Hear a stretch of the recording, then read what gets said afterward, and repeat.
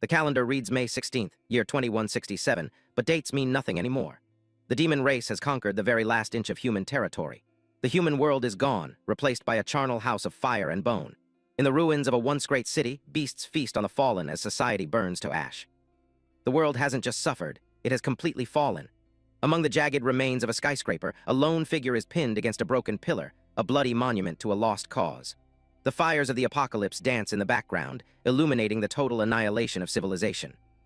Breath comes in ragged, wet gasps. Si Chen, the SSS lightning assassin, a man with spiky yellow hair and eyes that burn like dying stars, is humanity's last hope. But even a legend can bleed. He hangs there, gasping, huff, huff, blood pouring down his face and chest, his golden gaze fixed on the horror before him. An infinity symbol hangs from his neck, a cruel irony for a man at his end. 7 years ago, the nightmare began. Several demon kings suddenly descended upon this world without warning.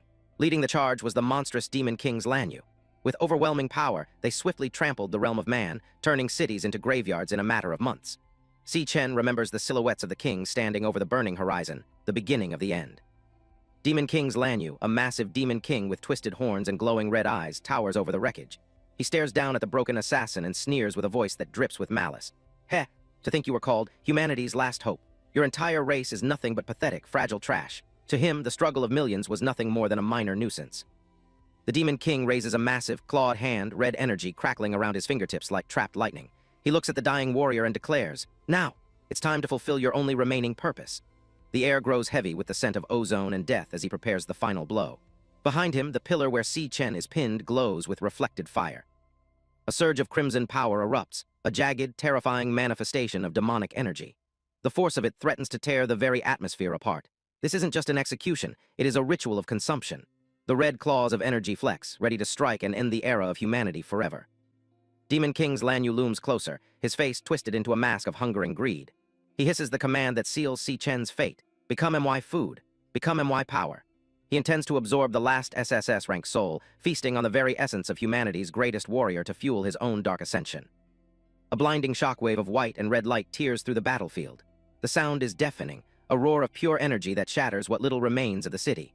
The collision of demonic power and a desperate, rising counterforce creates a vortex of destruction that swallows everything in sight. This is the moment where the hunter becomes the hunted. But Si Chen's soul is screaming louder than the explosion. No, MY sister, MYCOMRADES. He sees their faces in the white light, the people he failed to protect. The red energy isn't just external anymore, it's the manifestation of his own agonizing grief and the blood he spilled for a losing war. The memory of them is the only thing keeping him from fatting. Images of the fallen flash before his eyes like shattered glass. MY master, every single person closest to me. He sees the silhouettes of those he loved, standing in a sea of blood. The realization hits him with a visceral force. All of them had their lives snatched away by you beasts. The grief transforms into a white-hot, electric rage that surges through his broken veins. Lightning crackles across Si Chen's teeth as he grits them in a terrifying snarl. He looks directly into the eyes of death and makes a final, desperate vow. For their sake, even if it's the last thing I do, I will take you down to hell with me. He isn't fighting for survival anymore. He's fighting for a mutual grave. The infinity necklace glows with a blinding, prismatic light. He pushes past the limits of human endurance, reaching for a power that demands his very life as fuel. A holographic message flares in the void of his mind. SSS Ultimate Skill, Terminus Arc. A pillar of rainbow-colored lightning erupts from his body, soaring into the heavens and turning the night sky into a day of judgment. Si Chen stands at the center, a silhouette of pure, destructive light. The world turns a blinding yellow as the Terminus Arc expands. Demon King's Lanyu, once the arrogant predator, is now just a shadow caught in the blast. The sheer magnitude of the skill dwarfs the Demon King, his soldiers disintegrating instantly in the peripheral lightning strikes. The shock on the demon's face is the last thing Si Chen sees through the glare. The Demon King's eyes widen in genuine terror as the light binds him. "What is this? I can't move," he screams, his voice cracking with panic. The SSS skill isn't just damaging him, it's locking his very existence in place, pinning the Master of Demons to the same fate he tried to inflict. The arrogance is gone, replaced by the realization that even trash can burn with the heat of a star. Si Chen's body begins to fragment, his skin cracking like porcelain as the lightning consumes him from the inside out. He looks strangely at peace, his golden eyes wide and glassy, reflecting the end he chose. He isn't screaming. He's simply fatting into the light, his sacrifice nearly complete. The infinity symbol on his chest is the last part of him to glow. In his final moments, the shards of his memory surround him. He sees a vision of his sister, her face streaked with blood and tears as he held her in the rain. "Sister," he whispers in the silence of his mind. The memory is painful, a sharp fragment of the life he couldn't save, now shattering along with his physical form. Another shard drifts by, showing the back of the man who taught him everything. Master. The figure is distant, a silhouette of strength that Si Chen strove to emulate. The loss of his mentor was a wound that never healed, a debt he is finally paying back with his own soul. The darkness of the void begins to swallow the edges of the memory. The most painful shard appears, a family photo from a time of peace, showing his parents and a younger, happier sister. Mom, Dad.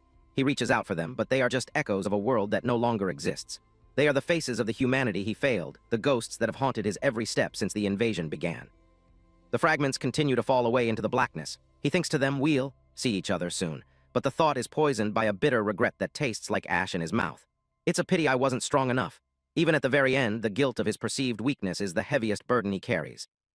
As his consciousness dissolves into white light, one final, agonizing thought echoes through his mind. If only I had been a little bit stronger. If he had just had a bit more power, perhaps the cities wouldn't have burned, perhaps his sister would still be laughing, and perhaps the world wouldn't be ending in this blinding flash of desperate magic. Demon King's Lanyu is disintegrating, his dark armor peeling away like burnt paper. Even in his death throes, his hatred burns. You lowly, inferior race. To think you could AC? He can't even finish the sentence before the Terminus arc obliterates his physical form. The Conqueror of Worlds is reduced to sparks in the wind by a man he called trash. The shards of reality shatter completely, leaving only white space and a lingering regret. If only I could go back to that time and discover that demon lair sooner. Si Chen's mind clings to the turning points, the moments where the tide could have been turned if he had known then what he knows now. The missed opportunities haunt his final descent into the abyss. The final vision is a city drowning in prismatic light, a beautiful and terrible end to a decade of war. If only I could have stopped the very first Demon King. The realization strikes with visceral force. His entire struggle was merely a reaction, not a prevention. If he had only changed the beginning, this hell would never have existed. With that final, impossible wish, the SSS Lightning Assassin begins to vanish from the dying world of 2167. But even as the light swallows him, a lingering echo of regret refuses to be silenced. The blinding radiance of the Terminus arc fades into a dull, haunting void. As consciousness slips away, a final, agonizing regret echoes through the silence. Inside his mind, Si Chen thought, then I wouldn't have. The fragments of his memories shatter like glass, drifting into the darkness. He felt the weight of his failures pressing down one last time. He continued the thought, lost everything so early, and prepared for the end. But death did not take him. Instead, a blurry shape slowly drifted into focus. A simple ceiling light, glowing with a soft, warm hue that felt foreign after years of living in a world of blood and fire. The darkness was gone, replaced by the mundane reality of an indoor room. Si Chen's eyes snapped open, his vision clear and sharp. The red glow of the battlefield was gone, replaced by the clean, quiet atmosphere of a room bathed in sunlight. There was no scent of ozone or rotting flesh, only the faint, sterile smell of a hospital. He was lying flat on a thin mattress, his body feeling oddly light and whole. There were no jagged wounds, no broken bones, and no Demon King looming over him. He stared at the ceiling in disbelief, his mind struggling to bridge the gap between the apocalypse and this sudden peace. He sat up abruptly, his hands trembling as he checked his own body. The bandage on his nose felt real, but the absence of his massive scars was impossible. Gasping for air, he whispered, I'm not dead, and gripped the sheets, his heart racing with a mix of terror and hope. Si Chen scanned the room, his eyes darting from the medical curtains to the simple office desk and chair nearby. It was an infirmary, clean, quiet, and completely untouched by war. In his confusion, he asked the empty room, "Where is this?" as if the walls might provide an answer. He stood up and walked toward the window, his movements fluid and painless. The sunlight felt warm against his skin, a sensation he hadn't truly felt in years. He peered out, his eyes widening as he prepared to see the ruins of the world once more. But outside, there were no monsters. He looked down from the school infirmary hospital wing and saw a campus teeming with life. Students walked in groups, laughing and carrying books, completely oblivious to the doom that had once claimed them all. The world was green, vibrant, and alive. Si Chen stared in total shock, gasping at the impossibility of the scene.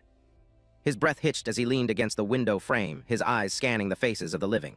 Inside his mind, he questioned everything he knew. Wasn't the world already destroyed? All these people, where did they all come from? It was a miracle that felt like a hallucination.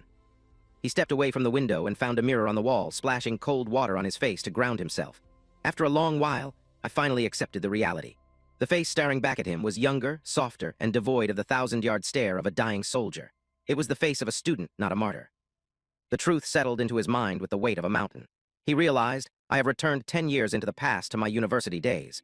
The year was no longer 2167. He had regressed to a time when the word demon was still just a myth. He stared at his youthful reflection, his mind already beginning to calculate the possibilities. Suddenly, a sharp digital ringing sound filled his ears. A holographic waveform shimmered in the air before him, pulsing with an eerie white light. It wasn't a hallucination. It was an interface, one that felt intimately connected to his very soul. It crackled with energy, signaling the awakening of something dormant. A system window materialized in the air, its text crisp and clear. A holographic screen flashed. Power of gluttony. Integration complete. Finished. Si Chen watched the message linger, the realization hitting him like a physical blow. He thought, I've returned to before it all began. This time, he wasn't alone. He had brought a piece of the future back with him. He pulled out a nearby smartphone and checked the display. The screen confirmed his suspicions. May 16th, 2157. The time was 16:15. It was the exact day and month he had died in his previous life, but 10 years earlier. The cycle had broken, and a new timeline had begun. Si Chen stood before the mirror, the glowing system interface reflected in the glass alongside his youthful face. He reaffirmed the impossible truth to himself. I'm back 10 years in the past, May 16th, 2157. The sunlight through the window felt like a blessing he didn't deserve, but one he would use to his advantage. His golden eyes narrowed, flickering with a faint, dangerous red light as his killer instincts resurfaced. He realized the strategic importance of this date. This is 3 years before the descent of Demon Kings. He had 3 years to prepare, 3 years to gather strength, and 3 years to ensure that history did not repeat itself. A dark vision of the future flashed through his mind, massive purple tentacles and demonic eyes looming over a helpless city.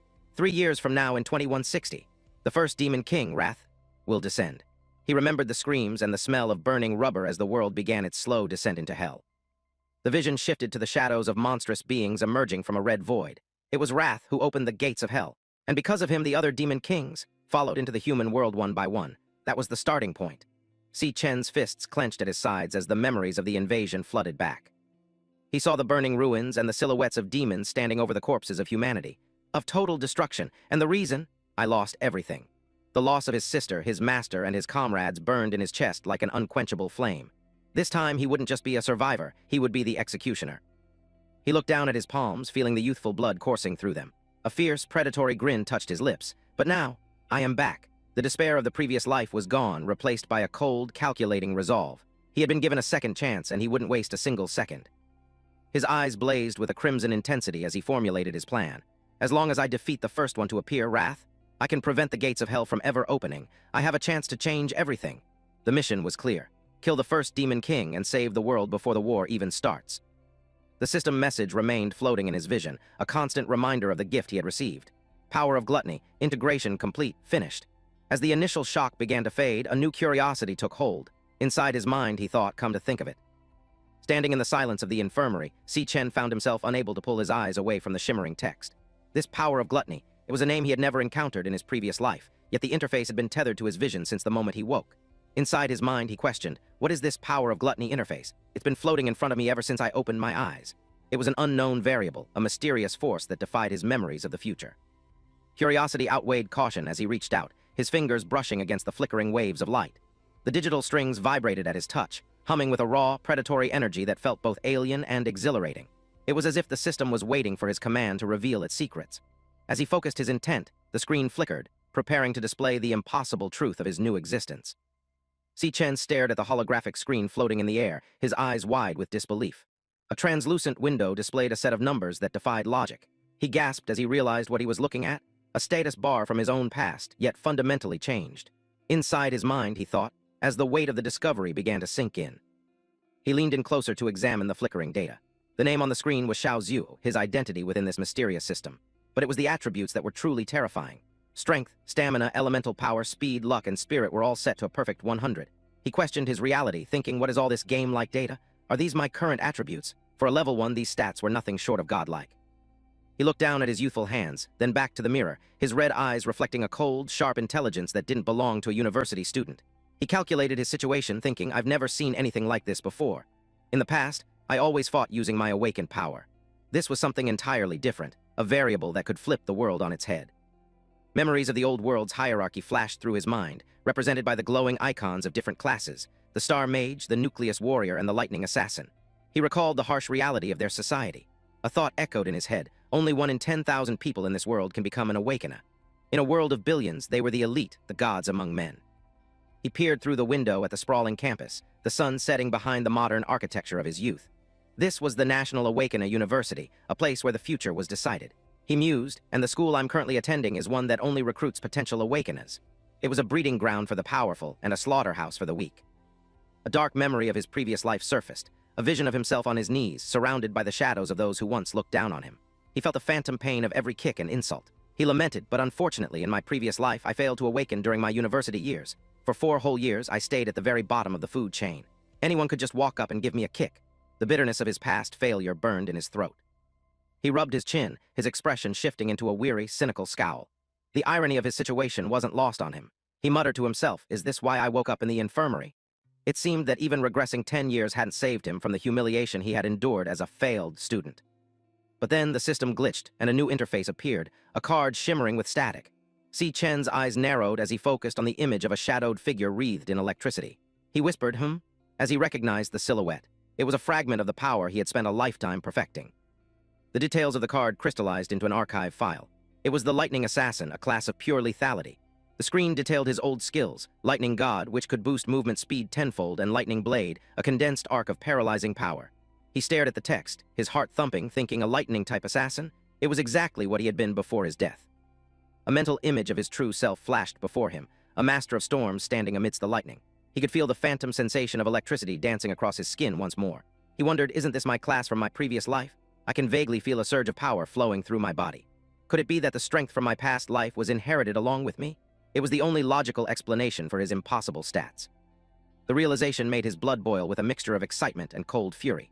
If he already possessed the power of an SSS-rank hunter, then the 3 years before the invasion would no longer be about survival. They would be about absolute dominance. He asked himself, did I awaken early? The light of the interface bathed his face in an eerie, golden glow. He didn't hesitate. He willed the system to act, watching as a loading bar filled with a sharp, white light. A notification flashed. Switching class? Inside his head, he decided, let's test this power. He could feel the latent energy in his veins beginning to churn, waiting for the command to erupt. A sharp snap echoed in the room, the sound of the world's laws bending to his will. Si Chen's gaze shifted toward the door, his senses suddenly heightened to a degree that was almost overwhelming. He could hear footsteps in the hallway, the heartbeat of a person approaching, and the faint hum of power from nearby electronics. The door creaked open, and a young man with brown hair and large, round glasses stepped inside, his face pale with concern. A status bar appeared above his head, Ma Long E-rank flower chanter. The sight of him made Si Chen's heart tighten. Ma Long stared at his roommate, his voice cracking as he cried out, "Eh?" in pure surprise. Ma Long rushed to Si Chen's side, his hands fluttering nervously as he checked for injuries. "Hey buddy, you're awake. Is your body okay now?" he asked, his voice full of genuine, frantic worry. Si Chen stood there, frozen, as the system window remained hovering between them. He thought, is your body okay now? While carefully observing his friend. Si Chen looked at the holographic card of the Devourer and then back at Ma Long, who seemed completely unaware of the digital waves around them. He confirmed his theory, thinking, as I thought. No one else can see this interface. He forced his expression into a calm mask and replied simply, "Oh, I'm fine now." But Ma Long wasn't easily convinced. He poked and prodded at Si Chen, his eyes wide with disbelief. "Eh, all your injuries are gone," he shouted, his voice echoing in the small room. "You took such a heavy beating just yesterday. Are you recovering even faster than an awakener like me?" The sheer impossibility of Si Chen's recovery was enough to leave the young chanter reeling. Si Chen looked at his friend, a wave of bittersweet nostalgia washing over him. "This is my university roommate, Ma Long. To anyone else, he was just a low-ranked student, but to Si Chen, he was a ghost from a world that had been erased." The bandage on Ma Long's cheek was a stark reminder of the harsh world they inhabited. He watched Ma Long adjust his glasses, a flurry of thoughts crossing his mind. Although he awakened during college, he was a total bottom tier. In my past life, he was tragically killed on the 3rd day of the Demon King's descent. The memory of his friend's death was a cold, sharp blade in his soul. But now, he is truly standing right in front of my eyes. Ma Long tilted his head, wondering, why do I feel like you've actually gotten stronger? Is it just my imagination? The setting sun cast long shadows across Si Chen's face as he looked at his friend. A small, genuine smile almost touched his lips. Only at this moment do I truly feel it. I have really come back. The reality of his regression was no longer a theoretical concept. It was a physical weight, a second chance to save the only person who had stayed by his side. Ma Long suddenly grabbed Si Chen by the shoulders, his panic returning. "Oh, that's right. Tomorrow is the rank test," he blurted out, shaking his friend with frantic energy. "Since you're okay now, let's get back and prepare." The urgency in his voice reminded Si Chen that life at the university was moving forward, whether he was ready or not. Ma Long continued to drag him toward the door, his voice echoing down the hallway. "Even if you haven't awakened yet, it's still crucial for your graduation evaluation," he yelled, his legs moving in a blur as he urged Si Chen to hurry. For Ma Long, the test was the most important thing in the world. For Si Chen, it was merely the first step in a much larger war. They stepped out onto the balcony, overlooking the vast campus under the golden glow of twilight. The National Awakener University was a sprawling complex of glass and steel, a monument to human potential. Below them, the sports fields were alive with the sounds of training and competition, a scene of peaceful preparation before the coming storm. The campus teemed with the vibrant energy of youth and untapped potential. Everywhere Si Chen looked, students were manifesting their powers in small, mundane ways. A girl conjured a swirling ball of purple energy in her palm, while others laughed and talked as if they had all the time in the world. The sounds of laughter echoed across the plaza, a carefree melody that Si Chen knew would eventually be drowned out by the screams of the dying. On the soccer field, a student sprinted with bursts of fire erupting from his shoes, while another launched a ball with superhuman force. They were merely playing with the very powers that would later be used in a desperate struggle for survival. Si Chen watched them, a cold, predatory light in his eyes as he followed Ma Long into the heart of the crowd. He was the only one who knew that this peace was a fragile lie, and he was the only one with the power to keep it from being shattered. Si Chen walked with Ma Long through the crowded campus, the setting sun casting long, golden shadows across the pavement. He looked at the groups of students, their faces bright with life and petty concerns, and felt a strange, hollow sensation in his chest. He whispered to himself, "It's been a long time since I've seen so many living people." Beside him, Ma Long shivered, his round glasses reflecting the sunset as he asked in a shaky voice, "You, what kind of scary things are you saying?" Ma Long adjusted the bandage on his cheek, his expression filled with a mix of exhaustion and genuine concern. He looked up at Si Chen, his eyes pleading for a return to normalcy. "Buddy, let's just walk around the playground," he suggested, hoping a bit of fresh air would clear whatever dark thoughts were clouding his friend's mind. The fallen leaves swirled around Si Chen's feet as he continued to walk, his gaze distant. The peaceful university campus was a stark contrast to the graveyard he had just escaped. A grim thought settled in his mind. I once lost everything completely. The memory of the blood-soaked horizon felt more real than the stone buildings surrounding him. A dark vision of the apocalypse flickered in his mind, showing his past self standing amidst the ash and crumbling skyscrapers of a dead world. He knew the timeline of the coming disaster better than anyone. He realized, if I do nothing, that desperate future will soon arrive again. The weight of his knowledge was a heavy chain around his soul. He stopped walking, his red eyes blazing with a cold, predatory intensity that made the air around him feel heavy. He made a silent vow to himself. I must take action immediately. I have to increase my level as fast as possible. Survival was no longer an option. He needed to become the apex predator before the true monsters arrived. He recalled the basic laws of this era, visions of armored warriors standing over the corpses of massive beasts. In this era, there is only one way for an awakener to level up, by killing monsters in the demon lairs. The raw, primal nature of power in this world meant that blood was the only currency that mattered. His thoughts turned to the political landscape, a vision of do not cross tape sealing off a glowing, purple rift. But almost all demon lairs are monopolized by the great guilds. Outsiders have zero chance to level up. He looked back at his own flickering status window and wondered if these are my current stats. Then how strong am I compared to other awakeners and monsters? The system window displayed his name, Si Chen, and his perfect level 1 stats. He mentally reviewed the world's hierarchy. To distinguish power levels, the government has classified awakeners and monsters into ranks. From highest to lowest, they are S, A, B, C, D, and E. He knew where he once stood, and he knew where he was now. He watched the other students passing by, seeing their low-ranked energy signatures through his hunter's eyes. Most students at the university are stuck at E rank. Only a few geniuses or those with guild backing can reach D rank. They were all small fish in a very dangerous pond, completely unaware of the sharks already swimming among them. The level 1 indicator on his status screen glowed with an eerie, steady light. He looked at the athletic track stretching out before them. Although I can estimate based on experience, I wonder what rank I'd get if I took the test. The upcoming graduation evaluation was the perfect opportunity to test his newfound potential. Si Chen glanced sideways at Ma Long, who was still looking around with a nervous, confused expression. I'm definitely stronger than him, he thought, a cold calculation running through his mind. Ma Long noticed the stare and tilted his head, a literal question mark appearing over his head in his confusion. The peace was shattered in an instant. A basketball, thrown with malicious force, tore through the air and struck Ma Long directly in the face. The impact was sickening, the ball bouncing away as Ma Long's head snapped back. Si Chen watched with a sudden icy focus, the world slowing down to a crawl as his killer instincts flared. Ma Long collapsed onto the hard pavement, clutching his face as blood began to trickle from his nose. His glasses were knocked askew, and a pained escaped his lips. He curled into a ball, the sudden violence leaving him reeling in the dirt. Si Chen's gaze drifted toward the source of the attack.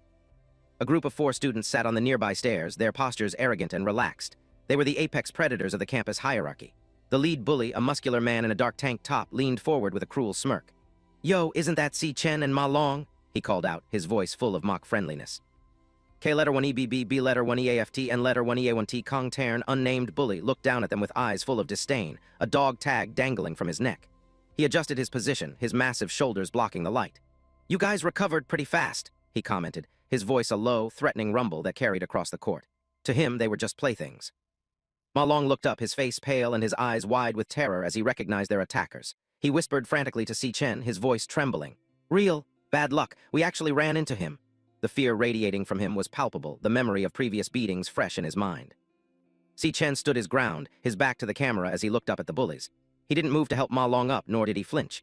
He simply observed them, his red eyes analyzing their stats and their weak points with a cold, military precision. The sun set behind the buildings, casting the campus into deep orange shadows.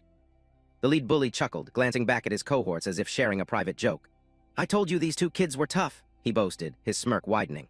He was enjoying the spectacle, the feeling of absolute power he held over the trash of the university. Behind him, another student with white hair stood with arms crossed, watching silently. The lead bully leaned forward, his expression turning cold and demanding. "You clearly knew I was playing ball here. Why didn't you think to bring 2 crates of drinks?" He expected immediate submission, the same way he always had. To him, the world was a simple place where the strong took whatever they wanted. Ma Long scrambled to his feet, bowing his head in a desperate, habitual apology. He was shivering with fear, his voice high and frantic. Sorry, I'll go buy them right now." He was ready to flee, to do anything to avoid another confrontation. He turned to leave, his spirit completely broken by the bully's presence. But Si Chen's hand shot out, catching Ma Long's shoulder and stopping him in his tracks. He stared directly at the bullies, his red eyes reflecting a dangerous, lethal calm. He spoke with a voice that was as sharp as a razor. "You aren't the one at fault. The ones who should be saying sorry are them." The air on the court suddenly grew cold, as if the first frost of winter had arrived early. Under the harsh afternoon sun, a group of students sat lounging on the concrete steps, their presence radiating a subtle threat. One of them pointed toward the approaching duo and called out, "Yo, isn't that Si Chen and Ma Long?" The casual tone of his voice masked the predatory intent beneath it.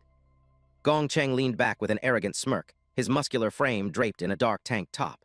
He eyed the two newcomers with a condescending gaze and remarked, "You guys recovered fast." To him, they were nothing more than convenient outlets for his boredom.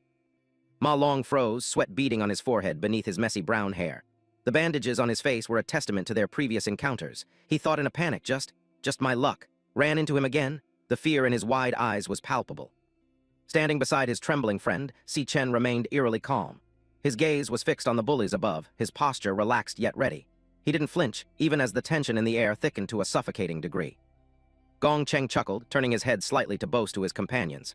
"I told you these 2 kids can take a beating," he bragged, his voice dripping with sadistic pride. He saw their resilience not as strength, but as a reason to hit them harder next time. As Si Chen stared at his tormentor, something shifted within him. His dark eyes began to glow with a faint, ominous red light. He whispered to himself, "Ah, it's this guy."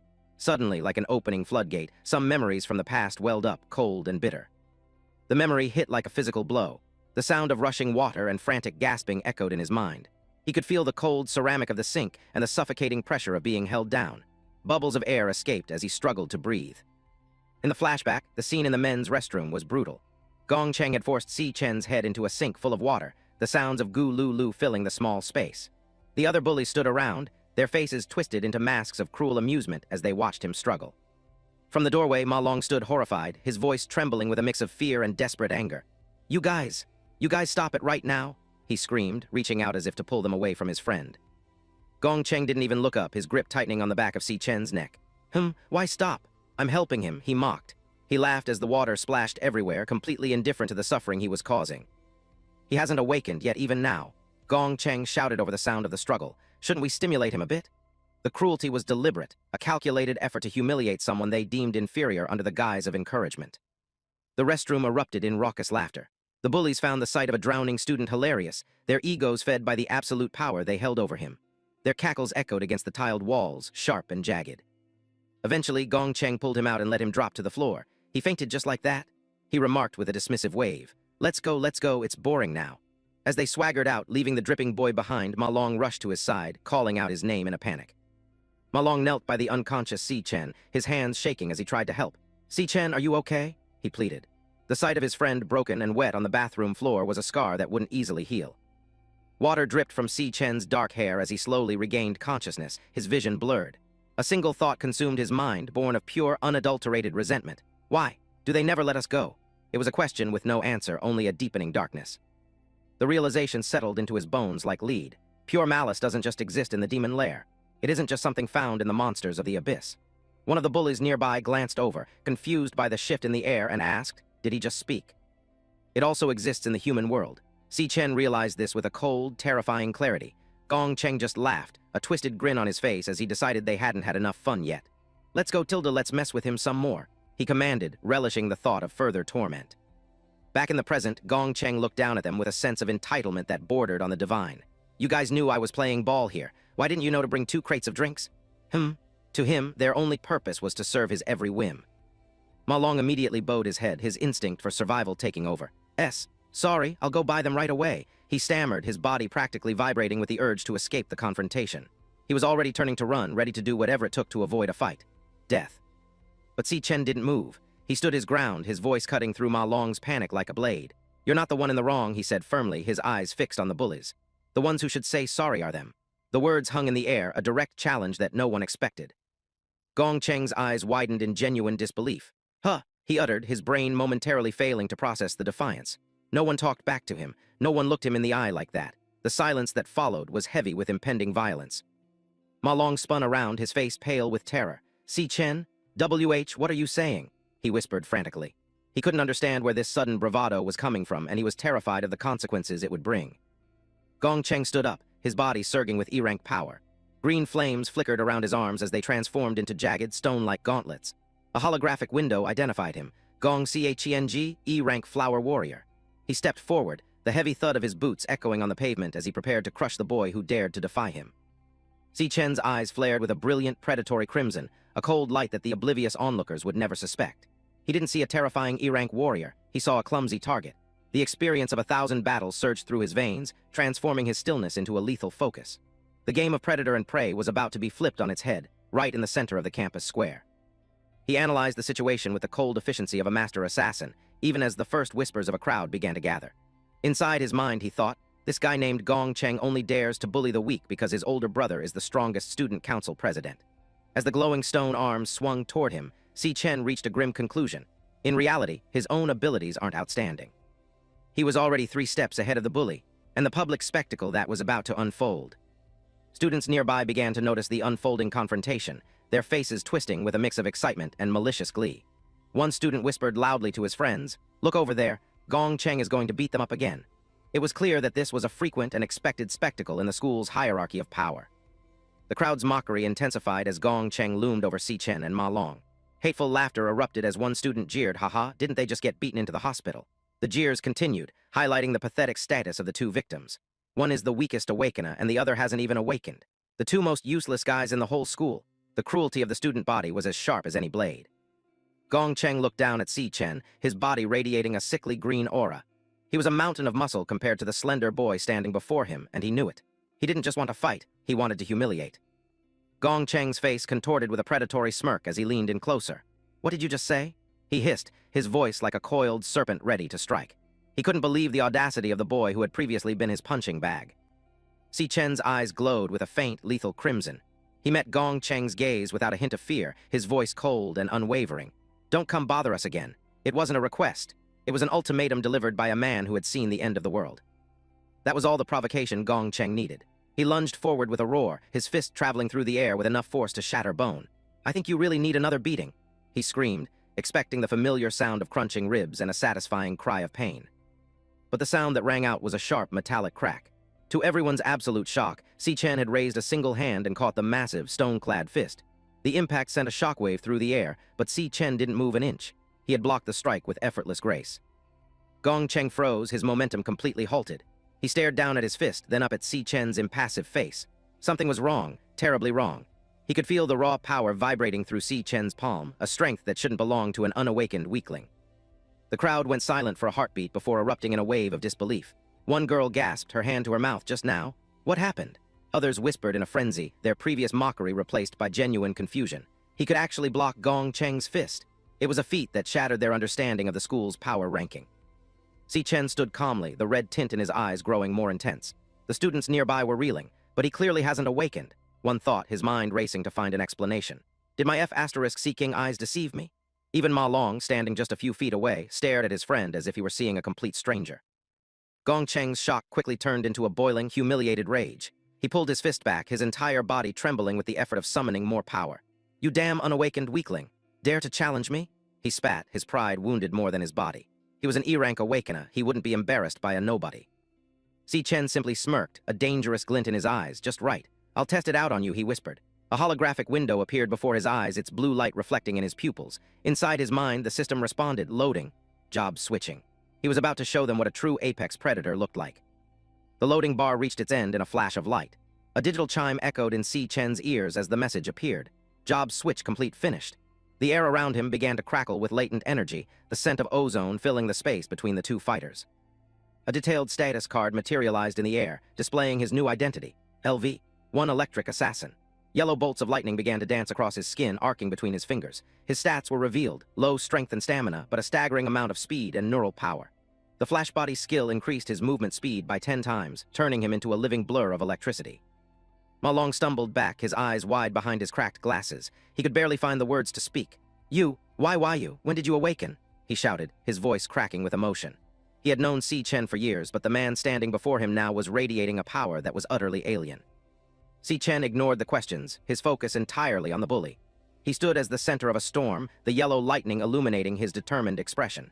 He was no longer a victim. He was the electric assassin, and the hunt had officially begun. Seeing the lightning, Gong Cheng realized he couldn't hold back anymore. He unleashed his ultimate defense, his skin turning into jagged, dark stone as the air around him heated up. Indestructible demon armor flashed in the air. His body expanded, his stone gauntlets growing larger and sharper as he prepared for a final, decisive strike. Gong Cheng roared as he threw his entire weight into a massive overhead punch. "I think UF***seeking forgot? The taste of my killer jab," he screamed, the ground beneath his feet cracking from the sheer force of his movement. He was a juggernaut of stone and fury, determined to erase Si Chen from existence. But Si Chen was faster. He moved before Gong Cheng's fist could even begin its descent. A trail of yellow lightning followed him as he bypassed the massive stone arm, his movements too fluid and rapid for the human eye to track. He was a bolt of lightning passing through a mountain. The impact was devastating. Si Chen's fist, reinforced with condensed electricity, slammed into Gong Cheng's face. The indestructible demon armor shattered like glass under the pressure. A brilliant explosion of yellow light engulfed the two of them as the force of the blow rippled through Gong Cheng's entire body. Gong Cheng was sent hurtling backward, his massive frame tumbling through the air like a ragdoll. A spray of blood arched through the sky as he crashed onto the concrete steps, the impact leaving a small crater. The powerful bully who had terrorized the school was broken in a single instant. The entire courtyard was stunned into absolute silence. A few students stood with their mouths hanging open, their eyes wide with terror. One screamed in disbelief, "What happened in that instant just now?" Another shouted he sent Gong Cheng flying with one punch. The impossible had happened right before their eyes. Ma Long stared at the crater where Gong Cheng lay, his jaw practically hitting the floor. The shock was so great that he couldn't even move. He looked back at Si Chen, who was calmly shaking the excess electricity from his hand, and felt a cold shiver run down his spine. This was a new world, and Si Chen was its master. Gong Cheng groaned as he tried to push himself up, blood dripping from his shattered jaw. "Is this really Si Chen?" he thought, his mind reeling as he looked up at the silhouette surrounded by lightning. What on earth is going on? The pain was immense, but the humiliation was worse. He spat out a mouthful of blood and cursed, "FCK, your grandfather. Dare to sneak attack me." Even in defeat, his ego wouldn't allow him to admit he had been outclassed. Gong Cheng glared at his friends who were standing frozen in the distance. "Are you FCkers just going to stand there and watch?" he roared, his voice thick with rage and desperation.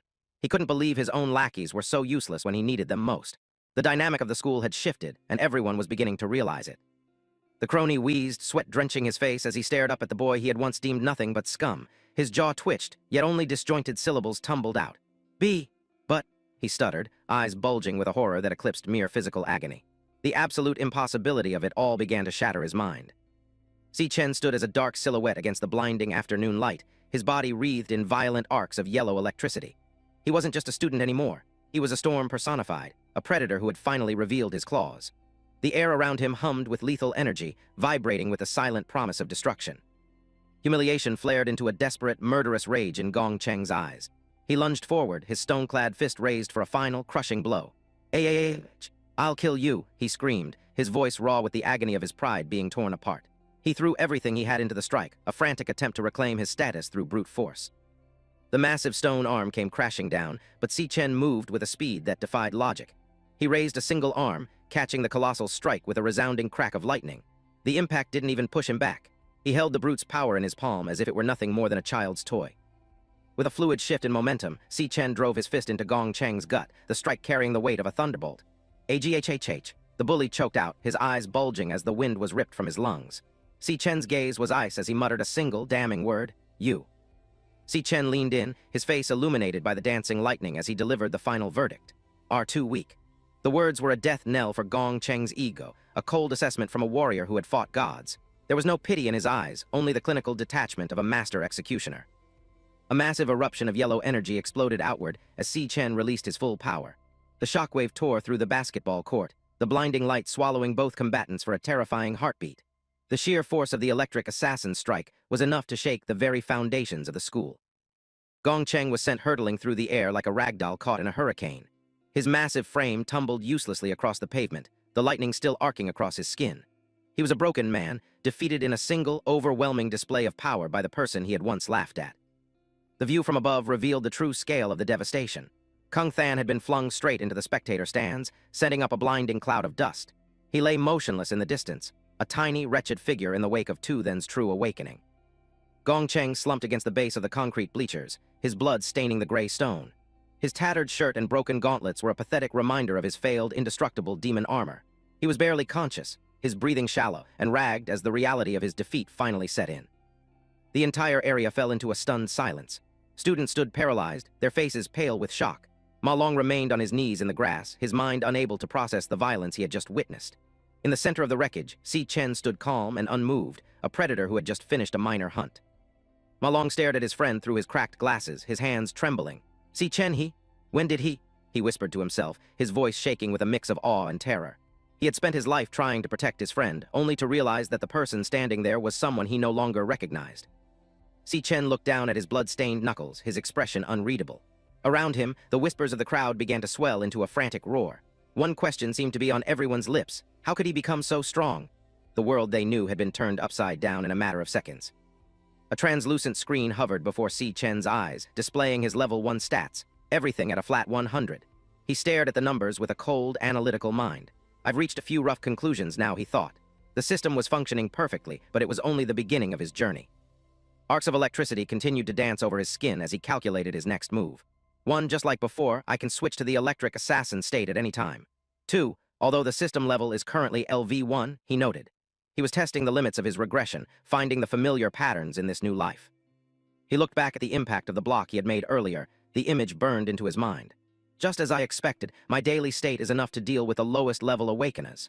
This means my current grade is higher than E, he concluded. His experience as an SSS rank assassin was making up for his lack of raw levels. Si Chen's gaze narrowed, his crimson eyes reflecting a hidden darkness. But exactly what grade is still unclear, he thought. Despite the victory, a nagging suspicion remained. But there is one more problem, he realized, looking away from the broken body of his opponent. The math didn't add up. He stared at the unmoving Gong Cheng, then back at his own level 1 status window. I clearly defeated him. Why hasn't there been any change in the system stats? He questioned. In his past life, every kill, every victory brought immediate growth. This silence from the system was an anomaly he couldn't ignore. He flexed his hand, the lightning intensifying into a brilliant golden blade. Could it be, he thought, a grim realization dawning on him. Perhaps the system required more than just a defeat to progress. He looked toward his fallen foe with a new, much more lethal intent. The crowd saw the change in his posture and began to panic. Ma Long scrambled to his feet, screaming at the top of his lungs. Hey, wait, S-I-C-H-E-N? What are you going to do? The raw bloodlust radiating from Si Chen was so thick it was almost physical, terrifying everyone in the vicinity. Si Chen grabbed Gong Cheng by the throat, hoisting the massive brute up as if he weighed nothing. The bully's face was a mask of sheer agony and confusion as he looked into the cold eyes of his executioner. Si Chen's grip was like iron, crackling with lethal energy that pulsed through his victim's body.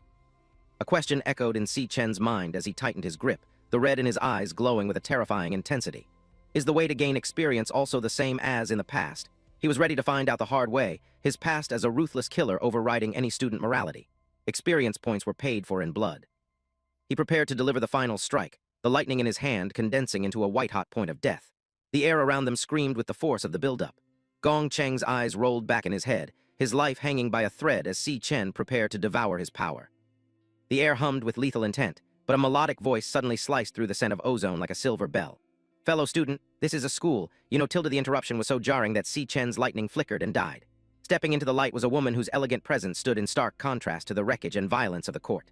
This was Ling Yu, the vice president of the student council, and her sharp, observant eyes were already dissecting the scene. Ling Yu stood with her arms crossed, a small, knowing smile playing on her lips as she exerted a calm authority that silenced the crowd. She looked directly at Si Chen, her gaze lingering on him with undisguised fascination. Even if he was the one in the wrong first, this level of punishment is sufficient, she remarked. While she was here to maintain the school's order, it was clear she was captivated by the anomaly standing in the center of the crater. Ling Yu offered a graceful, almost teasing smile as she watched Si Chen release his hold on the battered bully. She stepped closer, her voice smooth and reassuring as she spoke to the crowd and Ma Long. "He won't dare lay a finger on you again, Tilda," she promised, her violet eyes glinting with a secret amusement. She had seen enough to know that the balance of power in this school had just been violently upended. Si Chen turned his back on the wreckage of his former tormentor, his silhouette sharp against the fatting sunset. Gong Cheng lay broken on the ground, a pathetic heap of shattered pride and stone. Ling Yu watched from the distance, her arms crossed, her presence a silent reminder that the student council's eyes were now firmly fixed on the boy who moved like lightning. As he walked away, Si Chen's mind was a cold workshop of strategic thought. Is the student council that eager to step in and protect him? He questioned, his gaze fixed forward. He felt the weight of his own lethal intent, a residue of the SSS-rank killer he used to be. I wasn't actually planning to do anything to him, he told himself, though the dark glint in his eyes suggested a much more permanent solution was never far from his mind. He walked through the campus, a ghost among the living, but if people like him aren't completely deterred. He mused, the high-rise school buildings looming like monoliths over his path. They'll just keep bothering us forever. To Si Chen, mercy was a luxury they couldn't afford if they wanted to survive the coming apocalypse. Half measures only led to more blood in the end. Nearby, a group of students huddled behind a pillar, their faces pale with genuine terror. That guy's expression just now was terrifying, one whispered, his voice shaking. His companion nodded frantically, clutching the edge of the wall. Let's never provoke him again. Is that guy really Si Chen? The boy they had mocked for years had become a nightmare in the span of a single afternoon. Ma Long scrambled to keep up with his friend's steady pace, shouting out a breathless coming. As he ran, Si Chen gave a short, detached yes. In response, his focus already elsewhere. Behind them, the whispers of the other students followed them like a foul wind. Those two, aren't they the weakest and poorest losers in the whole school? The crowd jeered, their disbelief manifesting as desperate mockery. Ling Yu turned her head, her gaze lingering on the retreating figures for a moment longer before she addressed her own companions. "Let's go," she commanded, her voice dropping its playful edge. She was already calculating the impact of Si Chen's emergence, her mind weaving new threads into the complex tapestry of school politics. Night fell over the campus, casting long, dark shadows across the gray concrete of the men's dormitory. Light spilled from a few windows, but the atmosphere was heavy and oppressive. Within these walls, the lower-ranked students lived out their lives, unaware that the hierarchy they relied on was about to be obliterated. Inside their cramped dorm room, Ma Long was vibrating with an intensity his roommates had never seen. "Why won't you believe me? Si Chen has truly awakened," he screamed, his hands raised as if to grab the truth out of the air. "And he's a super-strong lightning assassin." His eyes were wide behind his glasses, burning with the desperate need to make them understand. Ma Long threw a frantic punch at the air, reliving the moment of victory. He literally rubbed Gong Cheng into the dirt. He boasted, his voice echoing in the small room. "Now that gang doesn't even dare look us in the eye." He paced between the bunk beds, a triumphant smile on his bandaged face, while his roommates watched him with expressions of profound annoyance. One of the roommates, Xiang Zhu, a boy with messy hair and an arrogant tilt to his jaw, picked at his ear with a bored expression. As an E-rank nucleus mage, he considered himself the undisputed king of their low-level room. Where is he then?" he asked skeptically, his eyes fixed on nothing in particular. To him, Ma Long's story sounded like the delusional ramblings of someone who had taken too many hits to the head. Xiang Zhu leaned forward and sharply poked Ma Long on the forehead, mocking his excitement. "If he's that strong, does he really still need to go running?" he demanded, his voice rising in irritation. "Does an awakener even need such basic fitness training? Does that even make sense?" He saw Si Chen's continued training not as dedication, but as proof of his weakness.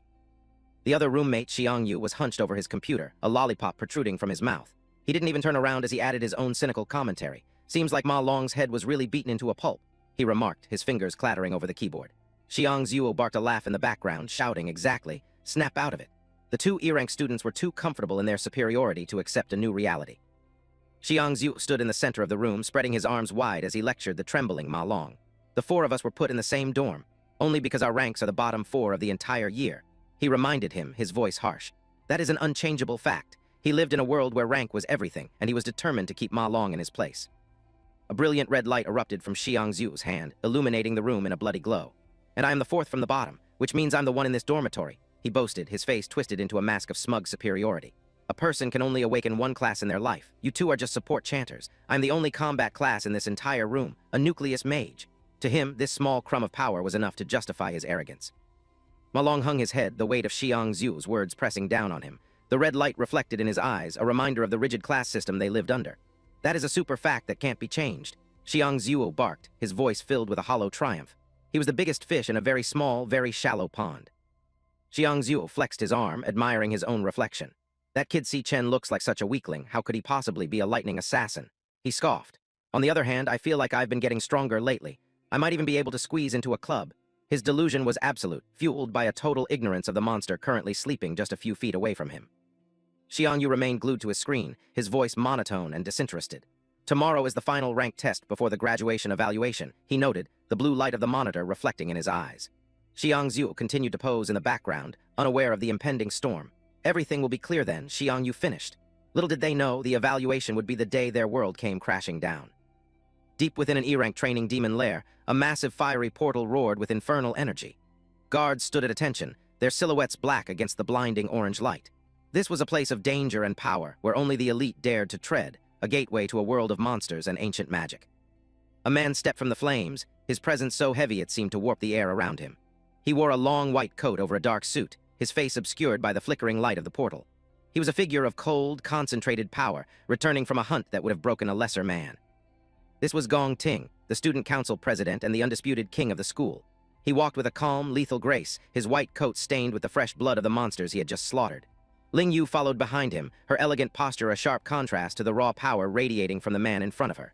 He was the pinnacle of their school's strength, a predator among predators. Gong Ting walked past the bowing soldiers, his voice low and commandingly calm. "Let's end today's training here," he ordered. He didn't even look at the men who feared him, his mind already moving on to his next objective. To him, the demon lair was nothing more than a gym, a place to hone his skills for the real war ahead. He turned his head slightly, his sharp, golden eyes catching the light. Gong Ting's face was a mask of cold indifference, his features carved from the same hard stone as the mountains. He was a man who lived and breathed for strength, a ruler who tolerated no weakness in his domain. Regardless of his status, he was a monster in human skin. Gong Ting came to a halt as the shadows revealed the broken figure of his younger brother lurking by the facility exit. "You're still waiting here, Gong Cheng," he noted, his voice as frigid and detached as a winter wind. He looked down at the bandaged mess of a man, his golden eyes projecting a judgment so absolute it felt like a physical blow. To the student council president, Gong Cheng was nothing more than a living stain on their elite lineage. Gong Cheng looked up, his eyes bloodshot and burning with a desperate green light. "Brother, if you don't take care of this, I won't be able to sleep," he pleaded, his voice cracking with the strain of his humiliation. "He bullied your own brother in front of so many people. He clearly has no respect for you." The broken bully was begging for a vengeance he lacked the spine to claim himself, his cowardice as glaring as the white bandages wrapping his shattered ego. Gong Ting listened to his brother's desperate pleas with a cold, detached expression. He didn't offer a hug or a comforting word, only a sharp, clinical gaze that seemed to cut right through the younger boy's cowardice. "Understood," he said simply, his voice devoid of any emotion. He was already seeing the situation not as a family matter, but as a minor disturbance in the order he worked so hard to maintain. Gong Ting turned his back on his brother, his golden eyes reflecting the harsh light of the facility. "I'll handle it for you," he promised, though the words felt more like a chore than a commitment. To him, Gong Cheng's failure was an embarrassment, a stain on their lineage that needed to be scrubbed away with the same ruthless efficiency he applied to the monsters in the demon lair. Later that evening, the sound of a sharp knife slicing through a perfectly cooked steak echoed in the opulent dining room. The atmosphere was refined and quiet, a world away from the violence of the school courtyard. Every movement was precise, every detail curated to reflect the absolute power and status of those who sat at the table. Gong Ting and Ling Yu sat at opposite ends of a long, candlelit table, the flickering light casting dramatic shadows on the walls. "How do you plan to handle this?" Ling Yu asked, her voice carrying a hint of genuine curiosity. Gong Ting didn't even look up from his meal as he responded. He was simply outmatched by the other guy. His assessment was cold and honest, devoid of any desire for petty revenge. Kung Din ate leisurely, asking with a nonchalant expression, "Is he really as strong as the rumors say?" He probed, his mind racing through the implications. He hadn't witnessed Tu Then's power firsthand, so he wanted to know if the student council vice president considered Tu Then a genuine threat, or merely a minor anomaly that needed managing. Ling Yu continued, her voice echoing in the vast, silent room. "You know the strength and ranks of everyone in this school. Less than 10 people in the entire school have reached D rank, and you've recruited them all into the club," she noted. She was reminding him of the absolute monopoly on power he held, a status that Si Chen was now beginning to challenge. "Besides, others don't have the opportunities to access demon lairs like you do," Ling Yu pointed out, her tone bordering on the cynical. "Those mediocre awakeners have no way to improve," she added. She understood better than anyone that the system was rigged in favor of the elite, and she was fascinated by someone who could break those rules through sheer, unexplained power. Outside, a cold, relentless rain began to wash over the campus. Ling Yu's voice echoed in the darkness, a haunting commentary on the man she followed. "No one can catch up to your pace," she said. But through the torrential downpour, a single figure continued to move, a dark silhouette against the gray pavement. Si Chen was running, his body a machine of pure, agonizing willpower. Si Chen pushed himself through the storm, his breath coming in ragged gasps. He was performing a 100 kg WEIGHTS, 20 km run, his muscles screaming under the impossible load. To any observer, it was madness, but to him, it was a biological necessity. He wasn't training for a school test. He was training to survive the end of the world. The massive weights shifted on his back, a constant reminder of the physical limits he needed to shatter. Basic training can improve physical quality, he reminded himself, his mind as focused as a laser. An awakener's upper limit is directly related to their physical strength. He knew that raw power was useless without a vessel strong enough to contain it. Rainwater mixed with sweat as it ran down Si Chen's face, but his crimson eyes never wavered. Only with a strong enough body can one harness and unleash extreme class powers, he thought. The memories of his past life as an SSS-rank assassin were his only guide. But this is still far from enough, he realized. He needed to be stronger, faster, and more lethal than he had ever been before. In his mind, a vision of the apocalypse played out in vivid, terrifying detail. In the year 2160, the demon king Wrath left the demon lair and descended upon the world. Massive, tentacled horrors tore through the sky, eclipsing the sun. In an instant, he slaughtered a massive number of humans. The memory of the carnage was a permanent scar on his soul, a debt of blood that could only be paid in kind. The memory shifted to a rain-slicked street where a younger Si Chen knelt in the mud, cradling the lifeless body of a girl. My only relative, my sister, she died. At his hands, he remembered, his voice a silent scream in the darkness. No, no, no, he had cried out then, a broken boy who had lost everything. Now he was a man who would do anything to make sure that history never repeated itself. The vision of destruction continued, a hellscape of fire and blood. It was also Wrath who opened the gates of hell, allowing the other demon kings to enter the human world. The betrayal of the world began with a single monster, a creature of pure malice that had torn the fabric of reality apart. To stop the end, Si Chen knew he had to strike at the source. Si Chen's face was a mask of cold fury as he continued his run through the storm. Therefore, the goal for the first stage, he thought, his every movement a declaration of war. He wasn't just building his strength, he was sharpening himself into a weapon designed for a single, impossible purpose. The path ahead was paved with blood, and he was ready to walk it. A pair of glowing, monstrous eyes burned through the darkness of his memory, a silhouette of absolute destruction. To kill Wrath, the thought echoed in his mind, a vow written in the ashes of his past life. He wouldn't just defeat the demon king, he would obliterate him before he ever had the chance to descend upon the world. The hunt was no longer a dream, it was his destiny. Si Chen's eye glowed with a lethal crimson light as he pushed his body to its absolute breaking point. Wrath is the beginning of all destruction, he thought, the rain lashing against his skin. There are still 3 years until Wrath's descent. He must be growing rapidly. I have to be faster than him. The ticking clock of the apocalypse was a constant pressure, driving him to achieve the impossible. Suddenly, a low, persistent buzz cut through the sound of the storm. Vibrate, his phone announced from within his jacket. The mundane sound was a jarring intrusion into his world of blood and vengeance, a reminder that he still had ties to the world he was trying to save. He slowed his pace, the rhythmic vibration a call from a life he had almost forgotten. Si Chen stopped in the middle of the rain-slicked road, his breathing heavy. He reached into his pocket and pulled out his phone, the blue light of the screen reflecting in his sweat-streaked face. He stared at the device for a heartbeat, his world of destruction momentarily suspended by a single incoming signal. The screen displayed the name he never thought he'd see again. SIYUN incoming call. A digital photo of a smiling girl with long binks appeared, her warmth a sharp contrast to the cold rain. XIAOYUN called back, he thought, his heart hammering against his ribs. The sister he had watched die in his past life was calling him now, a living, breathing miracle in the palm of his hand. Si Chen's hand shook as he answered the call, his voice a low, uncertain whisper. "Hello," he said, the word catching in his throat. He was terrified that the sound of her voice would be nothing more than a ghost, a cruel trick played by his own traumatized mind. But the silence on the other end was soon broken by a familiar, energetic greeting. Si Chen stood alone in the vast, empty street, the rain continuing to fall in sheets around him. "Hello, brother, why did you call me so many times today?" Si Yun's voice rang out, bright and full of life. "I went to a competition today and my phone died. I just got back to the dorm and plugged it in." To her, it was just another day, but to Si Chen, every word was a precious gift he had prayed for an eternity. He listened to her ramble, the sound of her voice the only thing keeping him tethered to reality. "Brother, let me tell you. If I win a prize this time, our rent problem will be solved." H-A-H-A-H-A, she laughed, her joy so pure it felt like a physical blow. She was worrying about rent and competitions, completely unaware of the monsters lurking in the shadows of the future. Si Chen closed his eyes, let her laughter wash over him like a healing balm. "In that destroyed future, I prayed to the heavens countless times. Can you let everything start over?" Si Chen thought, his heart overflowing with a bitter, desperate love. He had been given a second chance, a miracle he still couldn't quite believe, but his long silence was starting to pull at her nerves. Si Yun's voice cut through the static of his thoughts, sharp and concerned. "Huh, brother, is it raining on your side? Why aren't you saying anything?" To him, her mundane worry was the most beautiful sound in existence. A single tear mixed with the rain as a soft, sad smile touched Si Chen's lips. "Even if I have to pay with everything I have," he vowed, his voice gaining a new, unbreakable resolve. He wouldn't let her down this time. He would be her shield, her sword, and her god. He took a shallow, shaking breath, forcing himself to respond before the silence became too heavy. "It's nothing," he said, his voice now calm and steady despite the storm raging inside him.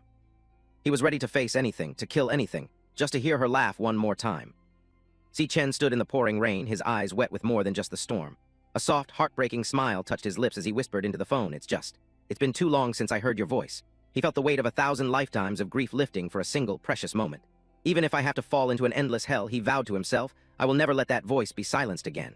He was a man reborn, a sinner granted a second chance to be a brother.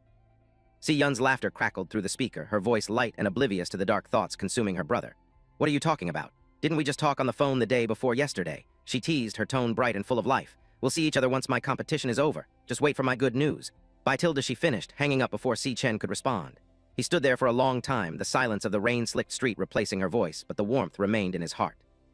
Si-Chen lowered the phone, his face hardening as he looked into the distance. The crimson in his eyes burned with a new, much more lethal intensity. Now everything truly has started over, he thought, the rain lashing against his skin. He was no longer just a regressor. He was a guardian who would tear the world apart to keep his sister safe. The cycle of tragedy was broken, and he was the one holding the pieces. He didn't stop training, his body a machine of pure, agonizing willpower. 3 more laps. He screamed internally, his legs burning with every step. I must become stronger at the fastest possible speed. To protect all of this. He pushed himself through the torrential downpour, the gray campus buildings blurring around him. Every drop of sweat, every ounce of pain was an investment in a future that didn't end in blood and ash. Finally, Si-Chen slipped back into the dark dorm room, his silhouette passing through the sliver of light from the hallway. His roommates were dead to the world, Ma Long sleeping fitfully in his bunk. "It's been 8 hours since I returned to this era," he mused, looking at the familiar, cramped space. In less than a day, he had already changed the course of history, but the real work was only just beginning. The hot water of the shower washed away the grime, and the cold of the storm, steam filling the small stall. Si-Chen stood under the spray, his muscular back reflecting the harsh light. "I'm gradually adapting to this body," he thought, testing the flexibility of his younger frame. Although the physical strength is still low, it is much younger. He could feel the potential within him, a clean slate ready to be etched with the power of a god. He dried himself off, the white towel draped over his shoulders as he stared into the dark room. "Next, I need to think about the most critical issue," he decided, his crimson eyes reflecting the latent red light of his power. He was already planning his next move, his strategic mind never resting. He wasn't here to play student, he was here to hunt. Si-Chen sat on the edge of his bunk, the shadows of the room deepening around him. Leveling up requires entering demon lairs, he calculated, his hand resting on his knee. But the demon lairs are monopolized by the guilds. This was the primary obstacle in his path. The world he lived in was a hierarchy of wealth and power, and he was currently at the very bottom. He lay back on the thin mattress, staring up at the ceiling with unblinking eyes. Aside from the powerful and wealthy, most people have no chance to level up, he mused, his crimson eyes glowing in the dark. How can I come into contact with monsters? He needed a way to bypass the guilds, to find a hunting ground where he could feast on the power of the abyss without being noticed. Si-Chen slowly closed his eyes, his consciousness beginning to drift into the abyss of sleep. And that power of gluttony? He thought, the words a silent echo in his mind. It was the one thing he didn't fully understand, a mysterious variable that had followed him back from the end of the world. It felt like a living thing within him, a hunger that never subsided. The darkness of sleep was absolute, a silent void that seemed to stretch out into eternity. What exactly is it? He questioned, his mind sinking deeper into the unknown. The question hung in the air, a final mystery before his conscious mind finally gave way to the heavy pull of exhaustion. Suddenly, a brilliant red light flared in the darkness. A series of holographic status bars materialized in the void, their text glowing with an ominous intensity. "System BOOTING loading," the interface announced. This wasn't a dream. It was an activation, a hidden mechanism within his soul finally coming online. The air itself seemed to vibrate with the hum of alien machinery. Si-Chen felt himself falling through a kaleidoscope of red light and shifting geometric shapes. "Loading complete," the system declared, the message echoing through his mind. He was being transported, his consciousness pulled from his physical body and cast into a world that didn't obey the laws of physics. The sheer force of the transition was enough to make him gasp, though he had no lungs to breathe with. A massive, glowing announcement filled his vision, the letters burning like stars in the void. "Finished gluttony system start." The power he had carried within him finally had a name and a purpose. He had been chosen not just to survive, but to devour, to consume the strength of his enemies until nothing remained but ash. The real game was finally beginning. Si-Chen's eyes snapped open, his crimson pupil reflecting the alien world around him. He was a passenger in his own mind, watching as the reality of the gluttony system revealed itself. The atmosphere was thick with a heavy, ancient power, a force that had been waiting for him for an eternity. He wasn't afraid, he was curious. He was a hunter who had just found a new, much more lethal playground. He landed with a silent thud, his feet touching down on a dark, reflective surface that looked like blood. He crouched for a moment, his senses on high alert, his dark hair falling over his eyes. Around him, the void pulsated with a rhythmic crimson light, like the beating of a massive subterranean heart. He was in the center of the beast, and he was ready to eat his way out. Si-Chen stood up and looked into the distance, his eyes widening at the impossible scale of the world. Before him stood a massive, twisted tower that seemed to pierce the very heavens, its surface covered in jagged, obsidian-like growths. It stood in the center of a vast, crimson sea, a monument to a power that defied human understanding. He was a tiny silhouette in the face of this colossal, terrifying architecture. "What is this place? Wasn't I just sleeping?" Si-Chen questioned, his voice echoing in the vast, silent space. He looked around at the Red Sea and the dark, looming tower, his mind racing to find an explanation. He could feel the power of gluttony vibrating within him, responding to the energy of this place as if it were finally home. He had stepped out of the world of men and into the realm of the Devourer. Back in the waking world, Ma Long scratched the back of his head with a confused, slightly anxious expression. I think he said. He was going for a run. He stammered to someone out of view. He looked at the empty bunk where his friend should have been, unaware that Si-Chen's journey had already taken him far beyond the confines of their mundane school life. The storm was coming, and Ma Long was the only one who had even noticed the first drop of rain. Si-Chen opened his eyes to find himself in a desolate, crimson-tinted world. He sat up slowly, his mind struggling to bridge the gap between sleep and this new reality. He wondered, what is this place? Wasn't I just sleeping? In the distance, a massive, jagged structure rose toward the bruised sky like a petrified demon. He stared at the ominous sight, murmuring, "And what is that tower?" Movement in the haze caught his attention as twisted, skeletal beasts began to manifest from the shadows, their presence radiating pure malice. The system identified the approaching threats. Death-hound E-rank cloud warriors. They snarled, their jaws dripping with a viscous blue energy. Static began to crackle across Si-Chen's skin as a translucent screen flickered into existence. Loading, switching class. He watched the energy build in his palms, thinking a monster. Don't tell me I'm inside a demon lair. The transformation solidified with a final chime, class switch, complete, finished. A status icon confirmed his new identity as a level 1 lightning assassin. Si-Chen adjusted his stance, whispering, "I haven't figured out what's going on yet, but first I'll deal with the trouble in front of me." The archive file detailed the potential of his new path. By infusing his entire body with electricity, his movement speed would increase by a staggering 10 times. The hounds didn't wait. They lunged simultaneously, a blur of fur and bone aiming for his throat. Si-Chen moved before they could even blink. He was a streak of yellow light, his strikes cleaving through the nearest hound in a violent explosion of blood. As the beast's remains hit the ground, a loot notification appeared. Obtained death forest ×3. He continued his assault, leaping into the air and spinning through the chaos. He felt the raw power coursing through his limbs, thinking, with my current strength. He landed with a thunderous impact, his blade severing heads and limbs in one fluid motion. The battlefield became a landscape of carnage. Electric sparks danced in his eyes as he stood amidst the fallen. He exhaled a breath of steam, his confidence growing. He thought, dealing with these E-rank monsters is child's play. Blood pooled around his feet as the system flooded him with experience points. The weight of his actions hit him, and he realized this all feels so real, it's definitely not a dream.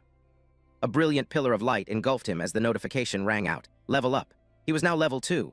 His eyes widened at the potential, thinking, most importantly, I can gain experience and level up here. The benefits of his growth were immediate. A message flashed, every stat increased by 5 points. He felt a surge of vitality and power reinforcing his muscles. A thrill of ambition raced through him. He looked toward the dark horizon, declaring, I've actually gained a demon lair that I can solo raid. The ground shook as a much larger shadow loomed over him. A boss monster, a high-level E-rank cloud warrior, revealed itself with a menacing growl. The beast unleashed a wave of heat from its maw, roaring with enough force to shatter stone. Si-Chen didn't flinch. He steeled his resolve and said, then I'll use this place to properly test my limits. The clash was over in a heartbeat. Si-Chen struck with blinding speed, his lightning-infused blades carving through the boss's massive frame. A massive experience reward of 320 points appeared as the creature collapsed. The energy of the kill catalyzed another transformation. He ascended once more, reaching level 3 as a lightning assassin. The victory screen summarized his hard-earned rewards, 18 Death Forest Fangs and a rare Death Forest Crystal. He examined his updated stats, noting how the experience from a boss was several times higher than common mobs of the same level. He thought, I've already leveled up twice in such a short time. Standing over the mangled remains of the boss, a jagged red notification box flickered into existence, its crimson light pulsing like a warning. The screen held a single, chilling prompt, can devour. The weight of the system's message hit him, leaving him breathless as he contemplated the dark potential of those words. He stared at the corpse, his red eyes wide with a mix of horror and fascination as he gasped. Si-Chen looked down at the fallen beast, a crimson notification hovering above its corpse. He whispered, what does devourable mean? He reached out his hand, and it began to glow with a strange, pulsating light. He wondered, could it be? His red eyes flared as the realization set in. He thought, this is the true meaning of the power of gluttony. A violent vortex of dark energy erupted, swirling around the carcass as a loading bar materialized in the air. Si Chen clenched his fist, electricity sparking as he harnessed the essence of his fallen foe. A system message chimed, finished. A blue card appeared before him, titled Frost Physique. Shocked, he said, the monster was absorbed into a card. He held the holographic card in his hand, a grin spreading across his face. He thought, I can actually devour my enemies after killing them, and turn them into my own classes. His eyes widened in shock as the sheer scale of this discovery hit him. The revelation was overwhelming. He stuttered, this is exactly. In his mind's eye, he saw the terrifying silhouette of the Demon King Lanyu, a creature of pure destruction. He looked at the crackling energy connecting the dots. He thought, the power of Demon King Lanyu. The system confirmed his suspicion. The power of gluttony originally belonged to the Demon King. I have seized it for myself. Icons representing various elements appeared as he reflected on the absolute laws of this world. He thought, classes are born with inherent strengths and weaknesses. It is an unchangeable law that a person can only possess one class.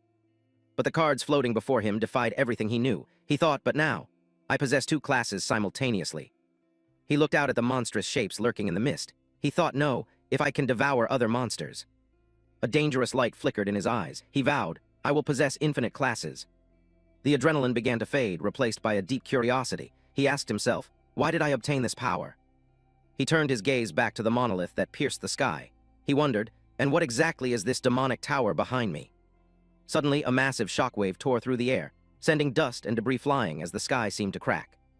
Si Chen braced himself, sweat trickling down his face as he felt a suffocating aura. He thought, this intense pressure, what is going on? Atop the jagged stairs, a colossal figure sat upon a throne of bone. A voice boomed through the void. You finally arrived. I have been waiting for you for a long time. The entity stood, revealing himself to be Purgatory Rakshasa, a towering S-rank star warrior. He was a terrifying sight, wrapped in bandages with hollow, glowing blue eyes and carrying a massive, serrated blade. He growled a single name, Si Chen. Without warning, a massive attack pulverized the ground, sending shards of stone flying like shrapnel. Si Chen threw himself into the air, his body twisting as he narrowly escaped the absolute destruction of the explosive shockwave. He landed hard, skidding across the red dirt until his boots finally caught. As dust swirled around him, the cold reality of the government ranks from E to S flashed through his mind. He groaned, coughing as the terrifying truth settled in. He was facing an S-rank monster. Si Chen's breath came in ragged, burning bursts as he analyzed the dire situation before him. He grit his teeth against the mounting pressure, his mind racing back to the pinnacle of his power. In my past life, I nearly died just to reach S-rank. Right now, my combat power is at most D rank. He looked up at the towering figure standing amidst a lake of blood, the monster's presence as suffocating as a physical weight. The gap was impossible to ignore, he thought, but the one standing before me is an S-rank boss. The gap in levels is too wide. My stats are being completely crushed. Desperation flared in his red eyes as he took in the twisted, demonic landscape of the soul space. He wondered with a growl, what kind of demon lair is this? Why is there an S-rank monster here? Sweat and blood matted Si Chen's hair as he stared at the beast, his mind desperately searching for any logic to this madness. He thought, and how does it know my name? The Purgatory Rakshasa loomed like a god of death, its massive, jagged blades ready to end him in an instant. Si Chen reflected on the brutal engagement they had just endured, thinking, we've exchanged dozens of blows. During this time, he had countless opportunities to kill me. A massive surge of purple energy from the Rakshasa's blades sent Si Chen flying through the air like a ragdoll. He gasped, as the sheer force of the impact threatened to shatter his bones. He hit the ground hard, his body skidding through the red dirt and leaving a furrow in the earth. He realized the terrifying reality of the monster's control over the fight, thinking, but every strike avoided my vitals. He's just effortlessly knocking me down over and over. The Purgatory Rakshasa's voice echoed with cold mockery from beneath its dark hood, its glowing blue eyes peering into Si Chen's soul. It asked, still struggling. Si Chen pushed himself up, his muscles screaming in protest. His bare chest was covered in abrasions, but his gaze remained unbroken. He thought, he wants me to submit. The Rakshasa stood before the steps of the demonic tower, its presence suffocating. It spoke again, the words echoing through the desolate space. You'd best reconsider the choice I gave you. Will you stay here and guard this demonic tower with me? This is a rare opportunity. Si Chen's eyes hardened, the red in them burning with a fierce, untamable light. He roared his defiance in his mind. No matter what, I will never stay in this hellhole. A sudden blinding beam of purple energy erupted from the Rakshasa's blade, tearing through the air and slicing into Si Chen's shoulder. Blood sprayed in a violent, crimson arc. He recoiled from the sudden pain, his eyes wide with shock as he stared at the spray of his own blood. He gasped. The Purgatory Rakshasa's aura intensified, purple flames licking at the edges of its form as it gripped its massive weapon.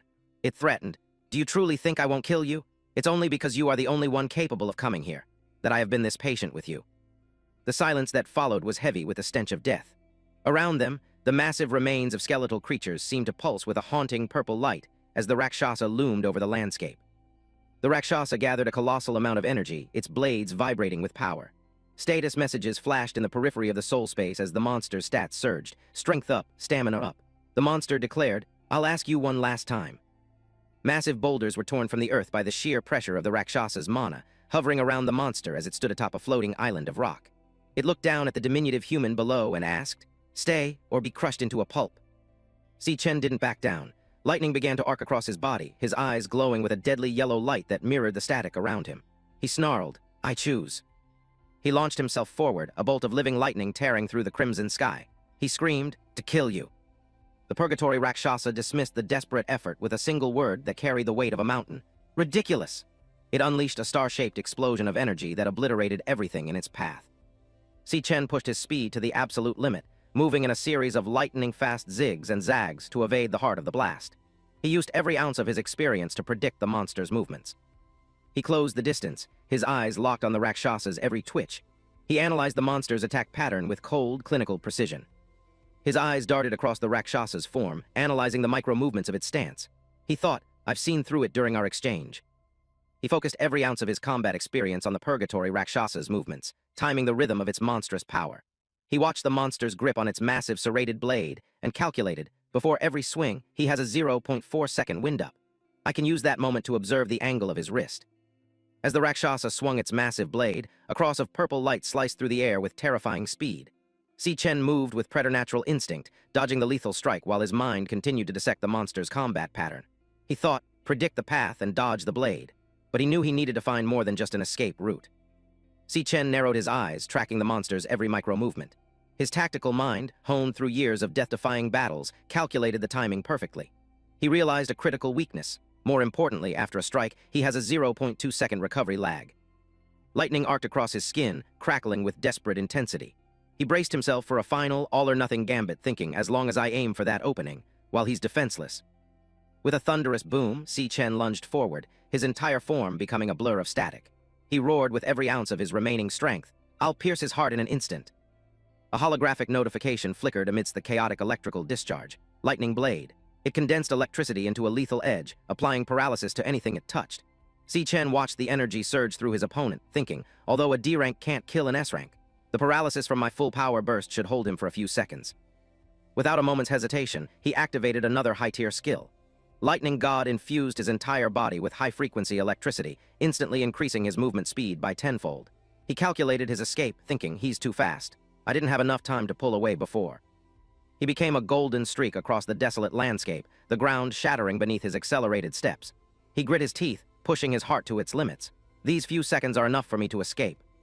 His gaze was locked onto a distant, radiant beacon on the horizon. He had bet everything on this single path. I've been observing during the fight. This is the only light source in sight. He reached out, his fingers inches away from the blinding glow, the hope of survival finally within his grasp. But as his hand touched the light, it shattered like glass into 1,000 pixelated fragments. Si Chen's heart plummeted, the light source vanished. A chilling voice whispered directly into his ear from the void. Unfortunately, that was just an illusion I left behind. The exit you seek doesn't exist. This place isn't a demon lair at all. The darkness pulsed with malevolent energy, coal-black flames licking the edges of the soul space. Purgatory Rakshasa's laughter echoed throughout the void. But to find the flaws in my attack so quickly, interesting. The monster's form stabilized, revealing a terrifying silhouette crowned with massive, curving horns and wreathed in violet mana. Purgatory Rakshasa, the S-rank star warrior, looked down at his prey and said, "You truly are the one who can bring hope." Si Chen stood frozen, his eyes wide with a mixture of shock and dawning horror as he stared at the entity before him. The realization struck him with the force of a physical blow. This appearance of his, I've seen it once before on Demon King Lanyu himself. Despair threatened to swallow him whole, yet the monster seemed almost impressed by his tenacity. Purgatory Rakshasa's voice boomed through the abyss, even under the pressure of despair. You can calmly analyze and risk your life to find a glimmer of hope. Si Chen stood frozen, his eyes burning with a crimson intensity. His mind raced as he stared at the terrifying figure before him. This appearance? I have seen it once before. The memory hit him like a physical blow. It was etched into the very essence of his soul. It was on the body of Demon King Lanyu. A blinding flash of energy erupted as the scene shifted to the past. It was during the final battle of my previous life. The sky was a chaotic mess of fire and lightning. Two titans clashed, their power tearing through reality itself. Si Chen remembered the sheer weight of that confrontation, a struggle for the fate of the world. Out of the darkness, a monstrous head emerged, its single eye glowing with a malevolent red light. It was a fragment of the past, a spectral visage of the terror that had once ruled. This creature was a nightmare made flesh, its jagged form pulsing with ancient power. The memory shifted again, showcasing the versatility of his ancient foe. During that fight, he switched between several high-rank classes effortlessly. One moment he was a beast of shadows, the next, a colossal dragon of ice, its wings spanning the horizon as it rained down destruction upon anything in its path. Chaos reigned as fire and shadow collided. A massive explosion of golden light tore through a horned demon, sending shockwaves that shattered the environment. The intensity of the conflict was absolute, a visceral display of raw, unfiltered strength. A towering emerald monstrosity with multiple glowing eyes lunged forward, its many tentacles lashing out like whips. Si Chen watched as his past self soared through the air, dodging the jagged limbs of this forest-bound nightmare. Every move was a gamble against death. A brilliant orb of light descended, illuminating the desolate landscape. Within the radiance, a divine silhouette stood tall, its presence commanding the very elements. Si Chen felt the resonance of that power, a force that had once defined his ultimate challenge. Si Chen narrowed his eyes, his gaze sharp and golden. The memories flooded back with agonizing clarity. I remember it vividly. Among those many forms, there was one that stood out above all others. He focused on the shadow looming over him in the present. The entity materialized fully, its skeletal frame wreathed in violet flames. Purgatory Rakshasa towered over the landscape, its massive horns curving toward the heavens. It was a regal and terrifying sight, a remnant of a power that should have been lost to time. Purgatory Rakshasa stared down at him, its presence suffocating. A chilling thought crossed Si Chen's mind. Does this mean he was devoured by Lanyu's power of gluttony? The realization that his current power was built upon the remains of such legends was daunting. Si Chen touched his face, feeling the cold sweat and the marks of his struggle, and since that power is now integrated into my body, he paused, his mind reeling from the implications. Does that mean I am now the container for all that rage and despair? He looked across the crimson sea toward the monolithic tower and the figure standing before it. This place is actually inside me. The scale of his inner world was beyond anything he had imagined, a mental fortress where ancient kings were held in check. Purgatory Rakshasa let out a rasping chuckle, its many sharp teeth gleaming in the dark light. HMPH, not only is your mental fortitude impressive, but you're also sharp as a razor. You've proven yourself worthy of everything this place holds. The demon's voice echoed through the void, filled with a begrudging respect. Everything here? Si Chen whispered, his voice trembling slightly. He looked up as a majestic light descended, revealing a golden artifact. It was a key shimmering with an otherworldly glow. A holographic screen flashed, Key of the Void, rank SSS. It was described as the only key to the gates of the demonic tower. The key floated gracefully, pulsating with an ancient power. Purgatory Rakshasa reached out with a skeletal hand. This is the key to the tower, the entity declared. It was more than just a tool, it was a legacy of the devoured. Purgatory Rakshasa stood between two massive, glowing blades embedded in the ground. Lanyu once devoured countless ferocious demons. The strongest among them have all been sealed behind me, within this very tower. The revelation sent a shiver down Si Chen's spine as he gazed at the monolithic structure. The demon's voice boomed with a dark intent. Devour them, grow stronger, let them all become your fuel. Si Chen stood in shock, watching the Key of the Void drift toward him. His body was battered and bloodied, but his spirit was beginning to burn with a new purpose. A system message chimed in his mind. Obtained Key of the Void X1. Si Chen reached out and grasped the artifact, his hand shaking. He looked at the towering demon with a mixture of fear and confusion. Why are you doing this? Why help me like this? He couldn't understand why a sworn enemy would offer such a gift. Purgatory Rakshasa's hand flared with blue energy as it moved toward the ground. Even among the demon race, there is a line between good and evil. The demon kings slaughtered my entire kin just to satisfy their own greed. The bitterness in the demon's voice was palpable, a centuries-old hatred finally boiling over. The entity's spectral flames roared as it looked at Si Chen. I have been waiting for an eternity for a chance at revenge. And finally, that chance is standing before me. He took a step forward, his chains rattling. That guy was right. You are the only hope, only you can succeed. Si Chen's face hardened as he processed the demon's words. Who are you talking about? That guy? There was another force at play, someone or something that had predicted his path. The mystery only deepened, but the weight of his new responsibility felt heavy on his shoulders. The tower stood silent and imposing in the background. The answers are all hidden within this tower. Go find them for yourself. Purgatory Rakshasa's figure began to fade into the crimson mist, leaving Si Chen alone with the looming threat of the unknown. His mind flashed with a single punctuation mark. As the demon began to dissolve into pure energy, its final command echoed through the space. Take my power, and make them pay. The blue and purple flames swirled around Si Chen, ready to be absorbed into his soul. The ritual of inheritance had begun. Si Chen gasped, his voice a mere whisper against the growing roar of energy. Take your power. Sweat poured down his face as he felt the crushing weight of the Rakshasa's essence surging toward him like a tidal wave of shadow. It was more than a gift. It was a baptism of fire, a forced evolution that would rip his soul apart and reassemble it into something capable of god-slaying. The demonic face of Purgatory Rakshasa loomed inches from his own, its eyes burning with a fierce, desperate determination. From this moment on, you must become unstoppable. The command thundered through the mental void, shaking the very foundations of the tower. Open the gates of the demonic tower, devour everything inside. But even as the power surged, the demon's gaze darkened, the celebratory moment giving way to a grim, impending warning. Purgatory Rakshasa leaned in, its skeletal face a map of ancient scars and glowing malice. A chilling warning echoed through the mental void. The demons in there won't go as easy on you as I did. Its single luminescent eye flared with blue energy, the light crackling like freezing lightning. They are the most cunning and vicious entities in existence. Every word carried the weight of a death sentence, yet Si Chen didn't flinch. He absorbed the demon's intensity, knowing the true trial was only just beginning. The demon's voice boomed again, a command etched in blood and shadow. But you must endure it all. You must conquer them all. It loomed over Si Chen, its silhouette devouring the light. The final ultimatum hung in the air. You must stand at the very peak of this world. Si Chen met the demon's gaze, his own red eyes reflecting a resolve that burned brighter than the hellish landscape around them. He was no longer just a survivor. He was a predator in the making. Dark, monstrous silhouettes of the demon kings loomed in the crimson haze behind the Rakshasa. Until finally, you devour every single one of those demon kings. The prophecy was a promise of absolute slaughter. Si Chen watched the shadows of his future enemies, his mind already calculating the paths to their destruction. This was the burden he had accepted, to become the ultimate devourer of those who thought themselves gods. The massive form of the Purgatory Rakshasa began to crumble, its essence dissolving into shards of pure energy. Only a man, with that kind of resolve, the demon whispered, its voice fatting into a spectral rasp. The very air seemed to weep as the ancient warrior's physical presence surrendered to the will of its successor. Si Chen watched as the source of his new terror began to merge with his own soul. Si Chen stood alone in the vast sea of blood, his reflection ripples on the dark surface. A single, vibrant pink flame hovered before him, a fragment of the demon's absolute power. Is worthy of my power. The final confirmation echoed through the silence. He reached out, his hand steady even as the atmospheric pressure of the mental space threatened to crush him. He had passed the trial of the soul. Now he would claim the prize. As his fingers brushed the glowing wisp, a surge of adrenaline and raw data flooded his consciousness. A pink loading bar materialized in his vision, pulsing with the rhythmic thrum of a heartbeat. The inheritance was initializing.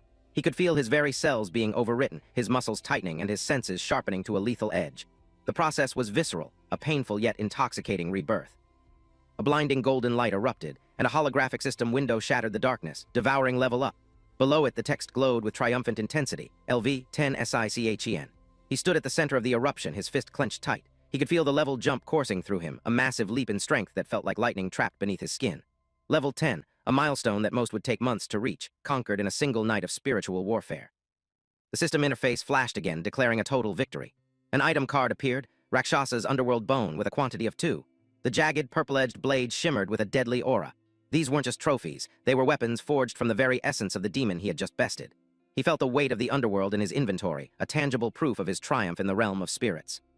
Si Chen's eyes snapped open in the mental void, his gaze cold and calculating. He thought, I understand. I'll carry your will with me. The weight of the Purgatory Rakshasa's revenge now rested on his shoulders. He didn't see it as a burden, but as a roadmap. Every drop of blood he spilled would be a tribute to the power he had inherited. The final notification chimed, devouring complete. A vibrant purple card materialized, showcasing the Purgatory Rakshasa in its full glory as a star warrior. Beneath the statistics of strength and elemental power, 2 lethal skills were listed, Bone Grip Ruin and Triple Gravity Strike. Si Chen's hand hovered over the interface, a dark smirk playing on his lips. I'll make them pay in blood. The vow was silent but absolute, a promise to the ghost that had become his strength. The hellish landscape vanished, replaced by the sterile morning light of a dormitory window. A loud, irritating shout broke the silence. Wake up. Everyone get up. The transition was jarring, from a field of blood and ancient demons to the mundane reality of a student's morning. The mundane world felt fragile, a thin veil over the chaotic power Si Chen now contained within his chest. Si Chen's eyes fluttered open, his pupils still dilated from the spiritual battle. The sunlight felt harsh against his skin. He lay still for a moment, the taste of copper and the roar of the Rakshasa still echoing in his ears. His red eyes slowly focused on the ceiling, the familiar cracks in the plaster a stark contrast to the shifting shadows of the demonic tower. He was back, but he was not the same man who had fallen asleep. He sat up slowly in his bunk bed, his movements fluid and unnaturally precise. Ah, a single syllable escaped his lips, a breath of realization. He looked around the small, cramped room, the air thick with the smell of unwashed clothes and cheap instant noodles. The shift in scale was overwhelming, from a titan of the underworld to a lowly student in a dormitory bunk. It felt like a costume he was forced to wear. Across the room, his roommates were already scrambling. "Hurry up, don't be late," one yelled while pulling on a shirt. "We have to wear our school uniforms today." Si Chen watched them with a detached gaze, his mind still half buried in the blood sea. He thought, am I back in the dorm? The question seemed absurd given the physical reality around him, but the memories of the night before were far more vivid than the morning light. He pulled back the collar of his shirt, checking his chest and torso. "My wounds are completely healed." He remembered the visceral pain of the Rakshasa's attacks, the feeling of his ribs cracking and his skin tearing. Now there wasn't even a scar. Was everything that happened just a dream? He touched his skin, searching for any trace of the battle, his red eyes wide with a mix of suspicion and awe. A thought triggered the system, and a blue holographic window shimmered into existence before his eyes. It confirmed everything. Name, Si Chen, level 10. Below, the items from the mental space were clearly listed. Rakshasa's underworld bone and the key of the void. My system proves it. It was all real. Even the loot I got in that dream came back with me. He stared at the digital confirmation, a surge of adrenaline returning to his veins. The power wasn't a hallucination. It was a weaponized reality. He analyzed the numbers on his status screen. Strength, speed, stamina, every major stat sat at a clean 150. I jumped to level 10 in a single night. A grim smile touched his lips. In this world, such progress was unheard of, a miracle that would terrify the academic board. He wondered to himself, I wonder what rank I'd be classified as now. He was a wolf hidden in a flock of sheep, and the upcoming test would be his first chance to show his teeth. "Hey, Si Chen," a voice cut through his thoughts. He looked up to see Xiang Zhu standing over him, his expression a mix of arrogance and annoyance. Xiang Zhu was the self-proclaimed king of this small dorm, a nucleus mage who prided himself on his mid-tier E-rank status. Si Chen watched him with a calm, predatory gaze that made the air in the room feel suddenly heavy. He wasn't the easy target Xiang Zhu was used to. Xiang Zhu smirked, leaning in with a mocking tone. "Someone was talking big about you last night, Tilda, saying you've become some kind of powerhouse." He laughed, the sound grating and full of condescension. To him, Si Chen was still the bottom dweller, the weakling who existed only to be stepped on. He had no idea he was mocking a man who had just inherited the legacy of an ancient demon king. Nearby, Ma Long looked on with wide, nervous eyes, his glasses slipping down his nose. He stayed silent, his posture hunched and defensive. He had seen the change in Si Chen firsthand the day before, and the fear was still fresh in his mind. He watched the interaction with bated breath, knowing that Xiang Zhu was walking straight into a meat grinder without even realizing it. Xiang Zhu's eyes narrowed, a flash of genuine anger crossing his face. "You're actually looking to topple my reign as the top in this dorm?" He couldn't stand the way Si Chen was looking at him, not with fear, but with a cold, detached indifference. It was an insult to his perceived authority, a challenge to the petty hierarchy he had spent years building through intimidation. Si Chen just stared back, his expression unreadable, his red eyes boring into Xiang Zhu like twin embers. The roommate scoffed, turning toward the door. "Let's go. The rank test is about to start. Let me see what you're really made of." He gestured for the others to follow, his voice booming with a false confidence that Si Chen found almost pathetic. The test wasn't a challenge, it was an execution. Xiang Zhu took a massive bite of a bread roll, chewing with a vulgar intensity as they walked out. He spoke through a mouthful of food, his arrogance undiminished. "Our dorm might look like a bunch." He paused to swallow, his eyes scanning the crowd of students outside. He lived for the hierarchy, the belief that his meager rank made him a god among the insects of the lower tiers. The trio emerged into the bright campus morning, with Xiang Zhu leading the way like a self-appointed general. He didn't miss a heartbeat in his lecture, his voice rising with every arrogant step. "Each rank is split into 3 tiers, he barked, flashing a peace sign over his shoulder. "You guys are stuck at low E rank, but me, I'm mid-E rank." He chuckled, a smug, self-satisfied grin fixed on his face, utterly oblivious to the fact that the person trailing behind him possessed stats capable of obliterating his entire world. Si Chen remained silent, his mind visualizing the mental hierarchy of the school's power structure. He saw the tiers, C, D, and E, stacked like a ladder he had already surpassed. Xiang Zhu's voice continued to drone on in the background. "The gap between each tier is massive. I could take on 10 of you low ranks at once. You get it?" To Si Chen, the arrogance was almost laughable. The rank test was finally upon them, and as they neared the stadium, it was time for the world to see what a true rank breaker looked like. Xiang Zhu swaggered ahead of the group, his hands behind his back and a delusional smirk plastered on his face. "Heh, who knows? Maybe my rank has shot up since the last test." He threw a fist into the air, caught in a daydream of grand achievement. Behind him, Si Chen walked in silence, his expression unreadable, watching his roommate's pathetic display of bravado with a cold detachment. To Xiang Zhu, this was a game of status. To Si Chen, it was a declaration of war against the very foundation of this school. Ma Long leaned in close to Si Chen, his eyes wide behind his spectacles as he whispered words of desperate encouragement. "Hey, Si Chen, give it everything you've got. Aim for D rank and scare the hell out of him." He gestured toward Xiang Zhu, clearly hopping for a miracle that would topple their dorm's local tyrant. Si Chen glanced at his friend, the faint glow of his red eyes hidden beneath the shadows of his hair, absorbing the hope Ma Long placed on his shoulders. Si Chen narrowed his eyes, the words echoing in his mind with a heavy irony. D rank, huh? In his past life, such a rank was a mere stepping stone, a level of power he had eclipsed long before his final fall. Now, in this second chance, even a D rank seemed like an insult compared to the abyssal strength he had inherited from the demonic tower. He felt the phantom weight of the key of the void in his inventory, a reminder that his true target was far beyond the petty hierarchies of a university. As they moved through the campus, the atmosphere grew tense. From the corners of the buildings, several students peeked out, their faces pale and their eyes darting nervously. A low murmur of whispers followed them like a cold breeze. The campus was alive with rumors, and the presence of Si Chen, the once weakling who had suddenly become an enigma, was the spark that had everyone on edge. Something had shifted, and everyone could feel it. Suddenly, a voice cut through the tension with a casual, grating familiarity.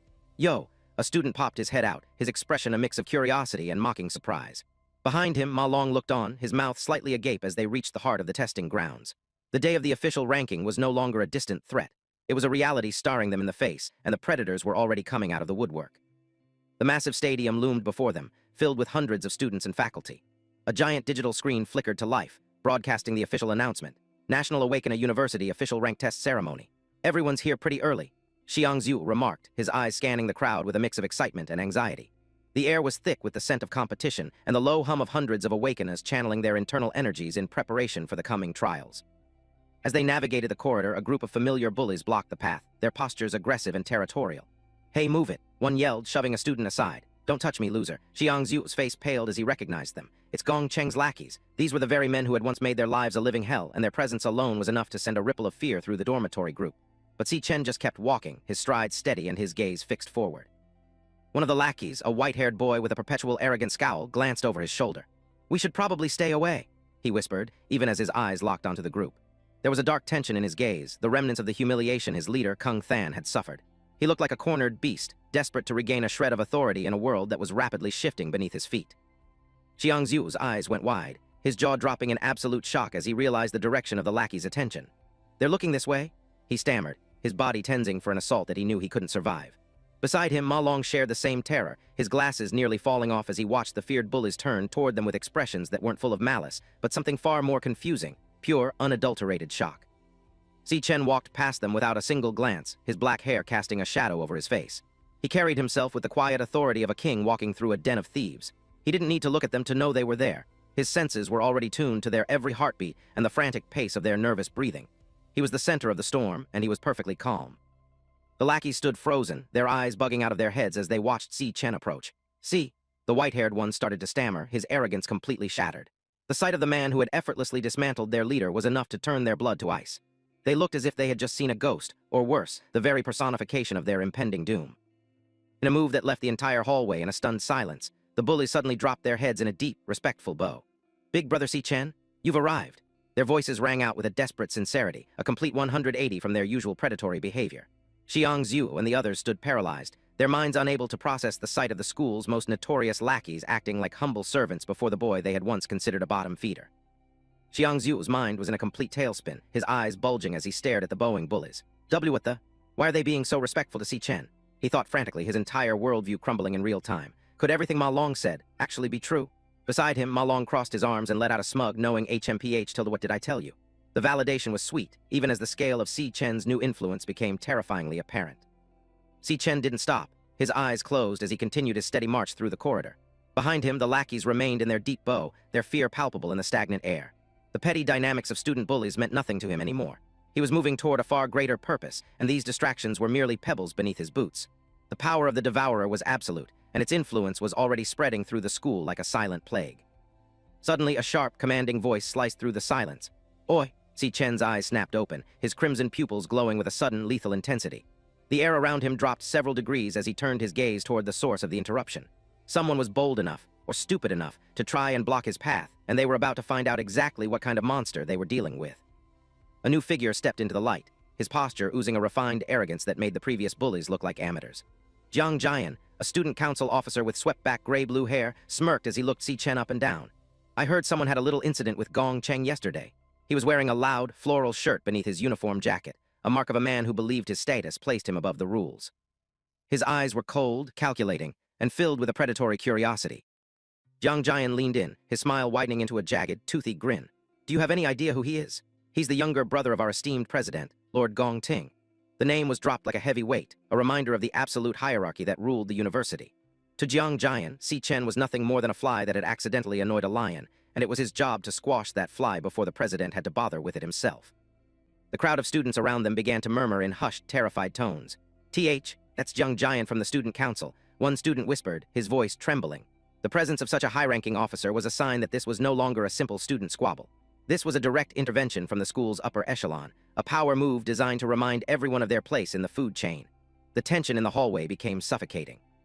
Xiang Zhu and Ma Long huddled together, sweat dripping down their faces as they watched the confrontation. Isn't he the president's personal lapdog? He's a D-rank powerhouse. Xiang Zhu whispered, his bravado from earlier completely vanished. This is bad. Why is he targeting Si Chen now? They knew that a D-rank was on an entirely different level from the low E ranks they were used to. To them, Si Chen was finally facing a wall that he couldn't possibly climb over. Jiang Jian leaned in even closer, his face just inches from Si Chen's. You know, my sense of smell is quite sharp, he whispered, his voice smooth and dangerous. I can smell the scent of a true powerhouse from a mile away. He inhaled deeply, as if tasting the very air around Si Chen, his eyes fixed on the protagonist with a mockery that was meant to provoke a reaction.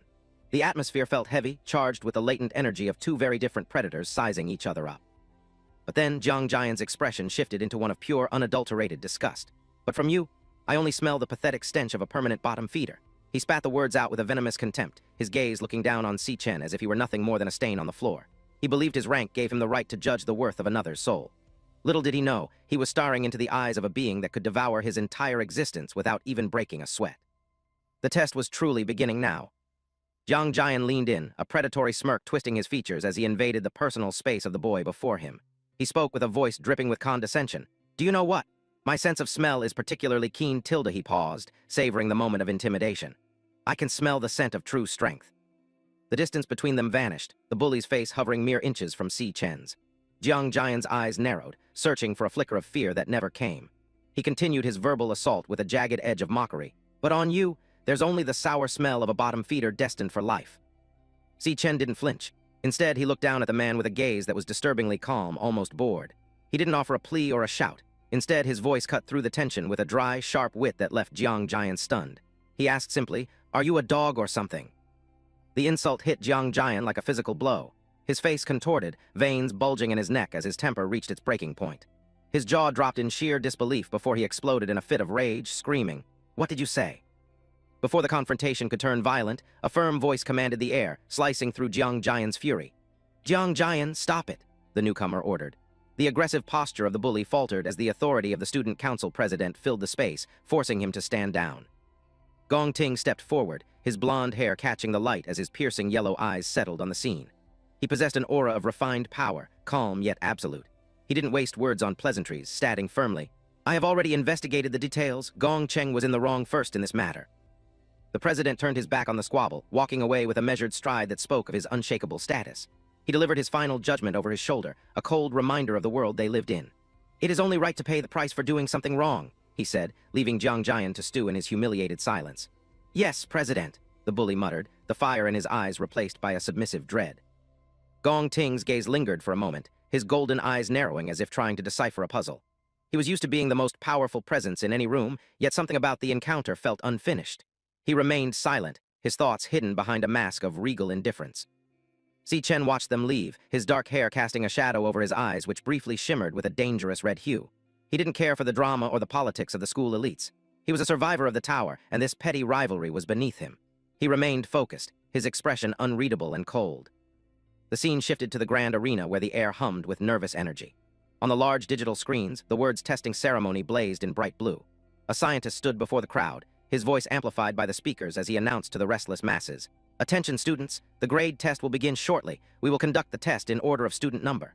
Please come up to the stage in an orderly manner when you hear your name." Gong Ting walked toward the preparation area, his mind already calculating the day's potential. Jiang Jian followed behind, his demeanor shifting back to an arrogant smirk now that his superior was leading the way. "Let's go," Gong Ting said, dismissing the previous conflict entirely. "We should go prepare for the grade test." Inside his mind, he dismissed the boy from earlier, thinking this Si Chen doesn't seem like much of a threat. Jiang Jian chirped back with renewed confidence. "Got it." High above the stadium floor, the vantage point revealed a sea of students gathered around a central glowing portal. The scale of the event was massive, a testament to how much weight the society placed on these measurements of power. The buzzing of 1,000 voices filled the cavernous hall, all eyes fixed on the stage. In a private observation deck, a massive silhouette loomed beside Ling Yu, the two figures watching the proceedings with seasoned eyes. The large man broke the silence, his deep voice questioning, "What brings you here today to watch the grade test? Did you discover someone worth paying attention to?" Ling Yu raised her teacup to her lips, a subtle, knowing smile playing across her face. Her purple eyes sparkled with a hint of hidden knowledge. She took a slow sip before responding with an air of mystery. "This test might be quite interesting, Tilda." 1 hour passed as name after name was called and discarded. Finally, a new name echoed through the stadium and the screens flickered to display the profile of the next participant. "Next grade tester, Xiang Zhuo." The crowd erupted in cheers as the young man stepped forward, his friends yelling out, "Go for it, brother Xiang Zhuo." Xiang Zhuo stood before the glowing aperture, the blue light reflecting in his determined eyes. He reached out his hand, his heart pounding against his ribs. He gritted his teeth and whispered a silent prayer to his own ambition. "Let me see my true strength." He stepped through the threshold, leaving the cheering crowd behind. The transition was instant, the light swallowing him whole as he crossed the boundary between the mundane world and the chamber of judgment. He disappeared into the azure glow, ready to face the core of the test. As he entered, a holographic notification clarified the nature of the ordeal. A screen flashed. The grade test needs to be conducted individually within a specially made training demon lair. The air inside was cold, thick with the lingering scent of supernatural energy. Deep within the shadows of the lair, a grotesque mechanical heart hung from the ceiling, connected to a complex web of black cables. It pulsated with a rhythmic thrum, a sound that resonated in the marrow of one's bones. A system message explained. Inside the training demon lair is a demon heart, capable of absorbing energy. It was a macabre fusion of biology and technology, waiting to feed on the student's power. The instruction was clear. The awakener needs to release all their energy in front of the demon heart. Xiang Zhu didn't hesitate. He roared, channeling every ounce of his internal power into a concentrated orb of light between his hands. The energy flared brightly, casting long, erratic shadows against the walls of the lair. With a violent surge, he unleashed the blast. The energy collided with the heart, an explosion of light and sound filling the small chamber. The demon heart didn't break. Instead, it began to pull the raw power into itself, its many cables vibrating with the sudden influx of mana. The heart glowed with an intense, sickly light as it processed the data. It acted as a conduit, its veins of energy pulsing rapidly as it translated raw strength into quantifiable numbers. A mechanical voice droned over the sound of surging power. The demon heart will then transmit the sensed energy to external equipment via cables. The process was visceral, a literal draining of the student's essence. Outside, the machinery buzzed and sparked as the data streamed through the stadium's network. The cables groaned under the pressure of the transmission, humming with a high-pitched electrical drone. Every circuit in the facility seemed to react to the energy being harvested from the boy within. The violent surge of mana finally subsided, leaving the air heavy with ozone as the machine finished its calculations. On the stadium's massive digital display, the feedback solidified into a definitive verdict. A system message hummed. Finally, the energy will be presented on the screen in the form of data. Beside Xiang Zhu's profile, a cold, glowing letter appeared. He had been categorized. Grade, E mid-tier. It was a solid performance for a common student, yet it lacked the spark of true elite talent. Yuan Long and his team of scientists recorded the result with the practiced neutrality of men who had seen thousands of such tests. E-grade mid-tier recording complete, one remarked, his fingers flying across the terminal. But Yuan Long didn't pull away. He leaned closer to the flickering monitor, his brow knitting together in deep confusion as he searched the scrolling lines of code. He muttered to himself, Has the other data not come out yet? He was looking for the one metric that truly mattered, the hidden potential that was about to take center stage. Ma Long's voice cracked with excitement as he leaned forward, hands clasped in anticipation. He shouted, "Here it comes! This is the main event!" Beside him, Si Chen remained a statue of indifference, his crimson eyes tracing the movements on the stage with a gaze that felt years older than the students around him. A holographic overlay flickered, illuminating the technical specifications of the assessment. It explained that besides the current grade, it can also measure another data potential. A subtext clarified the stakes, the highest grade achievable for that profession in the future. The blue screen hummed with static, preparing to judge the next soul.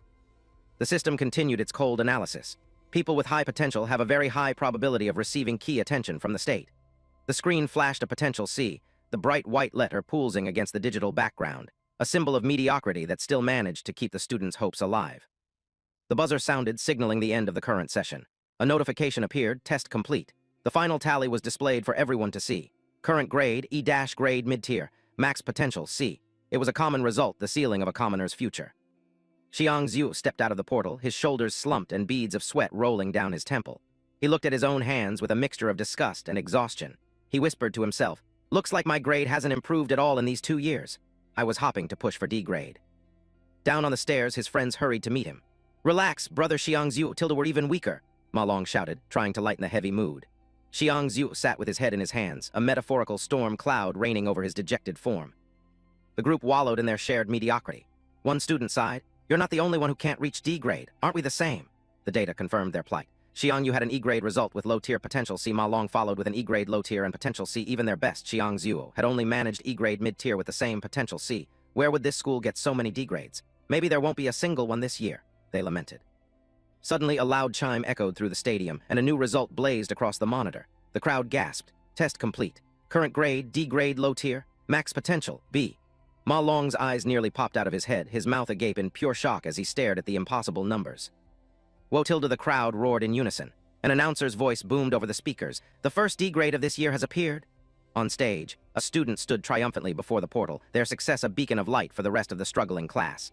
They looked up at the D low-tier grade and potential B with wide-eyed amazement. Sometime later, the atmosphere had reached a fever pitch. Another portal flickered and a student stepped out, arms spread wide as he basked in the glory. The display behind him was staggering. Test complete. Current grade, D grade, low tier. Max potential A. He laughed as the blue light of the portal bathed his back. Ma Long buried his face in his hand, the weight of the day's revelations crushing his spirit. He stayed silent for a moment before groaning. "That's already the 8th D grade." The disparity between the elite and the average was becoming painfully clear. High above the stadium floor, Yuan Long, an old scientist with Rao Tak B-letter 1E1C and a headset, stared down at the data tablet alongside his colleague. He mused, "To think there are so many D-grade talents this year. Although they are all low-tier, it's rare for students who haven't had real combat experience." His colleague nodded in agreement. Indeed, normally only 2 or 3 graduates per year can reach D-grade. Following this trend, this year's graduation combat assessment will be worth watching.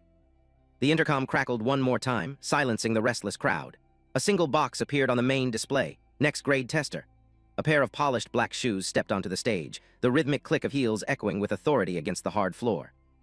Gong Ting stepped into the light, adjusting the lapels of his tan coat. He was the picture of power and pedigree, a calm mask hiding his deep-seated ambition. He looked out over the sea of faces with unblinking eyes. A student in the crowd whispered urgently, "It's finally his turn," as the name Gong Ting appeared on the monitors. The spectators were in a frenzy, their voices melding into a chaotic chant. "The president and the young master of the Imperial Guild," someone cried out. Another added with awe, "The chosen one with countless titles." The pressure of the stadium was palpable, a physical force pressing against the testers. Amidst the worshipping crowd, Si Chen stood still, his black hair messy and his red eyes cold.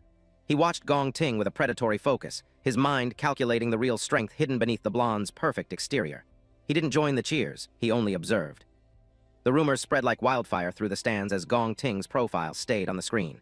It said he reached D grade in the test 2 years ago. The highest grade measured so far this year is D grade low tier.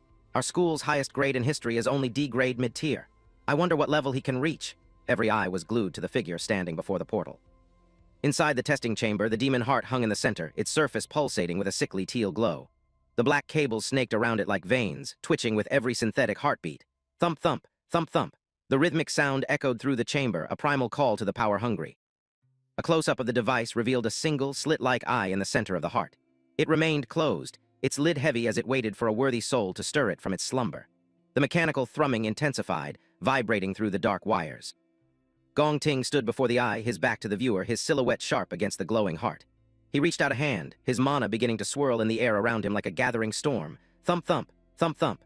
The heart seemed to acknowledge his presence, its glow brightening. Gong Ting's golden eyes narrowed, reflected in the emerald light of the chamber.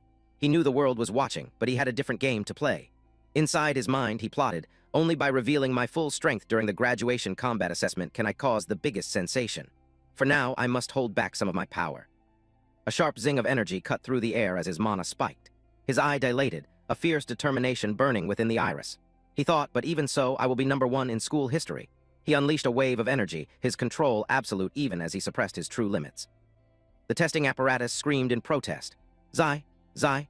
Static electricity arced between the cables and the display board.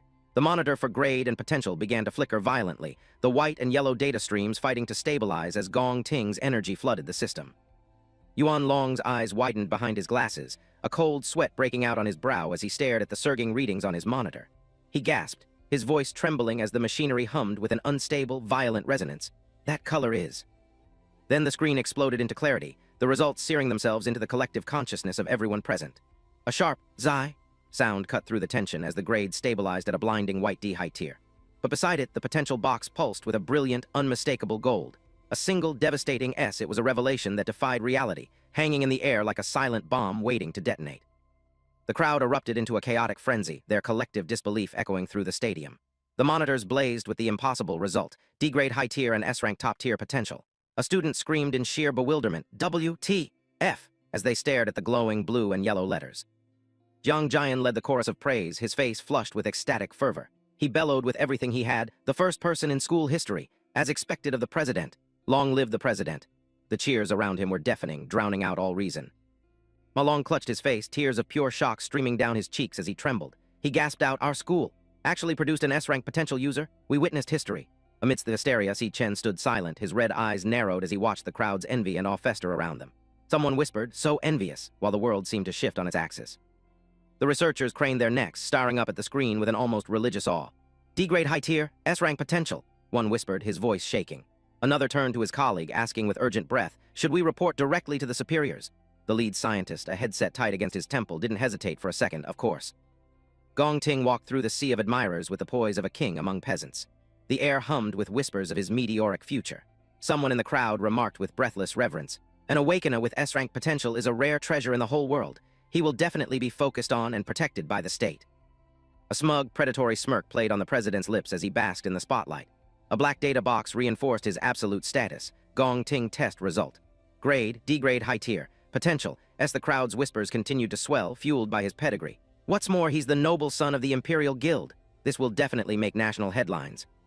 High above the stadium floor, silhouettes stood against the floor-to-ceiling windows of a private observation suite. The man looked down at the teeming masses below and mused aloud.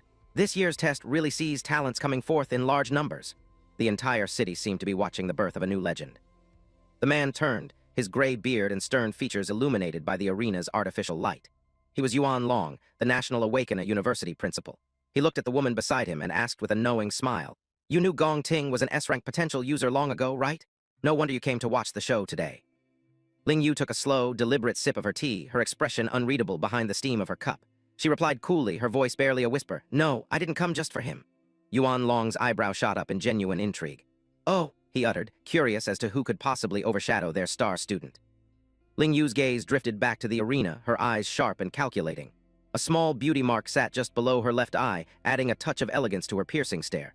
She was looking for something, or someone, far more significant than the current sensation everyone was celebrating. Her purple eyes fixed on a specific point in the crowd where a dark-haired boy stood apart from the rest, his presence a silent shadow in the chaos. She thought to herself, "Compared to Gong Ting, I'm looking forward to his performance more." Below, Si Chen stood with his hands in his pockets, waiting for the inevitability of his turn. The speakers crackled, and the announcer's voice boomed once more, silencing the chatter. "Next grade tester SICHEN?" The protagonist looked up, his face a mask of cold, unshakable determination as his name appeared on the massive monitors. He was ready to shatter their reality. Jiang Jian's mocking laughter cut through the air as Si Chen passed him on the way to the stage. "Oi, kid," the bully sneered, his floral shirt clashing with his arrogant grin. "You'd better bring some damn honor to that dorm of yours. When your results come out, don't you dare show us another low E rank." Si Chen didn't even give him a sideways glance. The bully doubled over, his mouth wide in a grotesque, hysterical laugh as he pointed at the group. "If all four of you end up as bottom-tier trash in one room, you'll be the biggest laughingstock in the whole university. H-A-H-A-H-A." His laughter echoed off the stadium walls, a jarring sound in the tense atmosphere. Infographic boxes hovered over Si Chen's friends, highlighting their relative weakness. Xiang Zhu, mid-E rank potential Si Xiang Yu, low E rank potential Si Ma Long, low E rank potential Si Jiang Jian's voice dripped with pure venom. "A bunch of weaklings like you, showing up to the graduation combat assessment, will be nothing but a disgrace." Si Chen stood amidst his dejected friends, his red eyes burning with a hidden fire. Ma Long's face turned betrayed, his eyes bulging behind his glasses as he screamed back at the top of his lungs, his voice cracking with emotion. "Why, you just wait. Si Chen is going to blow your damn eyes wide open." The intensity of his belief was the only thing holding the group together. Si Chen's profile flickered onto the massive stadium display, his stoic face mirrored on a dozen screens for the entire student body to see. He walked toward the glowing blue threshold of the testing portal, his silhouette solitary and unyielding against the blinding light. The crowd went silent as the underdog approached the abyss. His friends watched from the stands with bated breath, their anxiety palpable. "Si Chen," Ma Long whispered the name under his breath like a prayer, his eyes fixed on the retreating back of his roommate. Jiang Jian laughed in the background, a sharp contrast to the group's desperate hope. Si Chen stepped into the abyss of the testing lair, the cables snaking through the dark, emerald darkness like giant mechanical serpents. A voice whispered in the void, a thought echoed by every spectator in the stadium.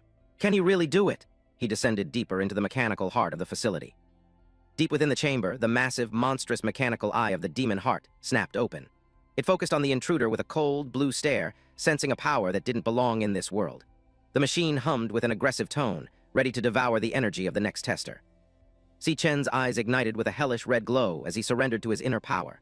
He bared his teeth in a predatory snarl, his face contorted by the raw strength of the purgatory Rakshasa.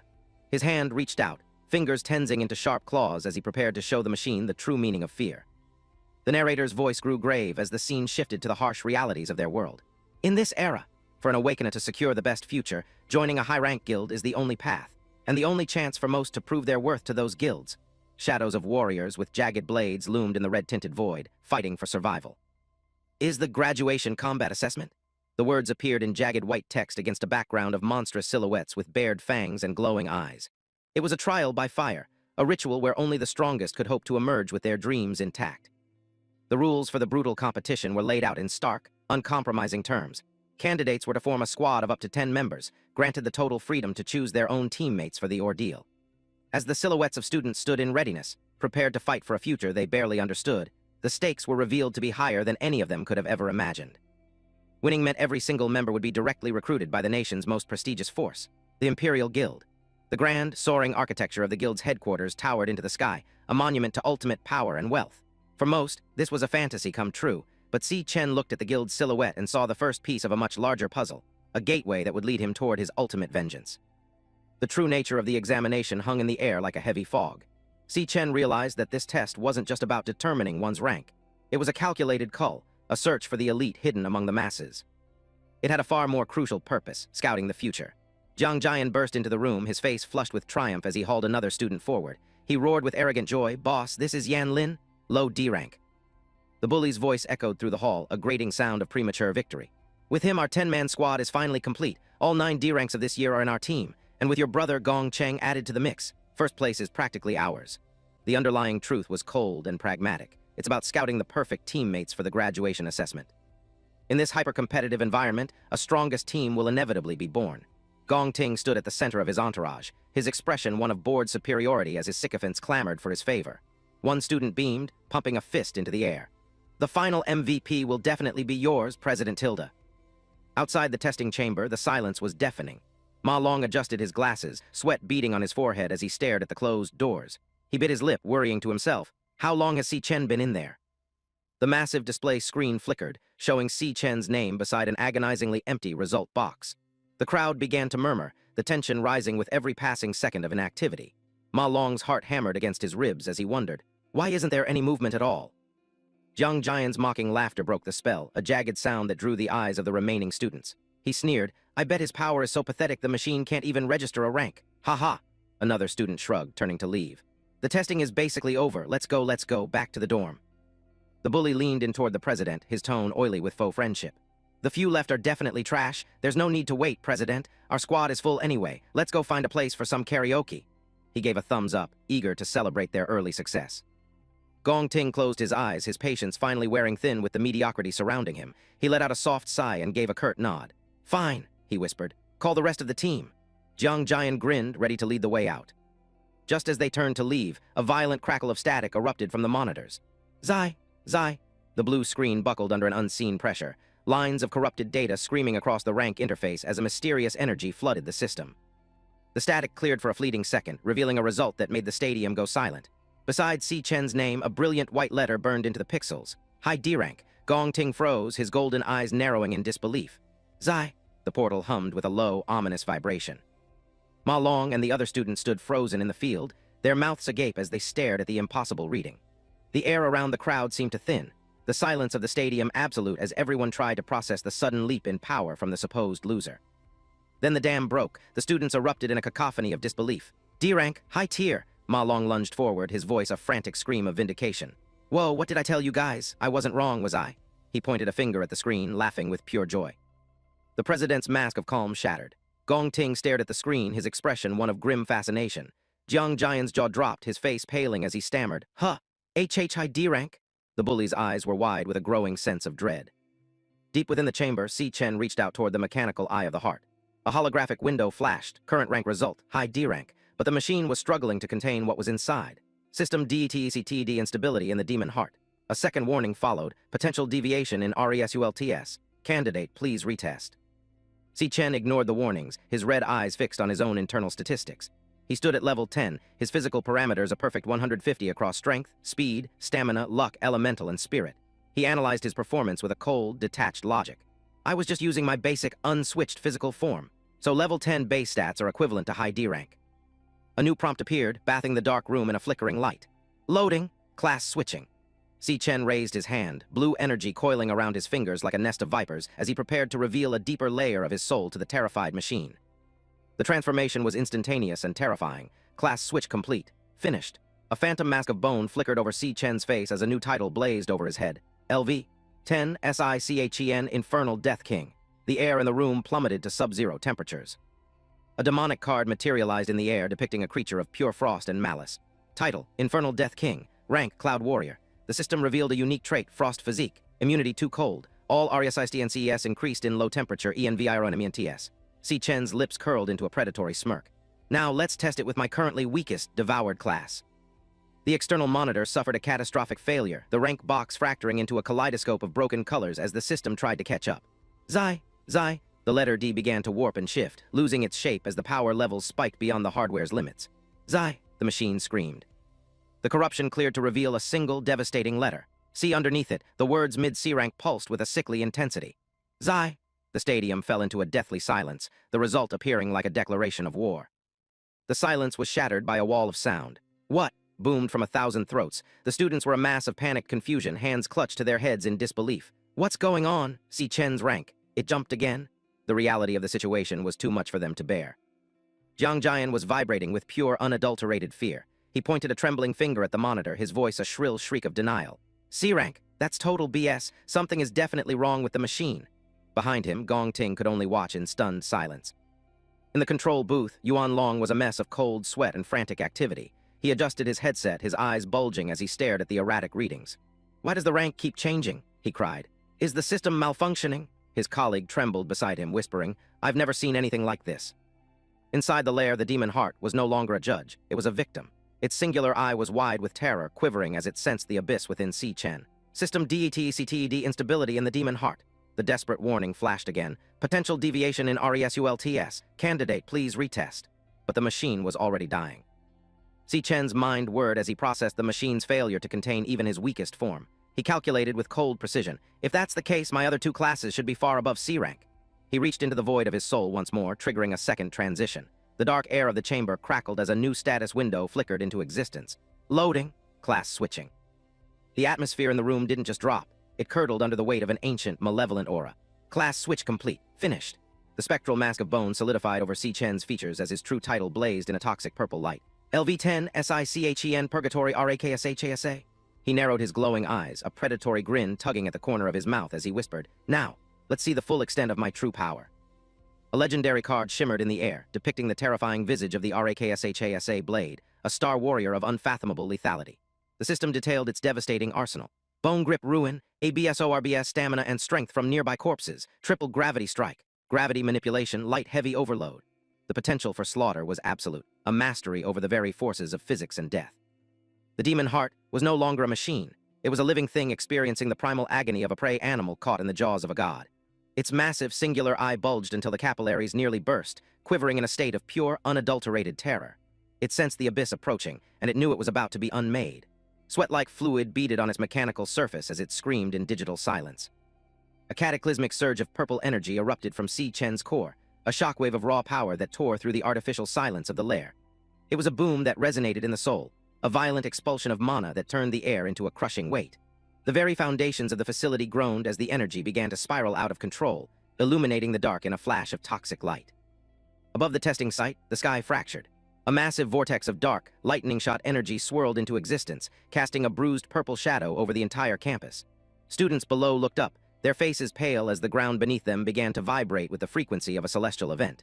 The air hummed with the sound of an approaching storm. Gongting and Jiang Jian stood paralyzed, the arrogance drained from their faces as they stared at the spiraling apocalypse in the sky. The wind whipped at their coats, howling with the sound of 1,000 screaming ghosts. Jiang Jian's voice was a shrill, panicked shriek. "WH, what the hell is happening?" Gongting could only watch in stunned silence. Ma Long fell to his knees, his eyes wide with a mixture of terror and religious fervor as he looked toward the testing portal. He stammered, "A phenomenon, a literal celestial omen." His voice cracked as the reality set in. "Today, history is being rewritten. Our dorm has birthed a god-tier monster." The ground trembled beneath his prayer-like declaration. The external monitors were a mess of digital blood. Zai. The rank and potential boxes were being devoured by static, the data points clashing and dying as they tried to quantify the unquantifiable. The system was screaming, its electronic circuits frying under the strain of the boy inside as the blue light flickered violently. For a fleeting second, the letter S blazed across the potential screen in a blinding gold light. But it couldn't hold.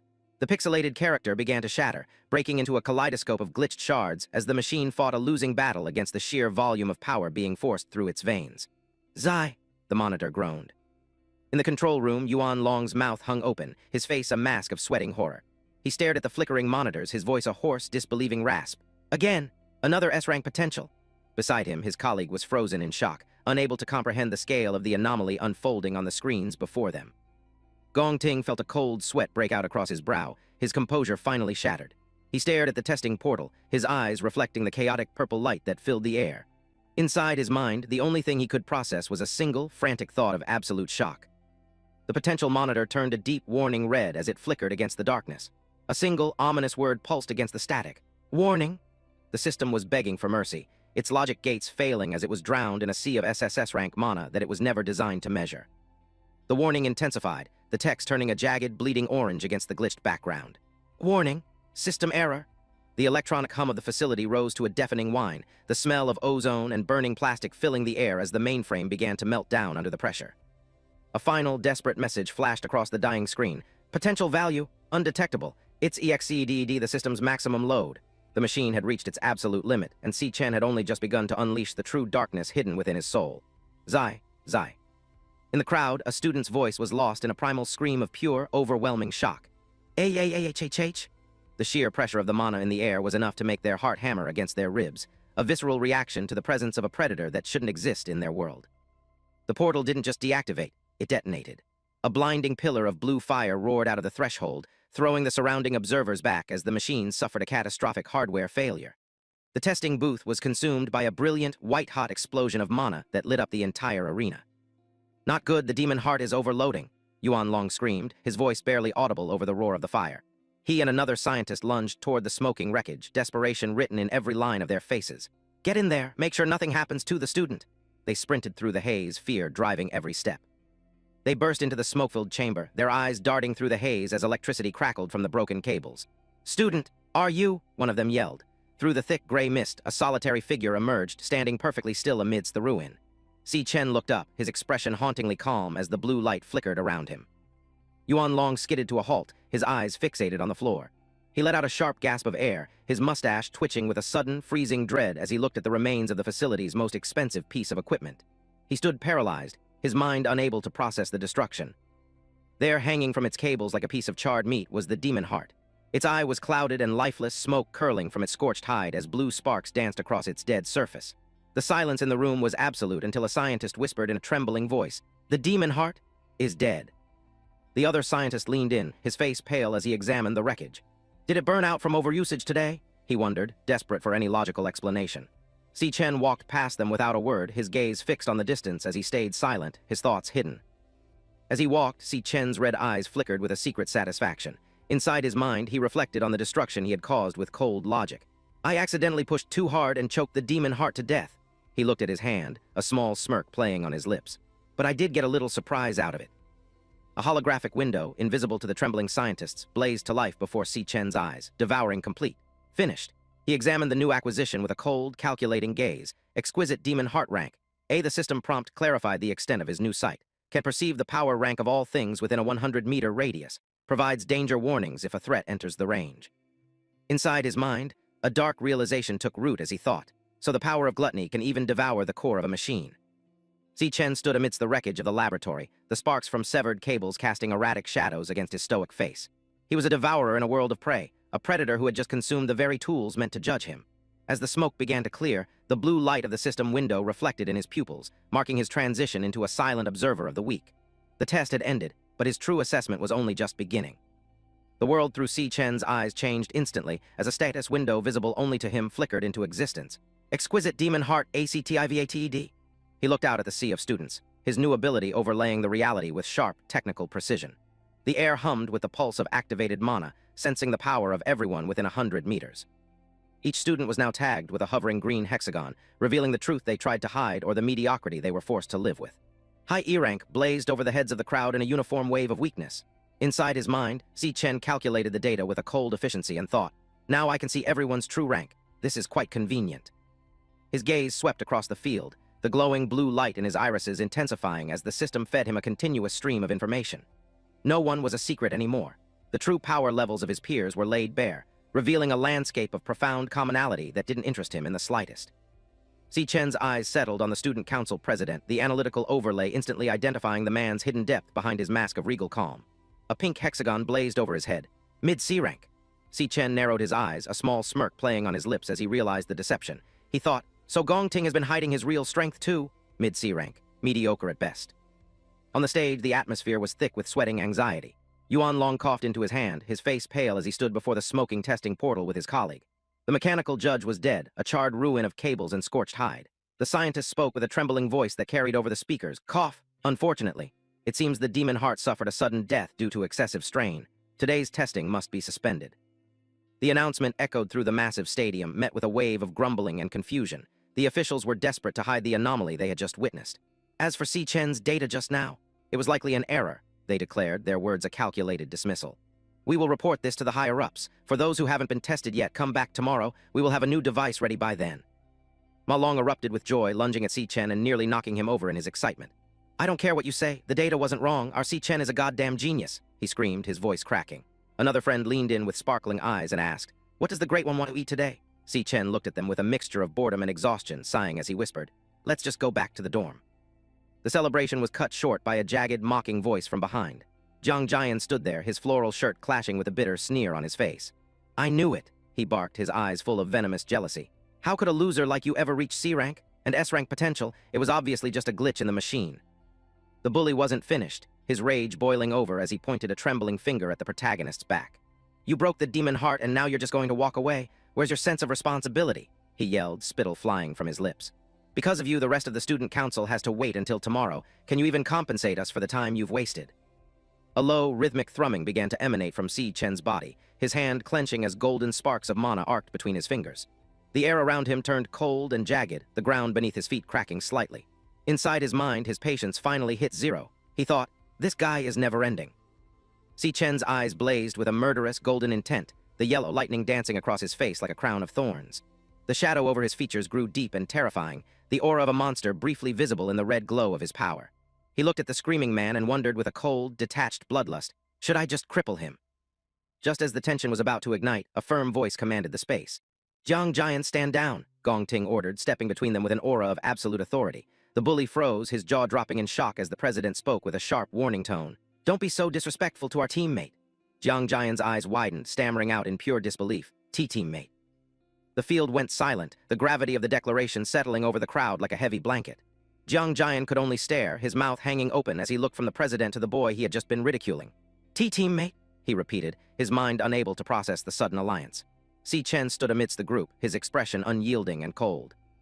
Gong Ting turned to Si Chen, his golden eyes unblinking as he extended a hand in a gesture of unexpected alliance. A faint, knowing smile played on his lips as he spoke with the confidence of a man who always got what he wanted. Join my squad. Let's tackle the graduation combat assessment together. The air between them hummed with the weight of the invitation. The president's hand remained steady, a bridge offered across the divide of status and hidden power. He looked into Si Chen's sharp eyes and delivered a focused promise. The highest score in history. It will belong to us. Si Chen. The protagonist stared at the hand, his eyes reflecting the blue sky as he calculated the value of this new, dangerous game he was about to play. The school courtyard buzzed with hushed whispers as Gong Ting, the illustrious student council president, stepped forward. He extended a hand towards Si Chen, his voice carrying a weight of authority and unexpected favor. He actually invited Si Chen to join the team personally. The surrounding students murmured in disbelief.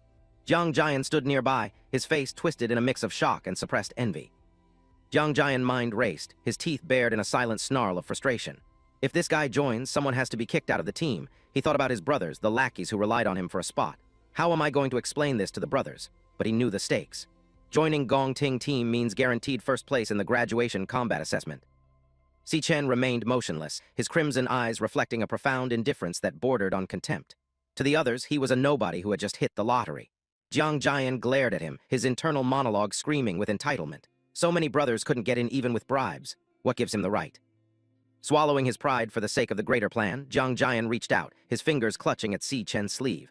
The tension was palpable, but since Gong Ting personally spoke, he reasoned with himself, trying to find a way to maintain his own status while accommodating the president's whim. A forced, oily smile broke across Jiang Jian's face as he struggled to suppress his seething displeasure. He clapped a hand onto Si Chen's shoulder, his voice dripping with false camaraderie. He. Since that's the case, then welcome to the team. With a sudden, sharp motion, Si Chen swatted Jiang Jian's hand away as if brushing off a bothersome insect. His voice was cold and flat, cutting through the performative friendliness. Not interested. The world seemed to stop. Jiang Jian's eyes bulged, his mouth hanging open in utter shock at the unprecedented rejection. Gong Ting's gaze sharpened, his golden eyes narrowing as he processed the blatant refusal from someone he considered beneath his station. Do you know what you're saying, kid? Jiang Jian barked, his voice cracking with indignation as he stood behind a stunned Gong Ting. Our team's strength is #1 in the whole school. Si Chen didn't even slow down as he began to walk away. It has nothing to do with me, he replied, his back turned to them. Si Chen glanced over his shoulder, his eyes flashing with a dangerous, predatory glint that made the air feel heavy. You're too noisy, he stated with finality. Don't bother me from now on. Jiang Jian's face turned a violent shade of red, literal fumes of rage seeming to escape his bared teeth. You, he hissed, his hands trembling with the urge to strike. Gong Ting watched Si Chen departing figure, his expression unreadable. Let's go back, the president commanded, his voice calm but icy. The crowd of onlookers was paralyzed by the scene they had just witnessed. Si Chen dared to refuse Gong Ting? A student gasped. Does he have that much guts? Another whispered, eyes wide with terror and admiration. That's the student council president he just blew off. Si Chen continued his solitary walk, leaving the chaos behind. The whispers followed him like a physical weight. Si Chen must want to take first place by himself. A voice chuckled mockingly. After all, his test result was C-grade mid-tier. Anyway, now there's a good show to watch. In the background, two students couldn't help but revel in the drama. Did you see those two's expressions? Hilarious. One of them laughed, nudging his friend. Ha ha ha ha, they were so arrogant in front of us just now. Si Chen is too brave. Gong Ting paused, looking back one last time with a faint, enigmatic smile playing on his lips. It's okay, he told the fuming Jiang Jian. It seems this brother Si Chen has his own ideas. From high above, the school grounds looked like a miniature stage, the figures of the students scattering after the morning's explosive confrontation. The shadows lengthened as the morning sun cast a dramatic light over the impending conflict. Watching from a distance, Yuan Long sighed, the deep scar on his face twitching. Such a pity the two of them couldn't team up, he remarked to the woman standing beside him. I was looking forward to a new school history record being born this year. Ling Yu tilted her head, a playful smile touching her lips as she adjusted her glasses. Isn't it more interesting this way? She asked, her eyes sparkling with the anticipation of chaos. Ling Yu's gaze lingered on the departing Si Chen. Gong Ting was born with a silver spoon in his mouth, she observed softly. This refusal to him is a naked declaration of war. Gong Ting's profile was etched in shadow, his eyes fixed forward with a chilling intensity. Behind the polished facade of the student council president lay a ruthless streak that few dared to provoke. Our president isn't someone easy to deal with. Tusk, he only got the limelight because of a test error, Jiang Jian spat, catching up to Gong Ting. He was desperate to diminish Si Chen's defiance in the president's eyes. He really thinks he's C-grade. Gong Ting's golden eyes narrowed, his mind calculating every variable. What if the test wasn't wrong? The thought gnawed at him. Even if there's only a 1 in 100 million chance, I absolutely cannot let anyone else take away my first place. Sensing the president's inner turmoil, Jiang Jian leaned in, his face bathed in a sinister crimson light. No matter what, he's just a student with no combat experience, he whispered conspiratorially. While we are elites who have secretly battled in the demon lair with you several times, how about I go teach him a lesson on your behalf, Tilda? Gong Ting stopped in his tracks, turning a stern, judging gaze onto his underling. In your eyes, am I such a petty person? He asked, his voice low and dangerous. Jiang Jian recoiled, sweating profusely. And no, I misspoke. I'm not in the mood for karaoke today, Gong Ting declared, his voice cold as he turned toward the parking lot. He gave a sharp, dismissive wave, leaving the group behind. You and the team members arrange things yourselves. A sharp golden light flared in Gong Ting's eyes as he paused one last time. He looked back, his words carrying a lethal weight that Jiang Jian was all too eager to catch. Anything you do, he whispered, has nothing to do with me. Jiang Jian watched Gong Ting walk away, his eyes lingering on the president's retreating back with a complex mix of submission and simmering rage. He adjusted his collar, the vibrant floral pattern of his shirt a stark contrast to the dark thoughts swirling in his mind. A slow, jagged grin spread across Jiang Jian's face as he whispered into the air, "Heh, understood Tilda has absolutely nothing to do with you." He took Gong Ting's words as a silent blessing, a license to unleash his brutality on the one who had dared to slight them.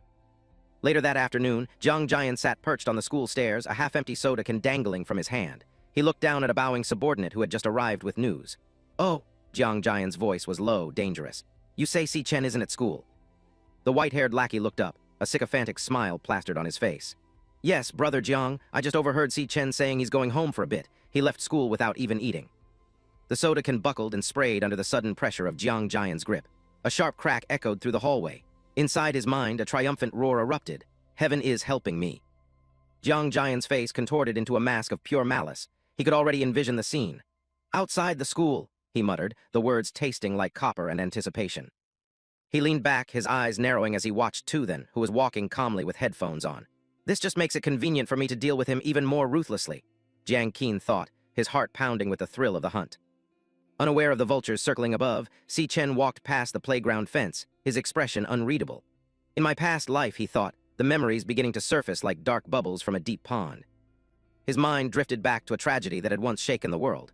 A Peak Guild team, while conquering a certain demon lair within the territory of Saint He Country, encountered an accident. Inside the demon lair, they encountered a powerful demon never seen before. A massive, poolsing eye of pure pink energy flickered in his memory, a symbol of absolute destruction. Wrath. The name alone carried the weight of 1,000 deaths. The image of giant, eye-covered tentacles shredding hunters like paper flashed before him. The Peak Guild team was annihilated. From then on, Wrath walked out of the demon lair and descended upon the human world. This is all the information I currently know. Si Chen stood tall, his gaze fixed on a future only he could see. In this life, to quickly determine the specific location of the demon lair where Wrath is, I formulated a plan. And to start this plan, he arrived before a grand, classical building, the Mithril Monster Exchange. It stood as a monument to wealth and power. I need a large sum of money, he realized, his eyes scanning the opulent facade. Stepping into the hushed, expensive air of the lobby, Si Chen took in the polished floors and professional staff. The Mithril Monster Exchange, under the Mithril Guild, will become the country's largest material exchange in the future. Rows of glinting swords and heavy axes lined the walls, each one a tool for survival. The weapons and equipment in the hands of awakeners are key elements determining their strength. The Monster Exchange is the necessary transit station for buying and selling equipment. Si Chen reached into his bag and pulled out several jagged, off-white objects, clattering them onto the counter. It is also the fastest way for me to get money right now.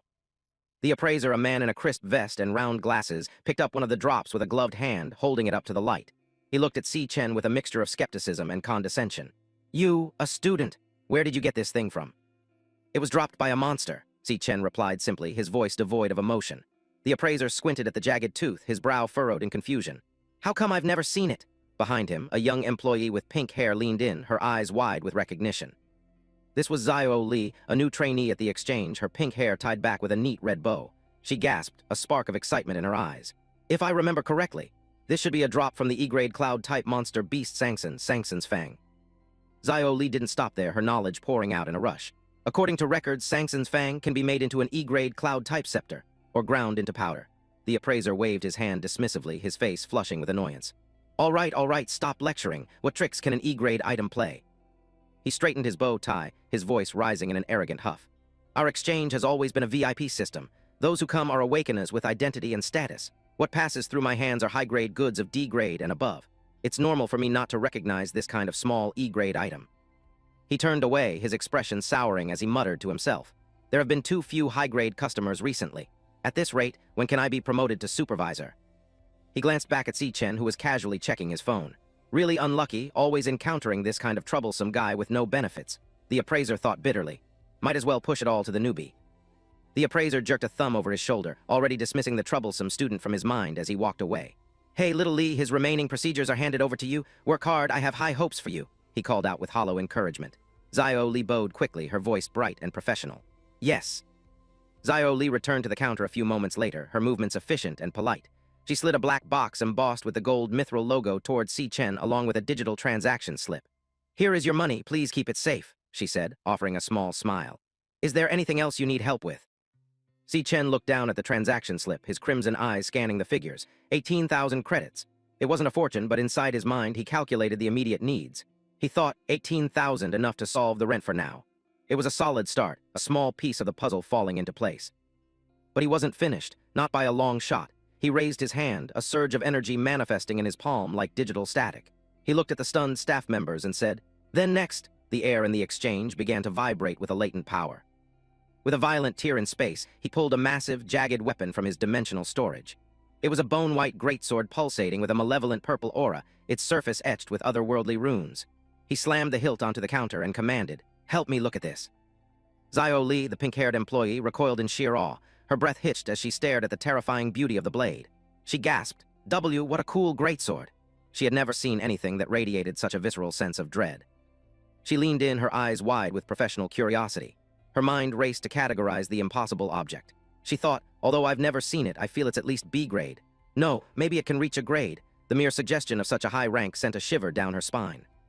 The senior appraiser scoffed, his face twisting into a mask of arrogant derision.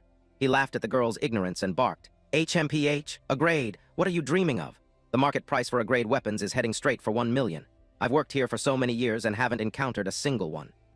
"You're right," a calm, authoritative voice cut through the appraiser's bluster.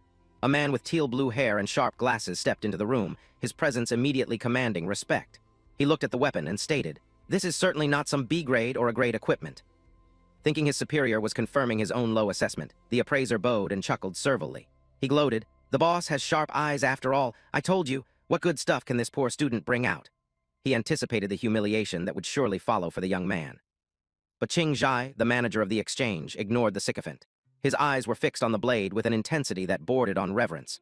He adjusted his glasses and declared, "This is clearly from the Purgatory Land's S-grade equipment." The revelation hit the room like a physical blow. The appraiser's jaw hit the floor, his eyes bulging behind his spectacles. Xiao Li let out a muffled shriek of disbelief. Together, they stammered out the impossible truth. "SSS grade?" The air in the room felt heavy, charged with the weight of the legendary treasure. Qing Zhai moved with lightning speed, reaching out to grasp Si Chen's hand in a firm, respectful grip. His demeanor had shifted instantly from professional detachment to eager hospitality.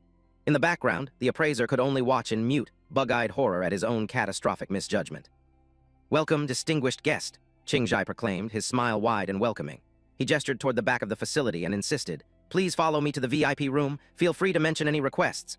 Xiao Li followed behind, carefully carrying the heavy bone sword as if it were a fragile holy relic. Si Chen followed, a faint, knowing smirk playing on his lips. Everything was going exactly according to plan. As he watched the manager's eager back, he thought, "You finally appeared." He knew the value of his bait, and he had finally caught the big fish he wanted. He studied the man leading him, Qing Zhai, a successful businessman who would one day become the country's largest material exchange mogul. Si Chen recognized the sharp, calculating intellect behind those glasses. This was a man he could do business with.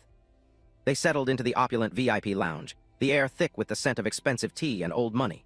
Xiao Li poured the steaming brew with trembling hands, the steam rising in delicate curls as the two men prepared to discuss a deal that could change their lives. Qing Zhai leaned forward, his elbows resting on the polished table. He looked at the S-rank weapon lying between them and asked, "Sir, may I ask how much you intend on selling this piece of equipment for?" He braced himself for an astronomical figure. Si Chen leaned back into the plush sofa, his expression unreadable. He didn't hesitate. He looked Qing Zhai directly in the eye and said, 1 million. The simplicity of the number was jarring in the context of the artifact's true worth. Qing Zhai recoiled, his eyes flashing with genuine shock. He almost couldn't believe his ears. The number was far too small, a mere fraction of what he had expected. He stared at the young man, wondering if he was joking or if he simply didn't know what he held. "You're only asking for 1 million. Qing Zhai's voice wavered with disbelief. He stood up and continued, "Sir, you do understand that even A-rank equipment are able to sell for millions. This S-rank weapon would be able to fetch at the very least tens of millions on the market." He paced the room, his mind reeling.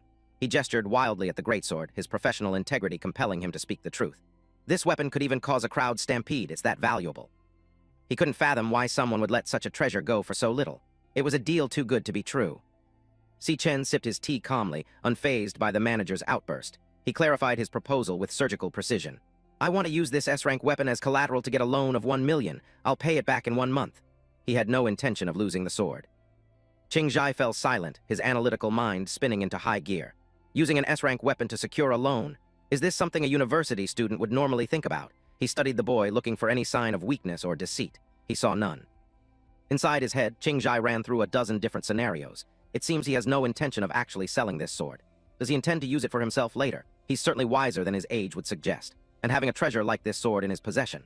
Is he a rich kid who ran away from home? Or is he a prodigy hiding his true abilities? Either way, it's clear he's not an ordinary man. Si Chen leaned back, watching the manager's reaction with an unshakable poise. I'll repay the principal right away in just 1 month, and I'll pay an interest of 10% the following month. How does that sound?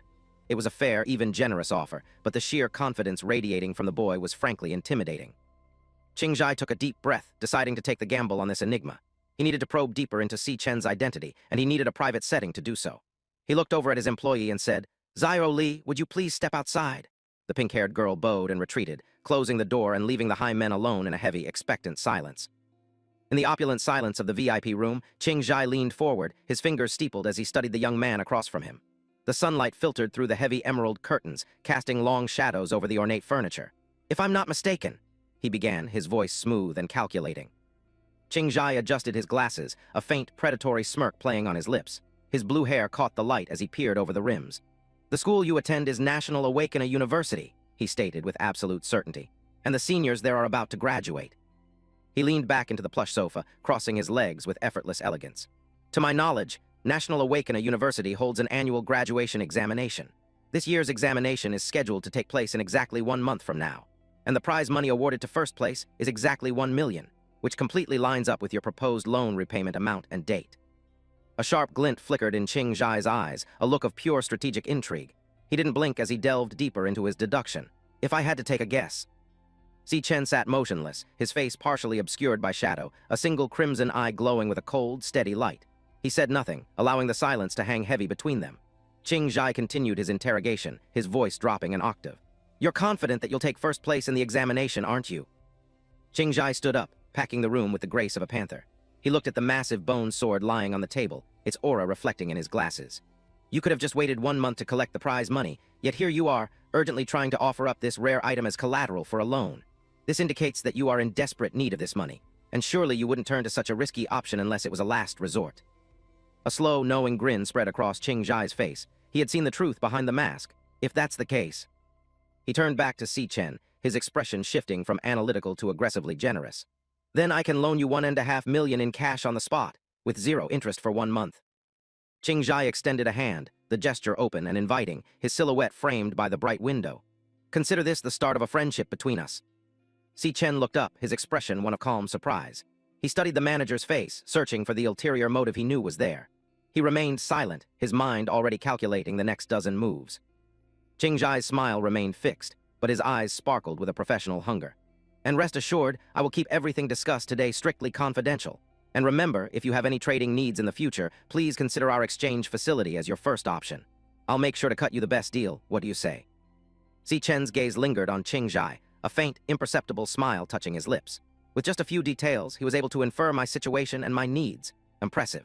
And instead of taking advantage of my predicament once he figured it out, he even offered me better terms for the sake of a long-term partnership. It's no wonder Qingjai will be able to make the Mithril Exchange into the world's premier exchange in the future. Si Chen reached out, his hand meeting Qingjai's in a firm, decisive handshake. His internal monologue shifted to a darker, more global objective. In order to eliminate wrath, I can't just rely on my own strength. The two men stood silhouetted against the bright light, their hands joined in a pact of mutual interest. That's why I'll need to start making some trustworthy allies, Si Chen reasoned. A heavy, magical contract scroll was unfurled on the table. Si Chen placed his hand over the ancient parchment, and a golden magic circle erupted with a low, vibrating buzz. The energy crackled beneath his palm as the terms were magically bound. The magic contract is complete. The funds have been transferred to your account. A holographic notification dinged in the air. Si Chen checked his phone, seeing the confirmation of the $1.5 million. Qingjai stood by, his smile satisfied as the deal for the abyssal netherbone was finalized. Qingjai's curiosity was piqued. He looked at the young student, wondering what other secrets he held. Speaking of which, since you're using such a great weapon as collateral, what are you going to use for the graduation examination? Would you like me to lend you some equipment? He gestured toward the racks of glinting swords and heavy armor lining the walls. We do not have any S-rank equipment currently, but we still have quite a selection of high-rank items including some A-rank and B-rank equipment. Si Chen didn't even look at the weapons. He raised his hand, the familiar digital static of his inventory system crackling around his fingers. No need. he said flatly. In a flash of violet light, another massive bone greatsword materialized in his hand, identical to the one he had just pawned. It pulsed with a terrifying, abyssal energy. "I've still got another weapon just like the one I gave up," he stated, his voice devoid of emotion. The room fell into a stunned, horrified silence. Qingzhai's jaw dropped, his eyes bulging behind his glasses. Zhao Li and the senior appraiser were equally paralyzed by shock. "Holy censored, someone muttered, the sheer impossibility of the situation leaving them speechless. Si Chen turned and began to walk away, his hands shoved casually in his pockets. He left the staff staring after him in disbelief. Qingzhai watched his retreating back, a sheen of sweat on his forehead. There really are so many talented youths these days. Please take care," he managed to stammer out. Zhao Li stood in a daze, her mind reeling from the day's events. Qingzhai turned to her with a wide, celebratory grin. "Thankfully, Zhao Li continued helping such an important client. You're being promoted to supervisor right away." The girl's eyes went wide as her dreams were suddenly realized. Si Chen stopped near the towering glass doors of the exchange, looking out over the grand hall one last time. The transaction was a success, but his mission for the day was far from over. "Oh, that's right," he murmured to himself, a sudden realization sparking in his crimson eyes as he calculated his next move. He turned his head, his gaze sharp and purposeful as he checked the time. "I need to buy something," he said with quiet finality. With his family's financial future finally secured, he vanished into the city crowd, intent on finding a gift to mend a past he had once lost. The tires of the taxi screeched slightly as it pulled up to the curb. Si Chen stepped out, his school uniform sharp against the bustling city backdrop. He closed the door behind him, his expression focused and determined as he prepared for the reunion he had waited years for. He stood before the towering glass facade of the Kangchang County long-distance bus terminal. People hurried past him with luggage and destination tickets, but Si Chen remained still, his eyes scanning the arrivals. This place held the weight of 1,000 memories, most of them painful. Looking out at the horizon, a wave of bittersweet nostalgia washed over him. He remembered the darkness of his previous existence. "In my last life, my family struggled financially for a while. Back then, I graduated but still hadn't awakened yet, so no guild would accept me." He was a man without power in a world that only valued strength. The memories shifted to a younger, more desperate version of himself. He saw himself racing upstairs, sweat dripping from his chin as he clutched delivery bags. "I'm running out of time on this delivery," he had thought back then. "I scrambled to pick up odd jobs and still barely made enough to scrape the rent money together. Every cent was a battle for survival." The cold, blue glow of an ATM screen flickered in his mind. Remaining balance, $105.60. It was a humiliating figure, a number that dictated the hunger and stress of his daily life. It was the price of a life lived on the edge of ruin. He recalled the dim lighting of their small, cramped apartment. "Yunny and I had to live pretty frugally in order to survive," he mused. He could see his past self, head in his hands, muttering, "We're broke again after paying this month's rent." But his sister, Si Yun, had reached out with a comforting hand and a bright smile. "It's okay, big bro. I just found a tutoring job," she had chirped, trying to carry a burden that wasn't hers to bear. Then came the letter that should have been their salvation, yet became a source of secret heartbreak. International Central Art Institute Admissions Acceptance Letter. Student, Si Yun. It was her ticket to a brilliant future, the culmination of all her talent and hard work. But instead of joy, there was only a quiet, devastating resignation. "I guess I got in after all," Si Yun had whispered, her fingers trembling as she gripped the paper. She didn't look at it with triumph, but with the hollow gaze of someone who had already decided to let it go. The sound of tearing paper echoed in his mind like a gunshot. "But it's too far away, and I want to stay near my big brother," she had cried out, making excuses for the sacrifice she was making. Si Chen's heart ached as he realized the truth he hadn't seen back then. She was so worried about adding more financial burden on the family that my little sister gave up on her dream school. Shaking off the ghosts of the past, Si Chen checked his phone, the modern interface a stark contrast to his dark reflections. "It's getting pretty late. Yunny should have gotten off the bus by now," he thought, his anxiety rising with every passing minute. Suddenly, a high-pitched, familiar shout cut through the terminal's terminal noise. "Bro!" Si Chen's head snapped toward the sound, his heart leaping into his throat. He recognized that voice anywhere. A blur of motion headed straight for him. "Bro, how many times have I told you, if you're gonna pick someone up, you gotta go to the exit, not the entrance?" The scolding was music to his ears, a grounding reality after his descent into memory. There she was. Si Yun stood there with her bright yellow suitcase, looking exactly as he remembered, yet more vibrant than any ghost. Her presence was a living rebuke to the poverty they had once known. In his mind, the old refrain played one last time, "We're broke again after paying this month's rent." But this time, he knew it was a lie. Si Chen's crimson eyes widened, fixated on his sister as if she might vanish if he blinked. 7 years, he whispered to the wind. 7 years since he had seen her in the original timeline. 7 years of regret, now replaced by an impossible second chance. Si Yun waved her hand enthusiastically, her pigtails bouncing with every movement. "Big bro, come give me a hand with this luggage," she called out, her voice full of life and demanding affection. When he didn't move immediately, she walked right up to him, waving a hand in front of his face. "Big bro, why are you just standing there like a dummy?" she teased, her brow furrowed in playful confusion at his sudden catatonia. Si Chen didn't answer with words. He lunged forward and pulled her into a fierce, desperate hug, burying his face in her shoulder. The warmth and the scent of her hair were real. She was here. He held her as if he could shield her from the entire world. Si Yun's eyes went wide with shock at the sudden, intense display of emotion. She gasped, her body stiffening in his arms. The silence between them was heavy with the things he couldn't say. It's been 7 years. He thought again, the weight of a lifetime behind the simple realization. He squeezed her even tighter, a small, genuine smile finally breaking across his face. "Since I've been able to see you, Yunnie," he whispered into her hair. The cold, calculating star warrior was gone, replaced by a brother who had finally found his heart. Si Yun began to squirm, her arms flailing as she tried to regain some personal space. "Bro," she grunted, her voice muffled by his coat. She was touched, but the intensity was starting to become a bit much for the busy terminal. Finally, she managed to break free, puffing out her cheeks in mock outrage while jabbing a finger at his chest. "Are you trying to choke me to death?" she yelled, her annoyance a thin veil for her own happiness at seeing him.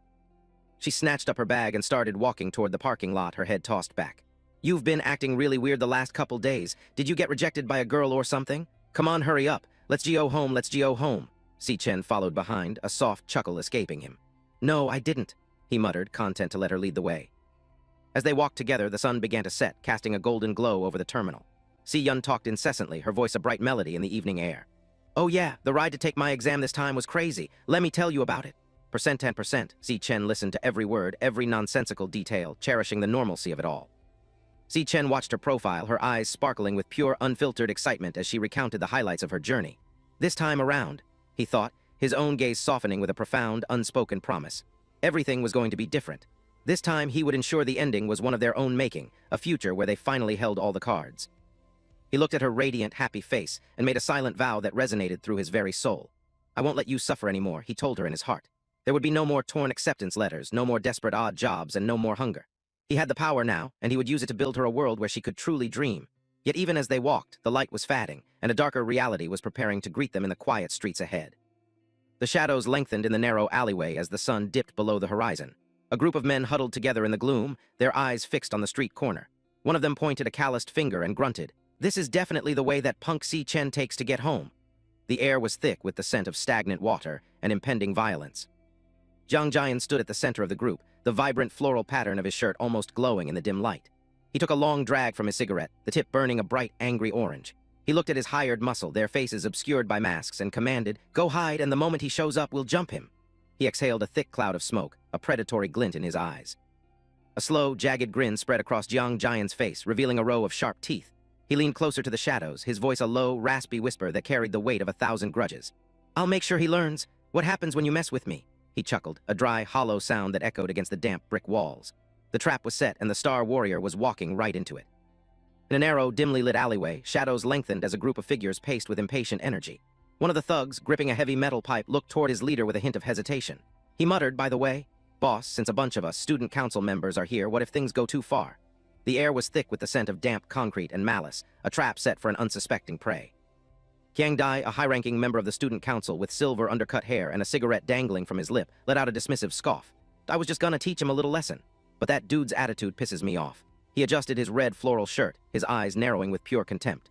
"That low-tier E-rank piece of trash actually thinks he's a C-rank now. That trash has no idea who he's messing with." To Qiang Dai, the mere idea of Si Chen rising above his station was an insult that needed to be erased with blood and broken bones. Qiang Dai's mind flashed back to the encounter that had ignited his rage. He saw Si Chen's profile, cold and detached, those dark eyes glowing with a faint, predatory red light. In that memory, Si Chen had dismissed him with terrifying indifference, saying, "You're too loud. Don't bother me ever again." The memory only served to fuel the fire in Qiang Dai's chest. He wouldn't rest until that look of superiority was wiped off Si Chen's face forever. Behind Qiang Dai, his cohorts stood ready, their faces masked and weapons drawn. One thug slapped a wooden bat against his palm, the sound echoing sharply against the brick walls. Qiang Dai snarled, "When it's time, you guys better leave me a piece. Cause I'm gonna destroy him." He gripped his weapon tighter, his knuckles turning white. He won't be able to take the graduation in 2 weeks when I'm done with him. The graduation ceremony was meant to be a new beginning, but for Si Chen, Qiang Dai planned to make it an ending. A cold azure light began to emanate from Qiang Dai's hand as he drew a jagged, serrated combat knife. The energy hummed with lethal intent, marking him as a formidable cloud-type assassin. He grinned, a sadistic expression twisting his features as he felt the power surging through his veins. "I'm one of the best cloud-type assassins in the entire school." He spat the words out like venom. "Just wait till I'm done with you, you poser piece of shit." The name Qiang Dai burned in the air, a declaration of the violence to come. Outside the oppressive gloom of the alley, the day was bright and deceptively peaceful.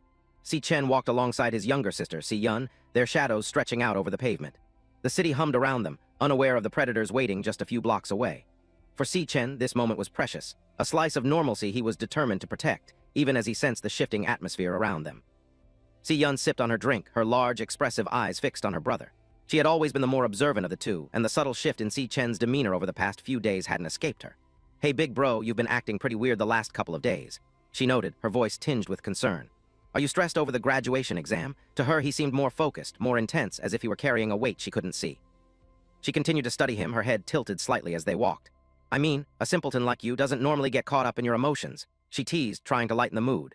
Si Chen remained silent, his gaze fixed forward, his expression unreadable. He was no longer the simpleton she remembered, but a man who had seen the abyss and returned with its hunger, though he kept that side of himself hidden deep beneath the surface. Seeing his lack of response, Si Yun's expression turned serious. She stepped in front of him, her eyes bright with determination. "Big bro, no matter what happens, you gotta pull yourself together. Weren't you always the one telling me that?" She quoted his own words back to him, her voice firm. "Life's a long journey, and chances will come to you sooner or later." It was a mantra they had lived by during their hardest times, and she wanted to make sure he hadn't forgotten it. A moment later, her serious facade broke, and she began to skip ahead, her voice ringing out in a cheerful if somewhat off-key melody. "How does that one song go again? Believe in yourself, tilde ooh, tilde oh," she sang, her laughter echoing through the narrow street. Her innocence was a stark contrast to the darkness Si Chen knew was lurking just around the corner, a reminder of exactly what he was fighting for. Si Chen watched her with a soft, bittersweet smile. He thought to himself, "Si Yun so perceptive, she noticed something was different about me the moment we met." He was grateful for her intuition, yet pained by the secrets he had to keep. "She still doesn't know that I've awakened, so she probably thinks we're still strapped for cash." He knew the truth would change everything, and for now he preferred her to live in her peaceful world. He gave her a reassuring look, trying to soothe her lingering worries. "I promise I'm okay," Si Yun tilde he said, his voice gentle. But his sister wasn't entirely convinced. She watched him out of the corner of her eye, her thoughts swirling. He's still trying to deny it. Is it because of his male pride? She wondered if he was just trying to be the strong older brother, even when he was struggling inside. She let out a dramatic sigh, shaking her head as they continued their walk. "Men begin forming emotional walls as they get older." HMPH, I guess the book was right after all. She shot him a playful, mocking look. "Looks like you're getting old, big bro." Si Chen could only respond with a confused grunt, his mind occupied by a sudden shift in the air, a familiar, foul scent that didn't belong in the sunlight. As the siblings turned into a secluded alley, a figure watched them from the deep shadows. The observer's eyes were cold, calculating every movement they made. A masked thug peered around a corner, his eyes widening with predatory glee as he saw Si Chen and Si Yun entering the trap. He signaled to the others, his voice hushed but excited. "Hey boss, that guy's got a girl with him." The news spread through the group like wildfire, their anticipation reaching a fever pitch as they prepared to strike. Qiang Dai's eyes lit up with a sadistic joy as he heard the report. "This is perfect. Ha, this alley's got no cameras," tilde he laughed, the sound muffled by his mask but no less menacing. "Guys, this is our lucky day," tilde to him. The lack of surveillance meant they could indulge their darkest impulses without fear of consequence. The stage was set for a slaughter, and he couldn't wait to begin. Si Chen's eyes narrowed, the world around him slowing down as his senses heightened.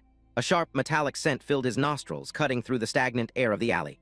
"This smell," he thought, his blood beginning to simmer. It was the unmistakable stench of killers, of people who had discarded their humanity for power. The predator in him stirred, recognizing the threat long before it showed its face. He glanced back over his shoulder, his red eyes scanning the darkness behind them. "It's those guys from the student council," he realized, his mind quickly identifying the silhouettes of the thugs he had seen before. They were blocking the exit, their weapons glinting in the dim light. They were no longer just bullies, they were a direct threat to the person he loved most in the world. The group of thugs stepped out from the shadows, their presence filling the narrow space. Qiang Dai stood at the front, his knife humming with energy, his eyes fixed on Si Chen with a look of pure hatred. "They've got a lot of nerve coming here," Si Chen thought, his resolve hardening into steel. They had chosen the wrong day and the wrong person to ambush. He wouldn't let their filth touch his sister. With a sharp pop, Si Chen opened a small case and pulled out a wireless earbud. His movements were calm and deliberate, a stark contrast to the chaotic energy radiating from the thugs. He wasn't reaching for a weapon. He was preparing a shield of a different kind. He knew exactly what was about to happen, and he refused to let his sister witness the carnage that was about to unfold. He gently took Si Yun by the shoulder, his touch firm but reassuring. Before she could react, he carefully placed the earbud into her ear. She looked at him with a mix of surprise and confusion, her drink momentarily forgotten. For a fleeting second, the tension in the alley seemed to vanish, replaced by a quiet, intimate moment between siblings in the middle of a war zone. "See, Yun, I've been really into this song lately and playing it on repeat here, listen," he said, his voice a soothing balm against the rising threat. See Yun blinked, her eyes wide with bewilderment. Big bro, when did you start listening to music?" she asked, her voice innocent and light. She was completely unaware of the monsters closing in on them, her world suddenly filled with the rhythm of the song he had chosen for her. As the music began to play, Si Yun closed her eyes, letting the melody wash over her. She couldn't hear the clicking of knives or the low growls of the thugs. Well, I guess music can show a person's mental state, she thought, a small, peaceful smile playing on her lips. To her, this was just another weird, sweet gesture from her brother, unaware that it was the only thing keeping her from seeing him become a monster. Si Chen's jaw tightened, the mask of a caring brother dissolving into the lethal coldness of a killer. The warmth in his eyes vanished, replaced by a predatory light that seemed to swallow the very shadows of the alley. He didn't look back at Si Yun. His entire being was locked onto the trash, blocking their path. The time for games was over. The devourer was ready to feast, and he would start with the cowards who dared to threaten his family. With Si Yun safely cocooned in her musical world, Si Chen stepped forward into the gloom. In her mind, she thought, so I'll listen and get to know my big bro better, completely unaware that the version of him she knew was being replaced by something ancient and hungry. His eyes flared with a brilliant, supernatural blue light, and an overwhelming pressure began to radiate from his form, distorting the air around him. He was no longer a student or a brother. He was an apex predator, and as he narrowed the gap, his gaze began to categorize the fodder ahead. A holographic interface flickered over the alley, scanning the threats ahead. Qiang Dai stood at the front, identified as a D-rank low-tier threat, flanked by several lackeys marked as E-rank high-tier and mid-tier. They were mere fodder, overconfident in their numbers, unaware that they were stepping into a slaughterhouse. Qiang Dai adjusted his mask, his floral shirt stark against the grimy brick walls as he led his pack forward. In her own world, cocooned by the earbuds, Si Yun closed her eyes and drifted with the melody. The lyrics sang, "The rust swallows up the bird's reflection. The sky shatters into an echo of goodbyes." She was blissfully unaware that just inches away, the air was vibrating with the intent to kill. The contrast was absolute, peace within her mind and a storm brewing in the alley. The goons lunged, their weapons raised as they charged down the narrow passage. The music in Si Yun's ears continued its melancholic count. The days on the calendar fade away, counting down to humanity's final civilization. The thugs were a blur of red and orange, shadows racing against the dim light, closing the distance to the two siblings. Si Chen didn't move yet, his eyes tracking every frantic step they took. Inside Si Chen's mind, the clock turned back to a time of despair. He remembered the year 2160 in my last life was when I lost my last family member. It wasn't until the year 2167 that I was reborn and able to come back, and I could finally see my little sister again. Golden lightning began to crackle around his form, a manifestation of the raw power and memory surging through him. He was no longer just a student. He was a vengeful ghost from a doomed future. The lightning intensified, arcing across his face as his eyes glowed with a terrifying intensity. He thought, this is the first time in 7 years that I've been reunited with my family. The sheer weight of those lost years pressed down on him, fueling a rage that had been simmering since his rebirth. He looked at the charging scum not as people, but as obstacles to the only light left in his life. A snarl curled his lip as the golden sparks bit into the air. He roared in his mind, how dare you all come and ruin this moment? The thugs were closing in, their wooden bats and pipes swinging wildly. To them, he was just a target. To him, they were desecrators of a sacred reunion. The moment was shattered, and someone was going to pay for it in blood. Si Chen exploded into motion. He launched himself into the air, a shadow silhouetted against the blinding white light of his own power. With a deafening slam, his leg connected with the face of the first goon. The impact was visceral, teeth shattering, and blood spraying in a crimson arc. The thug's head snapped back, his body sent sprawling before he even realized he'd been hit. The other goons hesitated, their eyes wide as they watched their comrade get dismantled in a heartbeat. A bat flew through the air, discarded in the shock of the moment. One of them began to sweat, the realization of the gap in their power finally sinking in. The alley, once their hunting ground, had suddenly become a cage with a monster they couldn't control. The world remained silent for Si Yun, the music wrapping her in a gentle embrace. Ruins disguised as a problem, crumbling walls split to reveal a blue peak, the lyrics flowed. She stood still, her eyes closed, a silent anchor in the middle of the violence. Behind her, the air was thick with the scent of ozone and iron, but she felt nothing but the rhythm. Si Chen spun, his fist trailing arcs of golden electricity as he drove it into the stomach of another attacker. No one left to perform with laughter and scorn are only in my shadow. The music sang in the background of the carnage. The force of the blow folded the man in half, the air driven from his lungs in a wheezing gasp. Si Chen was a whirlwind of precision and brutality, moving too fast for the eye to follow. One of the masked lackeys stumbled back, his eyes bulging in terror as he watched his friends fall like wheat before a scythe. "AHH!" he screamed, the sound lost in the chaos. He raised his arms in a desperate attempt to protect himself, but there was no defense against the speed and power descending upon him. The predator had finally cornered his prey. Bam, bam, The sound of bone meeting flesh echoed through the alley as Si Chen systematically dismantled the group. He moved with a grace that was as beautiful as it was lethal, ducking under a clumsy swing and delivering a counterblow that sent another goon spinning into the brick wall. Blood splattered across the pavement, each strike punctuated by the crackle of lightning. Si Chen was no longer holding back. He was a force of nature. With a sudden burst of speed, Si Chen leaped high into the air, soaring over the remaining goons. A magnificent star shoots across the galaxy. The lyrics punctuated his flight. From his vantage point, he could see the entire battlefield, a mess of broken bodies and terrified faces. He descended like a thunderbolt, targeting the next victim with cold, calculated intent. A goon tried to lunge at him, his face twisted in a desperate snarl. ARGH? He grunted as he swung his weapon. But Si Chen was already inside his guard. He reached out with a hand that seemed to blur, his fingers clamping onto the man's arm with the strength of a hydraulic press. The goon's eyes went wide as he realized he had been caught in a grip he couldn't break. Si Chen's grip tightened, the golden lightning arcing from his fingertips into the man's flesh. I reached my hand out towards fate, the song whispered.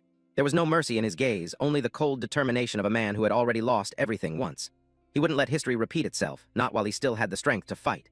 He prepared to deliver a final, crushing blow. With a sickening crack, Si Chen snapped the goon's arm like a dry twig. The man's face contorted in a silent scream of agony as the bone shattered under the pressure.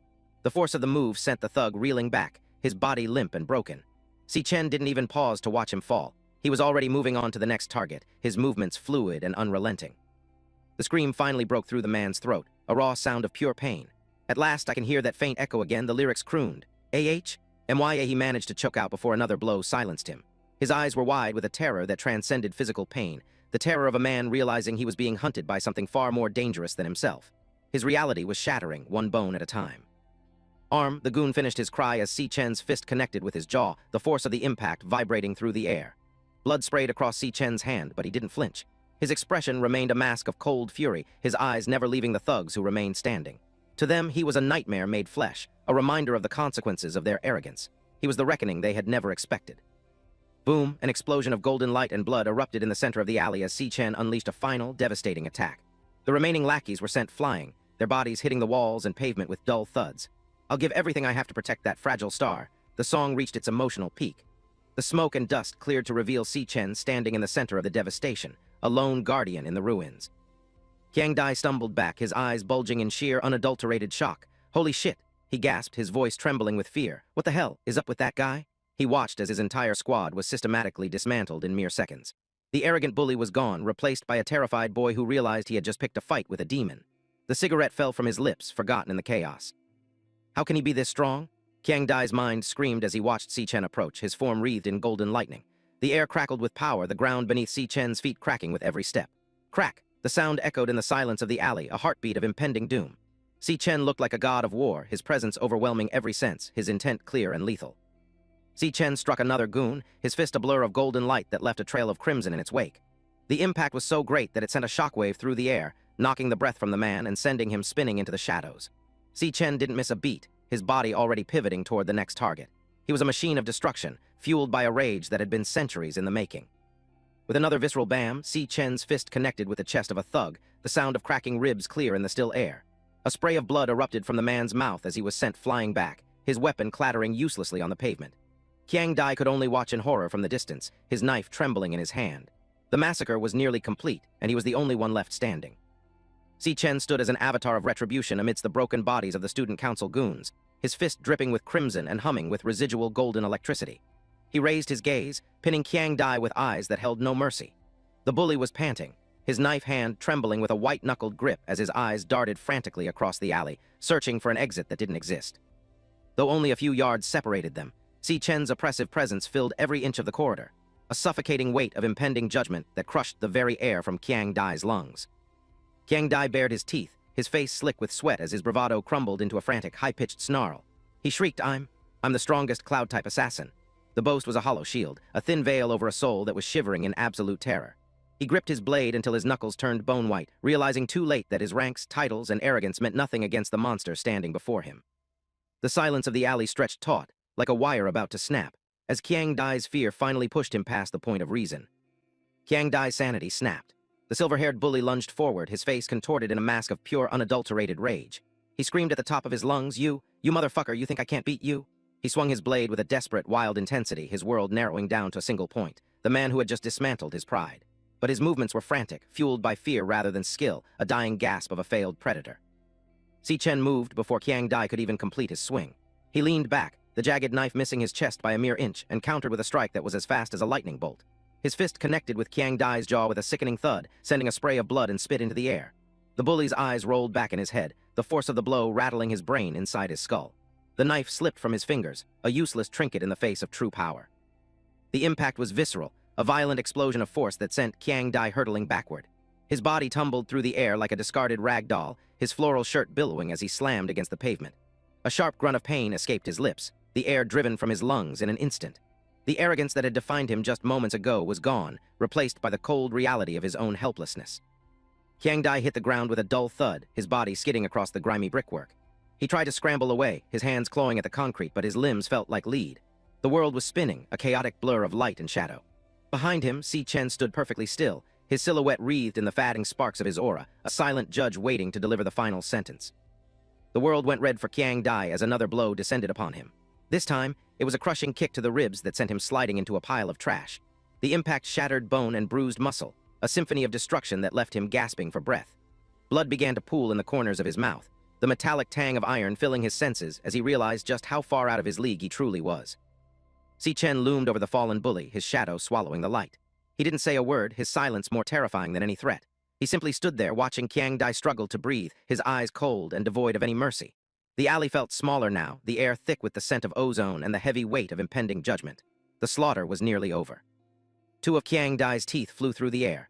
The alley was littered with the remnants of the failed ambush, broken bats, discarded knives, and the groaning forms of the student council lackeys. The battle had been short, brutal, and entirely one-sided. Qiang Dai's body was a chaotic mess of bruises and lacerations. He wanted to scream, to beg for mercy, but his body was still tumbling uncontrollably, propelled by the residual force of Si Chen's strike. Another powerful impact shook the alley as Qiang Dai's body slammed straight into the street. The sound echoed off the damp brick walls, a violent exclamation point at the end of a bloody sentence. Dust and debris were kicked up into the air, swirling around the two figures like a localized storm. The fight was over. All that remained was the aftermath. From Qiang Dai's perspective, Si Chen was nothing more than a dark, monstrous silhouette against the blinding white light of the alleyway's exit. Two glowing red eyes burned through the gloom, fixed on him with a terrifying intensity. It wasn't the gaze of a fellow student, or even a rival. It was the gaze of an ancient, hungry entity that had finally found something to devour. The shadow loomed closer, the pressure of Si Chen's presence becoming almost physical. Qiang Dai felt like a bug beneath a descending boot, his entire world narrowing down to those two crimson points of light. He tried to speak, to beg, but his throat was constricted by a primal terror that defied logic. He was no longer a person, he was just prey. Si Chen stood over the broken mess that was Qiang Dai, his voice cutting through the silence like a cold blade. "I clearly told you," he whispered, the words echoing with a lethal weight, "to never bother me ever again." He looked down at the silver-haired bully with an expression of pure, unadulterated contempt. The warning had been given, and it had been ignored. Now the consequences were being delivered. He leaned in closer, his red eyes boring into Qiang Dai's soul. "What part of that did you not understand?" he asked, his voice low and dangerous. The air around them crackled with residual electricity, the scent of ozone mixing with the copper tang of blood. Si Chen wasn't just angry, he was offended that such a pathetic creature had dared to think it could stand against him. Qiang Dai's mind was a chaotic storm of pain and realization. "MYRIBS are all broken," he thought, his chest heaving as he struggled for air. "URGH, and both of MY legs are numb." The sheer scale of his injuries was starting to sink in. His rank assessment was real. SICHEN really isn't a D rank. The terror reached a new height as he realized just how badly he had miscalculated. Sorry. He managed to wheeze out, the words thick with blood and shame. Si Chen didn't accept the apology. Instead, he grabbed Qiang Dai by his floral shirt and shoved the serrated edge of the combat knife against the bully's mouth. "Shut UP, he hissed, his gaze narrowing until his eyes were nothing but slits of fire. "If you make a sound, I'll kill you." The cold steel bit into Qiang Dai's lips, a silent promise of the violence that was only a fraction of a second away. Any shred of defiance left in the bully vanished in an instant. Qiang Dai stared up into those burning red eyes, a single tear of pure terror tracing a path through the blood and grime on his face. His eyes aren't lying, he thought, his heart hammering against his broken ribs like a trapped bird. He really will kill me. The realization was absolute. This wasn't a schoolyard fight anymore. This was a survival situation, and he was failing miserably. He squeezed his eyes shut, waiting for the end. A massive, monstrous shadow erupted from behind Si Chen, a manifestation of his overwhelming killing intent. It looked like a demonic beast, its eyes glowing with the same hellish light as his own. Qiang Dai's mind buckled under the pressure. He's clearly just a student, so why does he have such an intense killing intent? What the hell has he been through? He realized then that Si Chen wasn't just strong. He was something else entirely, a survivor of a darkness that Qiang Dai couldn't even imagine. Si Chen pulled the knife away, but his gaze remained fixed on the bully. "You better remember every single word that I'm about to say," he began, his voice dropping into a register that made the very air vibrate. He was no longer just a boy, he was a sovereign, delivering a final decree to a rebellious subject. Qiang Dai could only lie there and listen, his entire body trembling with the effort to remain conscious. "All of you pieces of shits can rot for all I care," Si Chen continued, his gaze sweeping over the groaning forms in the alley. "But you better not bother me ever again." He looked back at the terrified Qiang Dai, his voice sharpening. "And if you guys ever try to harm MY's sister, no, if you even appear in front of her." He paused, letting the weight of the threat sink in. The alley seemed to grow colder with every word he spoke. "Then one by one," he whispered, his eyes widening with a terrifying, manic intensity. The knife flashed in the dim light as he emphasized his point. "Without a second thought, I'll make each of you disappear permanently." The promise was clear. He wouldn't just beat them, he would erase them from existence. The sheer savagery of the threat left Qiang Dai breathless, his mind unable to comprehend such cold-blooded determination. Si Chen leaned in one last time, his face just inches from Qiang Dai's. "Got it?" he demanded. The bully could feel the heat radiating from Si Chen's skin, a physical manifestation of the power he had just witnessed. He looked into those red eyes and saw a bottomless abyss, a darkness that was both beautiful and utterly horrifying. There was no room for doubt. The message had been received loud and clear. Qiang Dai gave a weak, frantic nod, his teeth chattering in his mouth. "Nod." He managed to grunt, the simple action sending a fresh jolt of pain through his broken jaw. He was no longer the arrogant cloud-type assassin. He was just a broken boy begging for his life. Si Chen watched him for a moment longer, his expression unreadable, before finally releasing his grip and standing up. Si Chen walked away without a backward glance, his shoes clicking rhythmically on the damp pavement. He stepped over a discarded knife, his silhouette fading into the shadows of the alley's exit. Behind him, Qiang Dai lay slumped against a wall, his world broken and his pride shattered. The predator had left, but the fear he had planted would remain forever, a silent guardian protecting the siblings from anyone else who dared to cross their path. Cocooned in her own world, Si Yun let the melancholic melody drift through her earbuds. "When the migrating birds return, the sky will return to its usual cloudy and sunny cycle," the lyrics crooned. A strange, inexplicable sadness washed over her, pressing against her chest like a physical weight. "It feels so lonely," she thought, her lips curving into a bittersweet smile. She couldn't understand why a simple song from her brother would make her feel like she was drowning in a grief far older than her own. A single tear traced a path down her cheek as the song reached its final haunting notes. The calendars no longer modeled and beneath the dawn, MY shadow is nowhere to be seen. The music ended, leaving a hollow silence that made her heart ache. Why does this song make me want to cry? She wondered. She was blissfully unaware of the violence that had just occurred behind her back. But the crushing loneliness in Si Chen's heart had somehow found its way into her own, leaving her desperate to reach out to him. Si Yun's mind whirled as she pulled the earbud out, the lingering echoes of the song still tugging at her heartstrings. She looked at her brother, her eyes searching his face for any sign of the sadness she'd felt. "It's only been a few days since we've seen each other, but he's acting like he's gone through a lot," she thought, her brow furrowing in confusion. The brother she knew was a simpleton, but the person standing before her felt like someone who had lived 100 lifetimes. How can you possibly be this lonely? "Haven't you always had me by your side?" She let out an exaggerated wail, waving the earbud in the air as if it were a smoking gun. "Big bro," she cried, her voice echoing through the quiet street. "Aren't you taking this joke a little too far?" She was trying to force a laugh to bridge the sudden distance she felt between them, but her hands were trembling. She didn't want him to be lonely. She wanted him to be the goofy, reliable brother she'd always known, not this mysterious stranger with eyes full of ancient shadows. Si Chen didn't answer right away. Instead, he reached into his pocket and pulled out a small, velvet-lined red box. He held it out to her, a faint, gentle smile playing on his lips. The alleyway around them, littered with the broken bodies of their attackers, seemed to fade into the background as he focused entirely on his sister. He wanted to give her something more than just protection. He wanted to give her the dreams he had failed to safeguard once before. "Yunny, I got this for you," he said, his voice soft yet steady. He opened the lid, revealing a sleek golden instrument nestled in white silk. It caught the dim light of the street lamps, sparkling with a promise of something magical. For Si Chen, this wasn't just a gift. It was a token of his rebirth, a physical proof that this time, things were going to be different. He watched her reaction closely, his red eyes softening with a warmth that was reserved only for her. Si Yun gasped, her hands flying to her mouth in utter disbelief. "Is this a magic holographic pen?" She stammered, her eyes wide as saucers. "It's the latest style from Drag Co. She recognized the brand immediately. It was the kind of luxury item they could usually only dream of seeing in a store window. The shock was written all over her face, her previous worries about his personality forgotten in the face of such an incredible, impossible treasure. Her excitement quickly turned to concern as she realized the sheer value of what she was holding. "This costs over 10 grand," she exclaimed, looking back at her brother with a mix of awe and suspicion. "Where'd you get the money for it?" Si Chen simply shrugged, his expression unreadable, a small smirk dancing on his lips. He didn't want to tell her about the devourer system or the monsters he'd slaughtered to earn his keep. He just wanted her to enjoy the fruits of his dangerous new life. As Si Yun stared at the pen, tears began to well in her eyes. She bit her lip, her voice trembling. Maybe we should just return this. It's way too expensive. I don't like it that much, she lied, her fingers gripping the golden casing tightly. Inside his mind, Si Chen's heart broke all over again. In my last life, I failed to protect you, he thought, the memory of his failure a bitter sting. I couldn't even protect your dream. Seeing her selflessness now only strengthened his resolve to never let her go without again.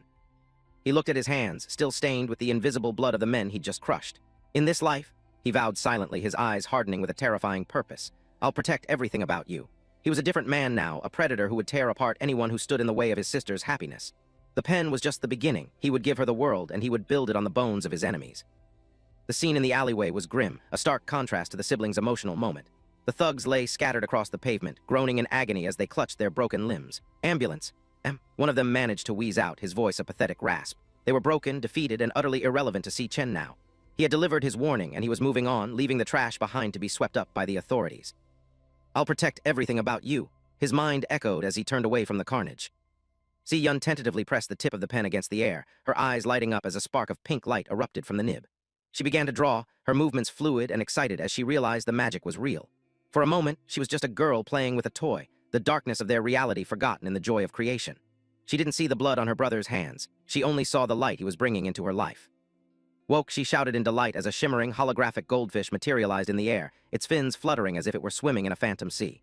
Wow, Tilda, I can't believe it really works. It can draw holographic images in the air. She giggled, her previous tears forgotten. Si Chen watched her, a genuine sense of peace washing over him. This was what he had fought for, what he had returned from death to see, his sister's pure, untainted joy. As long as she could smile like that, every drop of blood he spilled was worth it. Later that evening, back in their modest apartment, they sat down to a humble meal. Si Chen slurped his noodles with gusto, a flush of contentment on his cheeks. As long as you like it, Yunny, he said between bites. Yunny's fried egg noodles are seriously the best. He was no longer the cold-eyed assassin from the alley. He was just a hungry brother enjoying his sister's cooking. The warmth of the home was a sanctuary, a place where the shadows of his other life couldn't reach him. Si Yun watched him with a skeptical eye, her arms crossed over her chest. But big bro, we still have to pay the rent, she reminded him, her voice firm despite the underlying worry. And you're just throwing money away like this. She was the one who managed their meager finances, and the sudden appearance of such an expensive gift was as much a cause for stress as it was for joy. She wanted to believe him, but her practical nature demanded answers he wasn't ready to give. Si Chen leaned back, his expression a picture of exaggerated confidence. I've already paid this year's rent in full, he announced, his voice booming with pride. Si Yun froze, her eyes widening in pure shock. What? She stammered, the news hitting her harder than any holographic pen. To her, paying the rent in full was a miracle, a burden lifted that they had carried for as long as she could remember. She stared at him, trying to see if he was joking, but his smile was unwavering. He scratched his nose, a nervous habit he'd had since they were children, and launched into his cover story. Well, I started a small business with a friend, and we made some money, so... He chuckled softly, a series of heh sounds escaping his lips. He was laying it on thick, hoping his awkwardness would pass for genuine sheepishness rather than a calculated lie. He couldn't tell her that he was basically a one-man army selling monster parts to the highest bidder. Si Yun wasn't buying it for a second. She narrowed her eyes, a shadow of suspicion crossing her face. Bro, you suck at lying, she thought, her lips curling into a skeptical pout. You're being way too sus. Okay, so now you're keeping secrets from me. She felt a pang of annoyance, but it was overshadowed by a deeper sense of relief. Regardless of how he'd gotten the money, they were safe for now, and that was more than she'd ever dared to hope for. But, she thought, her gaze softening as she looked at him across the table. Her eyes drifted to his face, taking in the small details of his expression. There was something different about him, something she couldn't quite put her finger on. He seemed older, yes, but also lighter, as if a great weight had been lifted from his soul. She realized then that she didn't care about the secrets as long as he stayed by her side.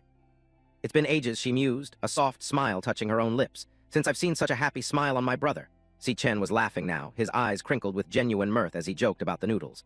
Seeing him like this made all her worries seem insignificant.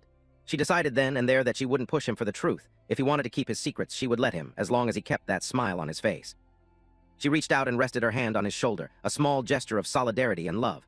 She didn't need to say anything, the touch spoke volumes. They had always been a team, facing the world together, and this change, however mysterious, wasn't going to change that. Si Chen looked at her, his eyes warm and grateful, the two of them sharing a quiet moment of connection in their brightly lit kitchen. Anyways, she said, her voice turning serious as she looked him in the eye. No matter what happens, big bro, just make sure you don't push yourself too hard. She was still worried about the source of his new wealth, fearing he might be involved in something dangerous. She didn't want him to sacrifice himself for her comfort. She just wanted them to be together, safe and sound. Si Chen listened, her words a gentle reminder of why he was doing all of this in the first place. Si Chen's expression softened even further, his red eyes shimmering with a quiet, fierce devotion. He murmured, giving her a small, reassuring nod. He wouldn't promise to stop pushing himself. He couldn't, but he would promise to always come back to her. She was his anchor, the only thing keeping him from drifting away into the darkness of his own power. As long as she was there, he had a reason to be human. The scene shifted abruptly to the sleek, modern office of the university director. A holographic report flickered in the air, detailing the aftermath of the alleyway brawl. Qiang Dai sustained severe injuries. Over 60% of his body was fractured. The report read, "The cold medical facts, a stark contrast to the siblings' warm dinner." Below the text, a vibrant image of an underwater coral reef shimmered, an ironic backdrop to the news of such brutal violence. Even the top doctors wouldn't be able to heal him in just 1 month, a voice noted, the words hanging heavy in the sterile air of the office. A man stood before a massive, floor-to-ceiling aquarium, his back to the room as he watched the exotic fish swim through the crystal-clear water. The luxury of the office was a testament to his power, a sharp contrast to the grimy alleyway where Qiang Dai's life had been irrevocably changed. The report on the desk was just another piece of business to be handled. Gong Ting, the university director's grandson, stood before a massive aquarium, his reflection flickering over the shimmering blue depths. "I can't believe he actually picked a fight with Si Chen," he mused, his eyes tracking a solitary fish. Still, though, to be beaten to this state. The medical report of Qiang Dai's shattered body was a shock, even for someone of his standing. He had known the bully was prone to arrogance, but this level of systematic destruction was a terrifying revelation of a power hidden right under their noses. Across the sterile office, Ling Yu sat poised in a plush armchair, a delicate teacup held gracefully in her hand. "Looks like he'll have to miss the graduation exam," she noted, her voice smooth and entirely devoid of pity. She watched Gong Ting closely, gauging the top student's reaction to the sudden, violent downfall of one of their own. For Qiang Dai, his future had been snuffed out in a dark alley, leaving a cold vacancy in the university's hierarchy that Gong Ting was already beginning to calculate. Gong Ting stared out the window with a look of icy indifference. The news of Qiang Dai's devastating injuries didn't seem to faze him in the least. "It doesn't matter," he said, his voice cold and detached. "My team will be better off without any deadweights."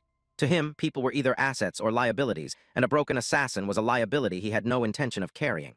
His focus was entirely on the future, on the glory that he believed was rightfully his. In the background, Gong Chuan paced the room, his footsteps echoing softly against the plush carpet. The director of career services looked troubled, his mind clearly occupied by the shifting power dynamics of the school. He glanced at his grandson, then back at the report on his desk. The quiet tension in the room was palpable, a silent acknowledgement that the status quo was being challenged by an unforeseen force. Gong Ting remained still, a shadow of arrogance playing on his features as he ignored his grandfather's restless energy. Gong Chuan adjusted his round glasses, his expression darkening as he looked at the name at the top of the assessment report. "It's that Si Chen again," he muttered, his voice tinged with a mix of intrigue and frustration. The name was becoming a recurring headache for the director, a wild card that threatened to disrupt his carefully laid plans for the university's future. He knew that Si Chen wasn't just another student, and the data in front of him was starting to prove it in ways he couldn't ignore. Gong Chuan turned toward the aquarium, the blue light of the tank reflecting off his lenses. "I have confirmed the internal results of the last ranking assessment," he began, his voice dropping into a register of grave importance. He watched a solitary clownfish swim through the coral, its movements a distraction from the heavy weight of the information he was about to deliver. The ranking system was the backbone of the university, and a discrepancy in those ranks was a matter of utmost concern. "He is indeed C rank," Gong Chuan continued, his gaze fixed on the fish. "He's the only student in the entire school with a higher rank than yours." The words hung in the air like a death sentence to Gong Ting's pride. For years, Gong Ting had been the undisputed king of the university, the shining star that everyone looked up to. To hear that a nobody like Si Chen had surpassed him was a blow that cut deeper than any physical strike. Gong Chuan's tone was neutral, but the implication was clear. The hierarchy had changed. Gong Ting's eyes narrowed into sharp slits, his golden irises shimmering with a quiet, dangerous intensity. He didn't speak, but the silence was deafening. Every muscle in his face was tight, his mind racing as he processed the news. The idea of being second to anyone, let alone someone like Si Chen, was an intolerable insult. The arrogance that usually defined him was momentarily replaced by a cold, calculating fury. He was no longer just a student. He was a predator who had just discovered a rival in his territory. Gong Chuan loomed over the scene, his shadow stretching across the room. "Your father has invited the vice chairman of the Alliance this time to personally inspect your performance at the graduation examination," he warned, his voice low and urgent. He looked down at his grandson and his niece Ling Yu, who was listening intently. "Be sure to not allow anyone else to steal your limelight." The stakes had just been raised. The graduation wasn't just a test anymore, it was a showcase of the Gong family's legacy. Gong Chuan leaned in, his face illuminated by the eerie blue glow of the aquarium. "And should all else fail," he murmured, his voice trailing off into a dark suggestion. He was a man who understood that power was a fragile thing, and he was willing to do whatever was necessary to protect his grandson's position. The moral ambiguity of his words hung heavy in the air, a silent agreement that the rules could be bent for those with enough influence. To him, the university was a chessboard, and he was the master player. He turned toward Ling Yu, who sat elegantly in her armchair, her sharp eyes fixed on him. "I can only ask you, niece, to fill the vacancy left in Gong Ting's team." he said, his tone shifting to one of polite request. If that were to happen, he didn't finish the sentence, but the implication was clear. With Ling Yu on the team, Gong Ting's victory would be all but guaranteed. Ling Yu simply smiled, a secret, knowing look in her eyes as she sipped her tea. She was a woman who enjoyed being the deciding factor in any game. Gong Ting scoffed, a small, arrogant smirk returning to his lips as he looked back at his grandfather. "Sir, you're overthinking things," he said dismissively. He adjusted his collar, his confidence returning as quickly as it had vanished. He didn't see Si Chen as a real threat, just a statistical anomaly that he would soon rectify. To him, the ranking assessment was a flawed measurement, and he was the one true standard of strength. His hubris was his armor, shielding him from the reality of the danger he was facing. Gong Ting's gaze turned icy, his voice dropping into a low, menacing growl. "Do you really think I used my full abilities during the ranking assessment?" he asked, the challenge clear in his tone. He was a man who lived for the spotlight, and the idea that anyone had seen his true limits was laughable to him. He was a master of deception, always keeping a trump card hidden for the moments that truly mattered. To him, Si Chen was just a target, a stepping stone on his path to ultimate power. He leaned back, a look of supreme confidence on his face. "Rest assured, on the day of the combat examination, I will be sure to make everyone know," he promised, his voice echoing with a lethal certainty.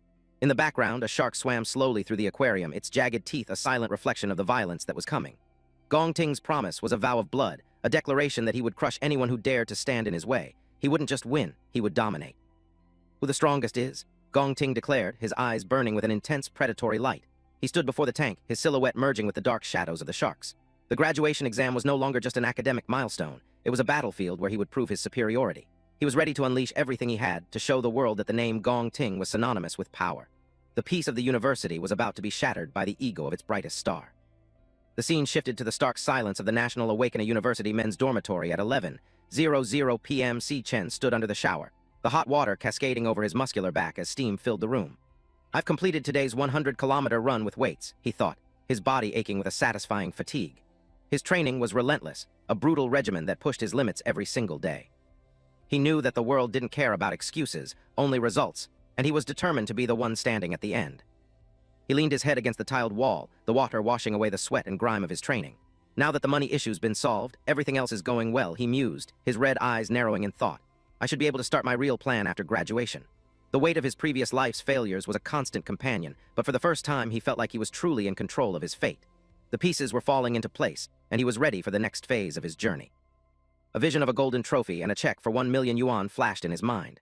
The next step is to secure the 1 million yuan prize money at the graduation examination and pay back my loan from Qingzhai, he thought, his resolve hardening.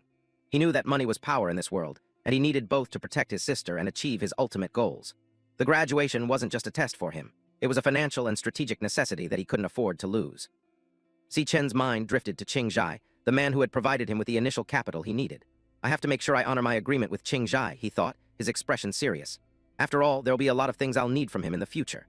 He understood the value of a solid business relationship, especially with someone as influential as Qingzhai. In a world where monsters were the currency, having a reliable middleman was as important as having a sharp blade. Loyalty was a rare commodity, and he intended to keep his. Later, lying in bed, Si Chen stared at the ceiling, the soft moonlight filtering through the dorm window. There's less than a month left until the examination, he noted, his mind already calculating the training he still needed to complete. The deadline was approaching fast, and he couldn't afford to waste a single second. Every heartbeat was a countdown, every breath a reminder of the challenges that lay ahead. He was a man with a destination, and he was moving toward it with unstoppable momentum. He closed his eyes, his breathing steady and deep as he prepared his mind for the next level of his training. I need to level up a couple more times, he thought, the hunger for power a constant hum in his soul. He wasn't satisfied with just being strong, he wanted to be absolute. He knew that the monsters in the higher-ranked dungeons wouldn't show any mercy, and he needed to be a monster himself to survive them. The path to sovereignty was paved with blood and sweat, and he was willing to pay the price. In the darkness of his mind, a blue holographic window flickered into existence. System initializing loading. It read, the progress bar slowly filling with light. The glutton system was a part of him now, a tool of absolute consumption that fueled his rapid growth. He watched the interface with a mix of anticipation and wariness, knowing that the power it offered came with its own set of risks. The system was a mystery he was only beginning to unravel, but it was the key to everything he wanted to achieve. A sharp chime echoed in his mind as the initialization process completed. Finished glutton system initiate, the message flashed, the text bold and authoritative. Si Chen felt a surge of energy throughout his body, his senses sharpening as the system fully integrated with his consciousness. The world seemed clearer, the potential for growth more tangible than ever before. He was ready to dive deeper into the abyss, to find the limits of his own hunger and transcend them. The real training was about to begin. The air around him suddenly vibrated with a dark, primal energy as he found himself standing before a colossal, jagged structure that reached toward a blood-red sky. Fwaya, Fwaya, the sound of a spectral wind echoed through the desolate landscape. This was the Tower of Darkness, a secret training ground hidden within the folds of his own soul. Si Chen looked up at the towering spire, his silhouette tiny against the overwhelming scale of the monument. This was where he would find the power he needed, or perish in the attempt. He began to climb the ancient, jagged steps, each one a testament to the countless souls who had failed this challenge before him. The atmosphere was thick with the scent of old blood and ancient magic, a suffocating weight that pressed down on every limb. Si Chen didn't flinch, his gaze fixed on the entrance high above. He was a man on a mission, a traveler in a land of nightmares, and he would not be deterred. Every step brought him closer to the truth of his power and the monsters that guarded it. As Si Chen ventured deeper into his own soul, his system's status flickered within his mind's eye. The last assessment results showed that my weakest class, Gravehound King, is a C rank, he noted, observing the level 10 status of his secondary class. A holographic portrait appeared, showing his face partially veiled by a skeletal mask alongside a rank C mid-tier badge. To the rest of the world, such a rank was an elite achievement, but for Si Chen, it was merely the baseline, the weakest fragment of an existence that defied all conventional logic. Then the system interface began to fracture, colors bleeding into a chaotic distortion of pink and violet as it struggled to process his primary power. The official rank of my strongest class, Abyssal Fiend, wouldn't display, he mused, his eyes narrowing as the error message flashed. Potential rank value cannot be determined. Maximum system bounds exceeded. Despite being a known S rank, its true depths remained a void he couldn't yet fully harness. He was a god in the making, an anomaly that left the system's calculations in ruin, and his own mind filled with more questions than answers. Si Chen stared at the holographic cards floating in the dim light of his room, the question marks over his Abyssal Fiend, and lightning assassin classes mocking his curiosity. And I'm unsure exactly how much more power the class has, he mused, his mind racing with the possibilities of his untapped potential. The system was glitching, unable to quantify the raw, ancient energy surging through his soul. And so the exact ranks for my remaining 2 classes are currently unknown. He was a walking anomaly, a collection of powers that defied the established order of the world. To find his limits, he would have to go beyond the known. He held out his hand, and a brilliant golden light coalesced in his palm, taking the form of an ornate, ruby-encrusted key.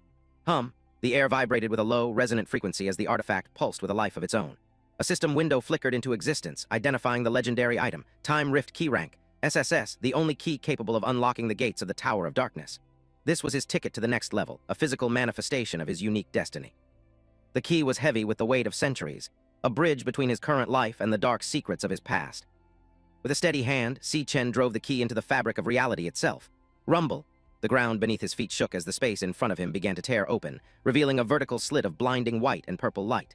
The sheer power of the rift was overwhelming, a crack in the foundation of the world that threatened to pull in everything around it. He stood his ground, his eyes fixed on the growing aperture. The Tower of Darkness was no longer just a memory or a system notification.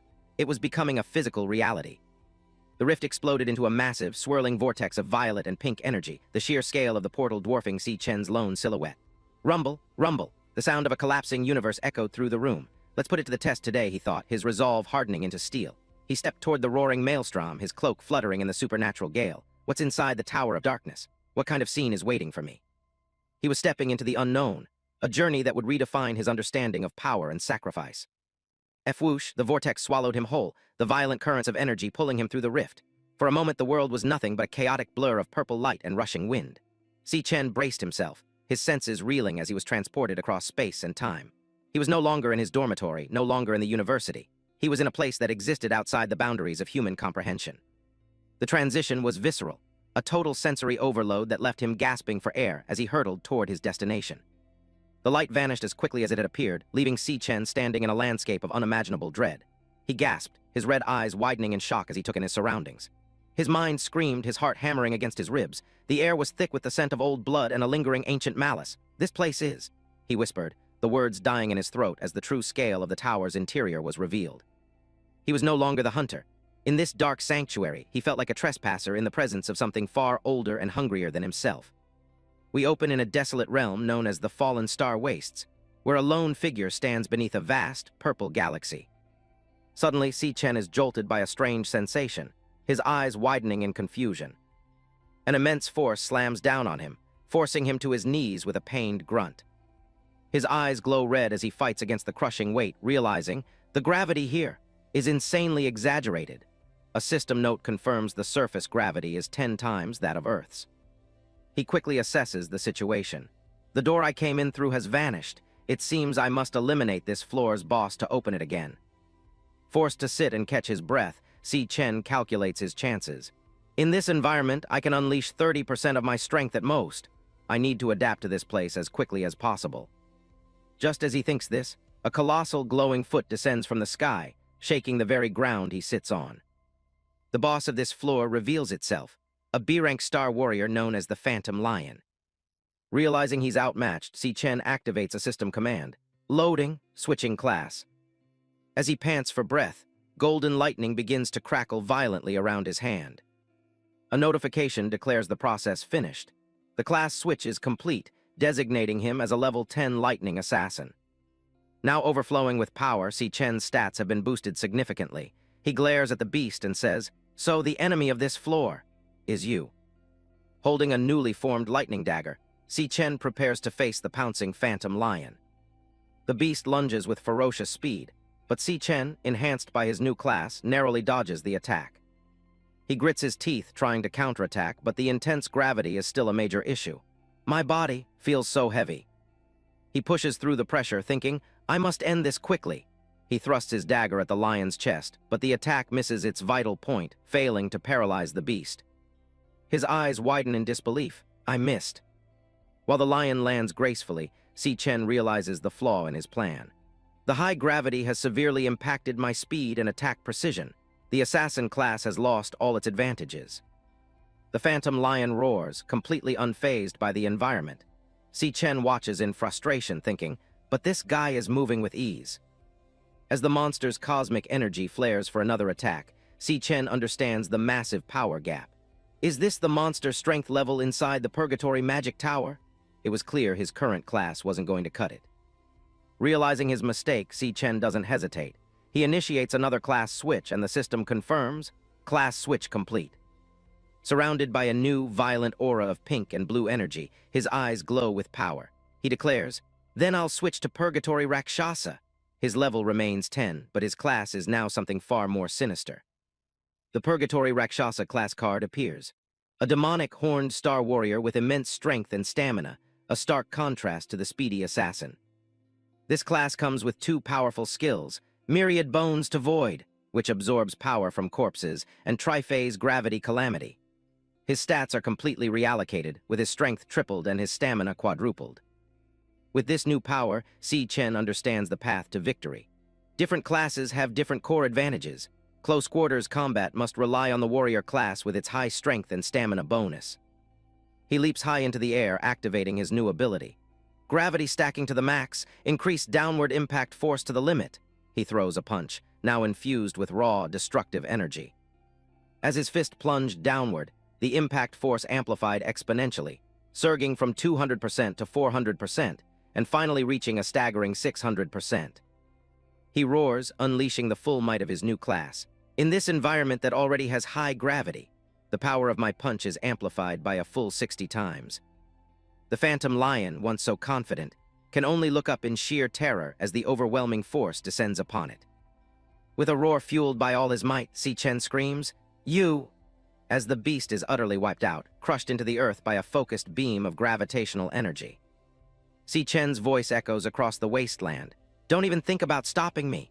The system confirms the skill that delivered the final blow, Triphase Gravity Calamity in super heavy mode. The immense power takes its toll, leaving Si Chen panting, his hand trembling from the sheer exertion. He lies beside a cavernous crater, the only thing remaining of the Phantom Lion. A notification pops up, confirming he has obtained a Phantom Lion bone.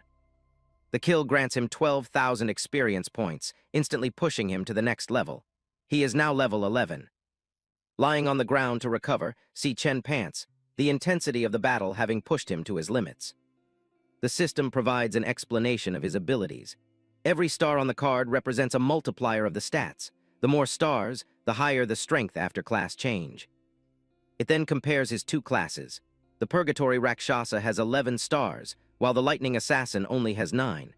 This means the overall amplification from the Rakshasa is far higher, making it a superior rank. Si Chen reflects on his performance. But just dealing with a B-rank monster took everything I had. It seems both of my current classes haven't broken through the B-rank limit yet. As he thinks about his classes, another thought suddenly strikes him. He looks at the monster's dissolving remains and wonders, why is it that after killing the monster this time, the system didn't show the devourable mark? He pants, catching his breath as he stands on the desolate landscape, and the gate to the next floor. But then a chilling thought crosses his mind. Could it be? Just as he thinks it, a rift tears open in the fabric of space before him. The rift widens into a massive, swirling black hole, a gateway to something terrible. From the darkness within the portal, countless pairs of menacing, glowing eyes stare back at him. The horrifying truth dawns on him. Could it be that the real Lord hasn't appeared yet? A whole pack of phantom lions pours out from the gate. Si Chen finally understands. The one I just killed with all my might was just a small mob. Before he can even recover from the shock, one of the beasts is already upon him, its claws swiping at his face. He is completely overwhelmed, torn to shreds by the relentless assault of the phantom pack. As he's being ripped apart, he thinks, only at this moment did I understand the true meaning of the Purgatory Rakshasa's words. He remembers the warning given to him. Once the door opens, what welcomes you will be endless pain. The memory continues as a lion roars in his face, but you must endure everything. Bloodied and exhausted, his will remains unshaken. It isn't just about enduring anymore. The warning echoes once again, you must conquer everything. With a grunt of pain, Si Chen jolts awake, drenched in sweat. He sits up in his dorm bed, breathing heavily. The brutal fight was all a hyper-realistic nightmare, a training simulation within his own mind. His roommate below is startled by the sudden movement. He clutches his arm, the phantom sensation still fresh. Muscles tearing, skin separating from bone, the pain in my dreams, is all incomparably real. His face hardens with resolve. To become stronger, there are no shortcuts. This lonely and arduous road of purgatory has only just begun. The scene shifts. It is May 20th, 2157. We are at the National Awakener University's Grand Auditorium for the Graduation Combat Assessment Team Formation Ceremony. On stage, seated at the main table, Director Gong Xuan casually sips his drink, a smug look on his face as his plan unfolds. A nervous buzz fills the auditorium as students whisper amongst themselves. The word has spread that not only are the higher-ups of the Guild Alliance watching live, but the rules for this year's assessment have suddenly been changed. Another student chimes in, no wonder the rules for this year's assessment have changed. Yeah, his friend agrees. In the background, Si Chen sits alone, eyes closed, seemingly unfazed by the chatter. In previous years, there were no minimum requirements for team size or rank. But this time, every team must have at least 5 members, and at least one of them must be high E rank or above. One student speculates, is this change to improve the entertainment value? Another simply replies, who knows? Director Gong Xuan taps his thermos, clearing his throat to get the student's attention. He announces, the rank information of all students in this batch has already been sent to everyone's wristbands. Please check your wristbands and complete your team formation as soon as possible. Immediately, the students activate their wrist devices, and holographic displays of the rankings light up the auditorium. The list reveals Gong Ting at the top as a D-rank high tier, with a long list of other D and E ranks below him. One of Si Chen's friends, a boy with glasses, scrolls through the list and cries out, something's wrong. His friends are all listed as E rank, but what's shocking is the last name on the list. Si Chen, also ranked as a low E rank. He turns to Si Chen in disbelief. Si Chen, how can you be only low E rank? Si Chen remains silent, his expression unreadable. The news spreads quickly through the crowd. Didn't Si Chen test show C rank before? How did it turn into low E rank? A couple of other students scoff. So the demon heart really was broken back then. I was thinking since I couldn't get into President Gong Ting's team, I'd team up with Si Chen. I didn't expect him to be just a low E rank. The mockery continues. Perfect, now there's no way anyone would want to team up with him. Si Chen's gaze darkens, a flicker of crimson flashing in his eyes as he overhears the whispers. The students continue to gossip. The graduation assessment is so important, who would want to carry a few low-level deadweights?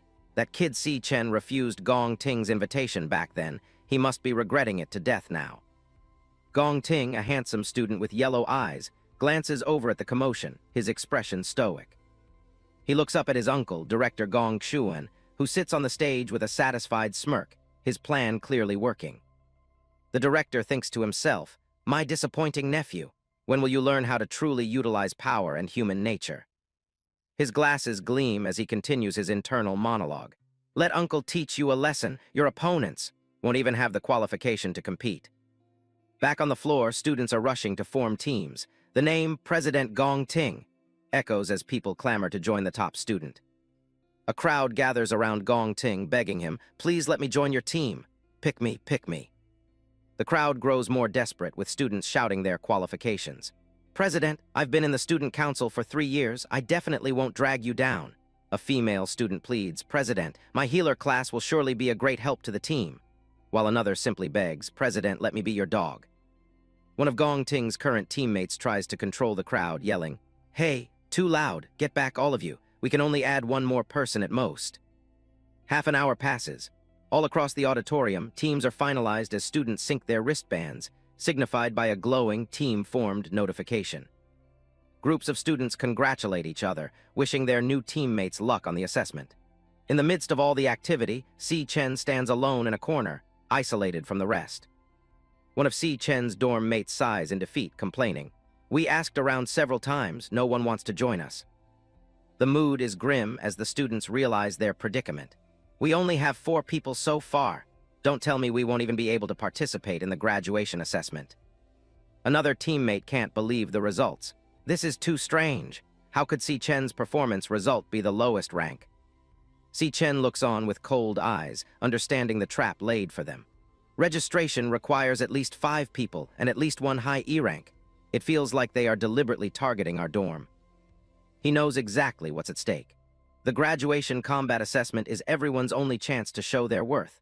Only by getting a high score with your team can you have good employment prospects. An explanation of the rules appears. In the final assessment, the number of monsters in the Devil's Cave will be determined by the number of team members. The infographic continues, illustrating that more team members simply mean more monsters to fight. It's not that the more people you have, the easier it is to get a high score. For Si Chen's group, the situation is dire. So even if they can't squeeze into a strong team like Gong Ting's, no one is willing to group up with low-ranked people. The truth of their situation is displayed for all to see. The 3 lowest E ranks in the entire school, Ma Long, Xiang Yu, and Si Chen, are all in their dorm. If this continues, they're doomed. Suddenly, a voice cuts through the tension, calling out, "Hey, Xiang Zuo!" The 4th roommate looks up, surprised. Another team tries to recruit him. "We're only missing 1 person. Come join our team. Surely you don't want to group up with those 3 low E-rank trash from your dorm? Otherwise, you might not even qualify for the graduation assessment." As Si Chen watches, his thoughts darken. If this goes on, we 3 low E-ranks are very likely to be abandoned by everyone. His thoughts drift to the image of the 3 of them being cast aside as low ranks. He finishes his thought, realizing that their mid-E-rank roommate would be dragged down with them, losing their chance to compete. But Xiang Zuo gives the other team a simple answer, "Sorry." He turns his back on them and faces his friends, declaring, "Our dorm agreed long ago to team up together. I won't abandon my roommates." The recruiters are furious. "Tusk tilde suit yourself. We only asked you to fill the numbers anyway. Rejecting us, you really don't know what's good for you." But Xiang Zhu retorts, "Don't look down on people." Meanwhile, the clock is ticking, and the team roster fills up with check marks, leaving fewer and fewer spots available. One of the teammates points to the screen in a panic. "Almost everyone has finished forming teams. There are barely any high E ranks left now. We're clearly just missing 1 person, but no one is willing to come." As his teammate panics, Si Chen remains silent, but a cold determination flashes in his eyes. His thoughts drift to the man pulling the strings, the director of the employment office, Gong Xuan. Si Chen notes that he shares the same surname as his rival, Gong Ting, confirming he's from the powerful Gong family. Si Chen mentally lays out the director's scheme, changing the rules and tampering with his rank to isolate him. He scoffs internally. Does he think I'm a threat to Gong Ting? People with power really do whatever they want. But Si Chen's resolve only hardens. "I am definitely participating in this graduation assessment."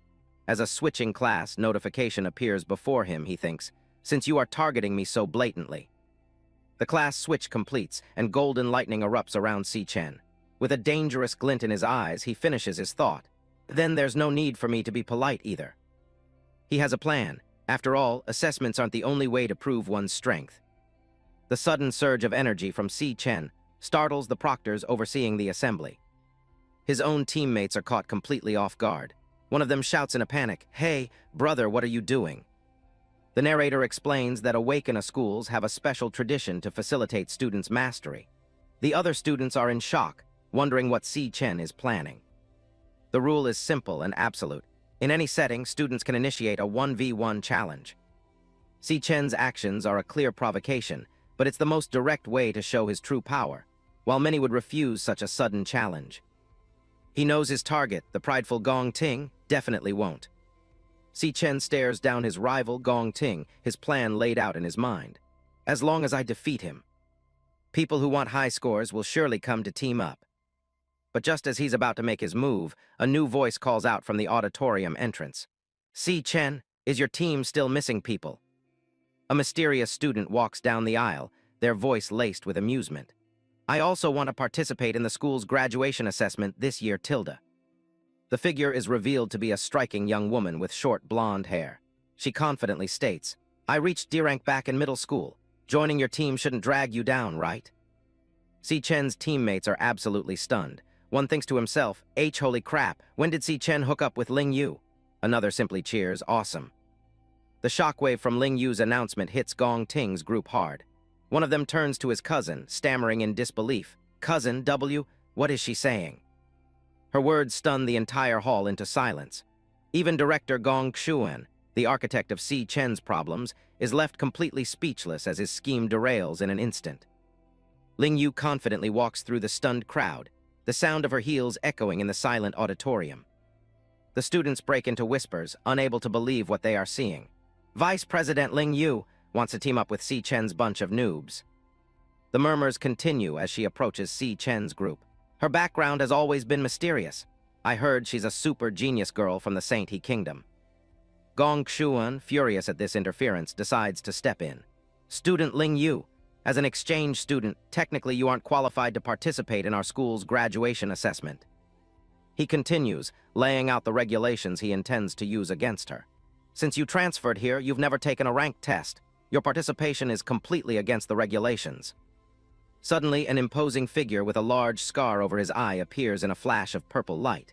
He speaks, but his voice is interrupted by a panicked proctor yelling, "Principal, when did you appear?" Director Gong Xuan is horrified by the unexpected arrival, thinking, "Why is the principal here too?"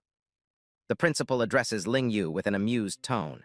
"Ling Yu, you're only here at our school for a short exchange. What are you doing joining in on the fun here?" Si Chen is shocked by the principal's entrance, thinking, "I remember the principal's class is warrior. How can he have teleportation abilities?" The principal and Ling Yu engage in a battle of wits. He claims her participation would be unfair, but she retorts with a sly smile. "Oh my Tilda, what a pity then, Tilda." Si Chen watches the two powerhouses interact, a bead of sweat forming as his own power senses flare. He tries to use his ability to gauge their strength, but comes to a shocking conclusion. "I can't detect the ranks of those two." Director Gong Xuan, seeing a chance to get back in control, eagerly agrees with the principal's initial stance. "The principal is right. Our school has such a good reputation because we've always followed the rules." But the principal ignores him, instead addressing the entire hall. He reminds them that the university's purpose is to cultivate superclass awakeners and give them a stage to shine. His voice booms as he speaks of the graduation assessment, calling it a decades-old tradition and one of the most important turning points in a student's life.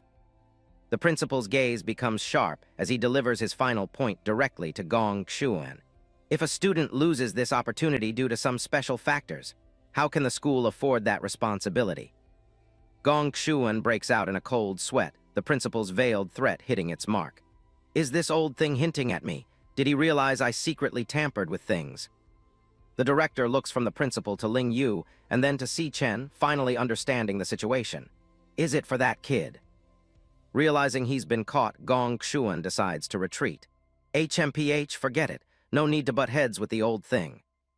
He consoles himself with the thought that he has already done enough damage. "Gong Ting, uncle can only help you this far.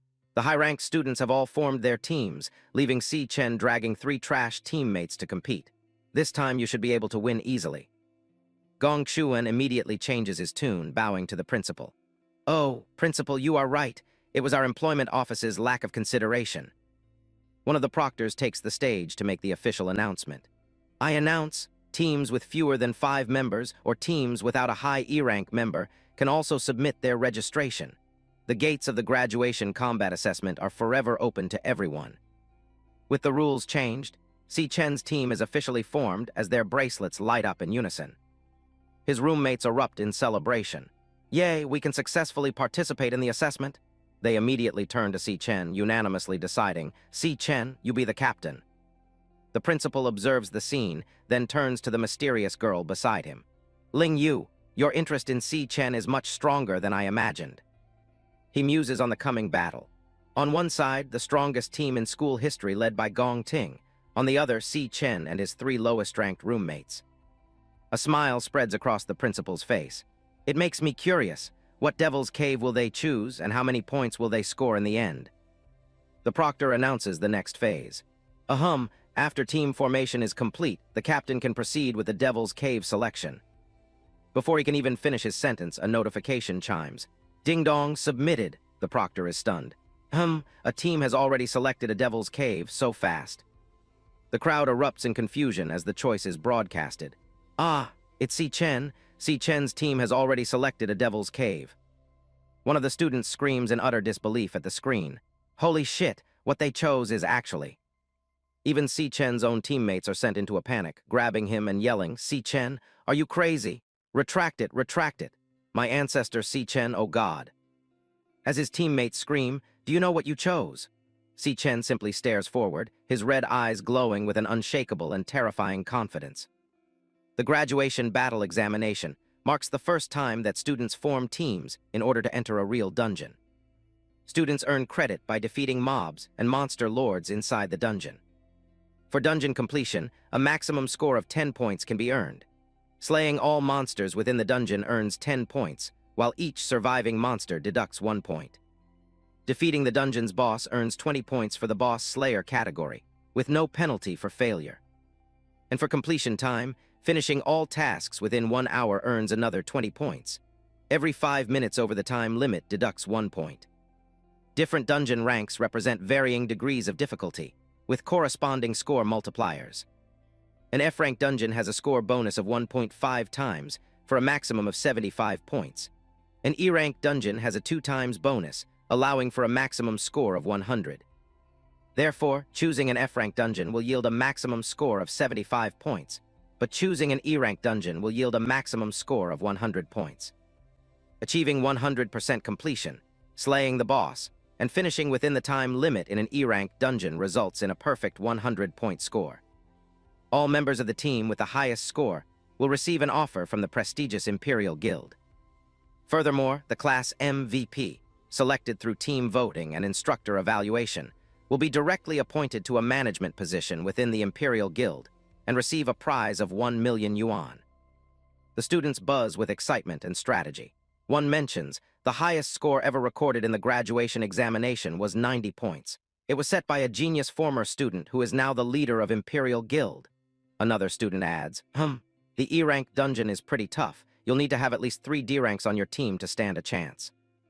All eyes are on one particular group as a student remarks. Gong Ting's team just might be able to challenge the school's all-time high record score. Suddenly a chime echoes through the hall. Dying submitted. A student with glasses looks up in shock, exclaiming, a team already picked out their dungeon, that was fast. He stares at his screen in disbelief, his eyes widening. Holy crap, it was Si Chen's team. His jaw drops as he sees the selection. He actually chose that one, a D-rank dungeon. The screen confirms it. Si Chen has selected a D-rank dungeon, now awaiting team confirmation. The news sends a wave of shock through the classroom. No one's ever beat a D-rank dungeon before. Did that dude fuck up and press the wrong button? One of Si Chen's teammates rushes over to him, pointing frantically at the screen. Si Chen, have you lost your mind? Do you have any idea what you've just picked? Elsewhere, another teammate completely melts down, clutching his head in despair. You psycho, how did I wind up on the same team with a psycho like you? The notification appears on his wrist device. The captain has selected D-rank dungeon. Do you agree to join? He thinks to himself in a panic. Is it too late to quit the team? A curly-haired student confronts Si Chen, his voice trembling with fear. Dude, have you fully thought this through? This is a D-rank dungeon we're talking about. A D-ranking means. Si Chen doesn't even flinch. He simply replies, MHM, I've thought this through. Just then, another submission alert rings out, and to everyone's surprise, a second team locks in a D-rank dungeon.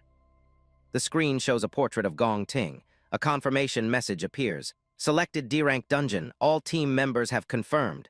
The rivalry has officially begun. A confirmation message appears. Dying, all team members have accepted. Team Gong Ting has submitted successfully. The other students are in an uproar. Holy shit, another D-rank, another team chose the D-rank dungeon. Oh my god. But Gong Ting's team is completely unfazed. Leaning back in his chair, he smirks and says, this year's going to be entertaining. A blonde girl on his team scoffs at Si Chen's group.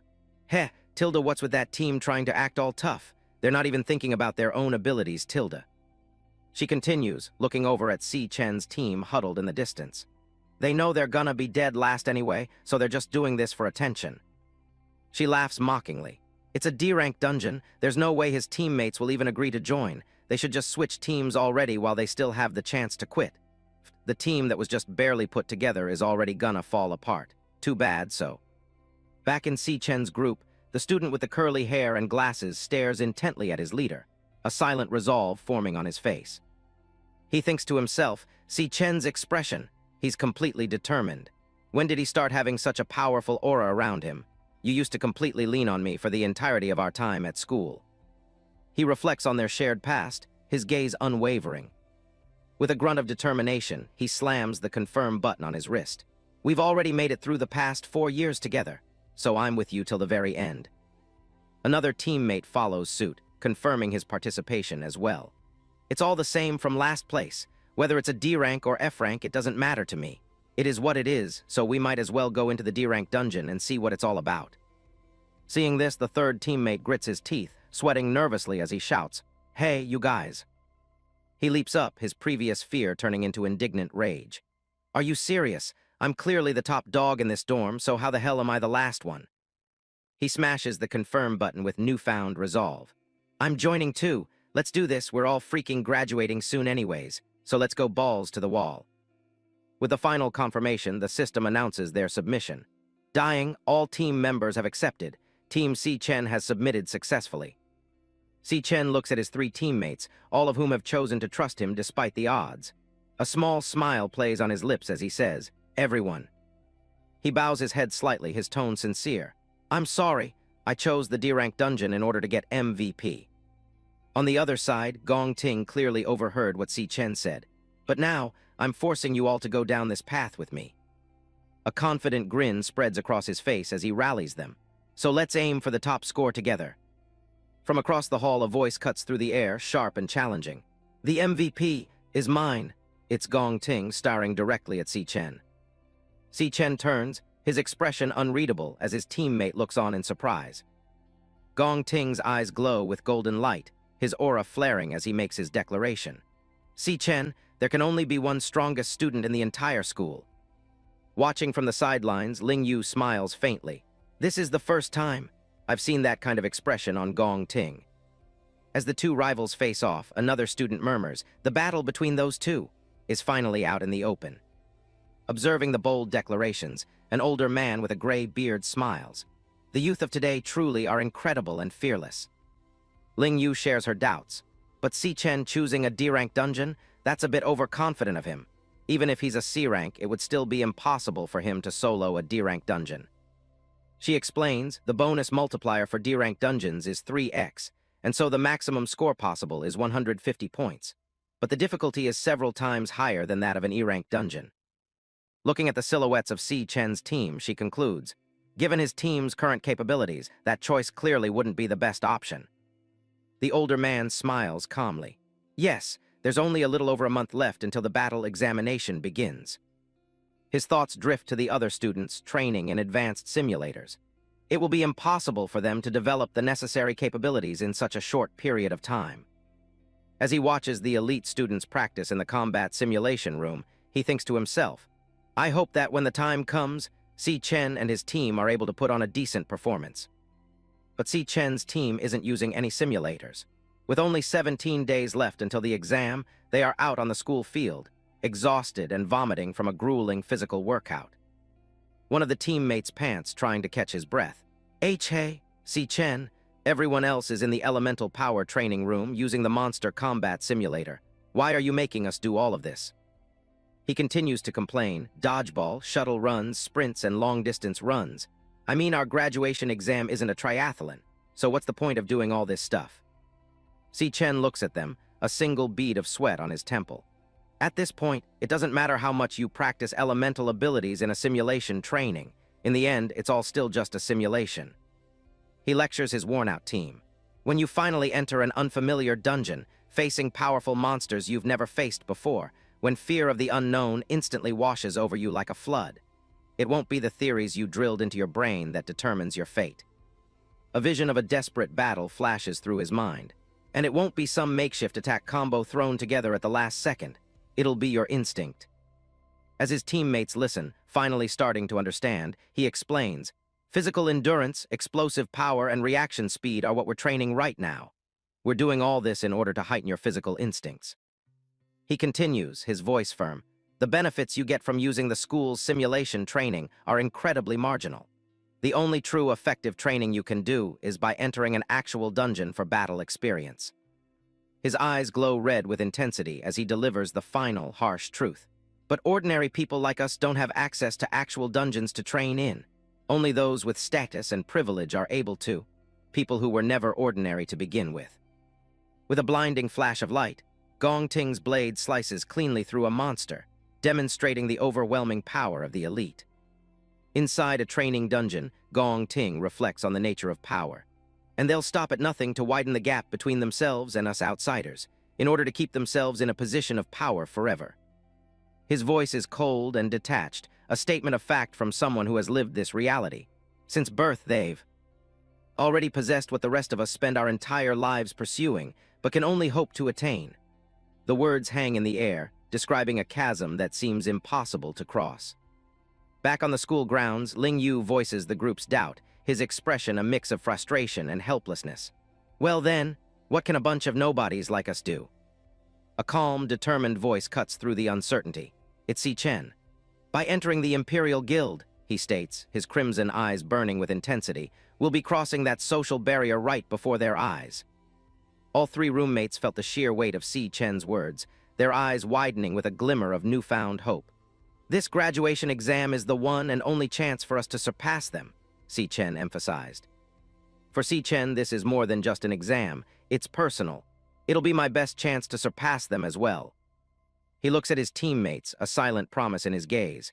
And that's why I'll do my absolute best to fulfill this promise to everyone. We'll absolutely win. To keep that promise, Si Chen pushes himself to the limit, battling spectral beasts in the Dream Tower's Starfall Barrens. The training is brutal. He takes a vicious slash to the chest, blood spraying from the wound. He's knocked back by another savage blow, the impact rattling his entire body. But he doesn't stay down. 10 days until the exam. Si Chen puts his team through a grueling physical regimen. While he leads the pack with ease, his teammates struggle to keep up. 5 more laps, keep up, one shouts as another collapses, gasping, Enno, I can't go on. Back in the Dream Tower, pain only fuels his resolve. Gritting his teeth, Si Chen retaliates, lightning crackling around his fists as he strikes back against the phantom creature. Meanwhile, Gong Ting continues his own training, effortlessly dispatching monsters with a confident smirk. For him, this is just another day. Only 5 days left. Si Chen's training intensity only increases, never wavering. He powers through push-ups with a massive weight strapped to his back, while his teammates practice supporting heavy weights with both hands, counting every single rep. 101-102. 3 days to go. Gong Ting stands alone, surrounded by the smoldering remains of his enemies, the picture of calm and collected power. With only 2 days left, Si Chen's relentless grind pays off. As he strikes down the last of the phantom beasts, a notification appears. He's leveled up, becoming a level 16-volt assassin. One day, the final day of preparation. Bloodied but unbroken, Si Chen's eyes glow with fierce determination. The real battle begins now. June 17, 2157. It's the day of the graduation combat exam. A floating drone activates, its robotic voice echoing through the hall. Beep beep, hello examinees, I'm your escort drone for this exam. In the waiting area, a figure in a dark, hooded jacket calmly fastens his combat gloves, making final preparations for the battle ahead. Si Chen stands confidently among the other students, his equipment gleaming. The drone gives its final instructions. Please check that your wristbands and equipment are worn correctly. The drone's announcement rings out as a blinding teal light erupts before the assembled students. Attention, everyone, the graduation exam officially begins. The camera pans over the prestigious National Awakened University, where the future of the world's hunters is about to be decided. Outside, limousines signal the arrival of very important spectators. Stepping out to meet the convoy was a man with a scarred face and an overwhelming aura of authority. The school principal greeted him with deep respect. It has been a long time, Chairman Gong. This distinguished man is Gong Lin, co-founder of the Imperial Guild and Gong Ting's father. He greets the principal with a smile. Sorry to keep you waiting, principal. Watching from the windows, the students couldn't hide their amazement. That's one of the founding members of the Imperial Guild. He looks so incredibly sharp. The onlookers buzz with excitement and confusion. Who's in the car behind them? To think even an Imperial Guild founder and the principal came personally to invite them out. A bodyguard opens the door to the limousine, and a man with pinkish-red hair dressed in an elegant suit steps out. Adjusting his cufflinks, the man's identity is revealed, sending a shockwave through the crowd. He is Carl Cavendish, the vice chairman of the World Guild Alliance. The teachers are floored, their jaws dropping in disbelief. The Alliance vice chairman. The Guild Alliance vice chairman actually came to our school. One of them continues, still reeling from the shock. Damn, people like that you might never see once in your life. No wonder they cleared out the whole admin district today. The stakes of this exam have just been raised to a global level. The Guild Alliance is the most powerful organization in the world right now, if they notice you. As the VIPs are escorted inside, the onlookers can only dream of the possibilities. The live broadcast of the graduation combat exam is about to begin. Please head inside. And no, even just getting in contact with the Guild Alliance, your whole life could change in an instant. Inside the observation room, the vice principal begins the briefing. This year, 184 students are participating in the graduation combat exam, divided into 28 teams. He continues, standing before a wall of monitors showing the students' choices. 23 teams chose F-rank layers, 3 teams chose E-rank layers, and 2 teams chose D-rank layers. A woman with her hair in a bun and sharp glasses speaks up, her tone laced with surprise. Some teams actually chose D-rank layers. This is Sigrid, the Secretary General of the Guild Alliance. She turns to the school staff, her expression serious. Even for pro-guild parties, D-rank layers are considered dangerous. Did you properly warn the students about how dangerous layers are? All the while, Carl Cavendish relaxes, seemingly unimpressed. The vice principal reassures her. Of course, we explained everything clearly in advance. Since they rarely get real combat, the vast majority of students are lowly rank E. They can barely handle normal mobs in F-rank layers. To illustrate his point, a scene from an F-rank lair plays out, showing a student taking on a Thornjaw Salamander, a basic F-rank Volt warrior. But they struggle quite a bit against the lair lords. The students are shown giving their all just to face a large Thornjaw Salamander, proving that a lord's strength far surpasses regular mobs of the same rank. Students have to give everything they've got to defeat an F-rank lair lord. But E-rank lairs are on a completely different level. Inside one such lair, a team of students looks terrified. Every mob in an E-rank lair is as strong as an F-rank lair lord. The reason for their fear becomes clear as hordes of stag beetle spiders, E-rank flora assassins, crawl towards them. One student sweats profusely, his face pale with terror. How is an E-rank lair this hard? This is way beyond what we expected. The vice principal concludes, so for most students, clearing an E-rank lair is basically a mission impossible. Sigrid presses further, concerned for the students' well-being. If a student runs into danger, what safety measures are there? The vice principal's expression is firm and reassuring. Rest assured, Secretary General, students are our most valuable resource. He explains the precautions. Outside each lair, armed Imperial Guild personnel are standing by. If an extreme danger is detected, they'll intervene immediately. Plus, the examinees' wristbands already have a teleport function. Even as a monstrous bug attacks, the students have a way out. When faced with overwhelming danger, a student can simply quit. We see one scream in terror, I quit the exam, pressing the button on his wristband, which immediately flashes with a withdrawn notification. As soon as a student chooses to give up the combat exam, the principal explains, they'll be teleported out of the lair immediately. On screen, a team reappears in a safe room, shaken but unharmed. That was terrifying, wah. Sigrid seems impressed despite her concerns. Even so, there are still 2 teams that chose the higher difficulty D-rank lairs. Your school is really full of talent. I'm looking forward to seeing their performance. The vice principal's reply is grim, his eyes narrowing slightly. Yeah, I want to see how long they can last. He watches the live feed of Si Chen's team trekking through the snow, his skepticism clear. HMPH, those kids will bail out soon enough. The team enters the D-rank lair, the high-risk cloud forest summit. It's a treacherous, icy landscape of massive trees with shadowy figures lurking on the branches. One of the teammates stammers, WH, what the hell is that thing? Perched on a cliff edge is a ghost bat monkey, a D-rank cloud assassin. Its grotesque features and sharp claws are enough to terrify anyone. That thing looks creepy as hell. Si Chen, however, remains calm, analyzing the threat. Ghost bat monkey cloud-type monster, specializes in group attacks with extremely fast aerial dash speed. You have to watch out for their dive attacks at all times. From above, the monsters have already spotted their prey, their shadowy forms looming over the unsuspecting students. Without warning, a whole swarm of ghost bat monkeys dives down from the trees, screeching as they descend upon the team. Si Chen's eyes sharpen. He's the first to react to the ambush, yelling out a single word of warning, incoming. The attack was lightning fast. One of the students leaned aside to dodge, completely blindsided by the terrifying speed of the ambush. Another teammate scrambles to get out of the way, tumbling desperately through the snow to evade the attack. A third leaps through the air, barely managing to avoid the deadly dive bomb thanks to Si Chen's warning and their grueling physical training. His teammates collapse onto the snow, breathing heavily in a mix of terror and relief. Holy sh*T, we actually just dodged a D-rank monster's attack, another exclaims. I'm still alive. Just as they recover, another monster charges forward, kicking up a massive wave of snow. But this time, someone is ready for it. One of the teammates watches in stunned silence, his eyes wide as he tries to process what he's seeing. Si Chen, he. Lightning crackles around Si Chen as he stands over the bloody corpses of 3 ghost bat monkeys. His teammate finishes his thought in utter disbelief.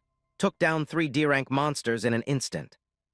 Si Chen, his eyes glowing with power, turns to his roommates. Your current strength isn't enough to handle them, he warns coolly. Just protect yourselves here. With a final command to leave the rest to me, he explodes forward, launching himself into the horde of monsters like a bolt of lightning. But the danger isn't just in front of him. A piercing scream of "Watch out!" echoes as a winged creature ambushes the others, forcing them to dive out of the way. The attack connects, slamming one of the students hard against a frozen tree trunk with a sickening thud.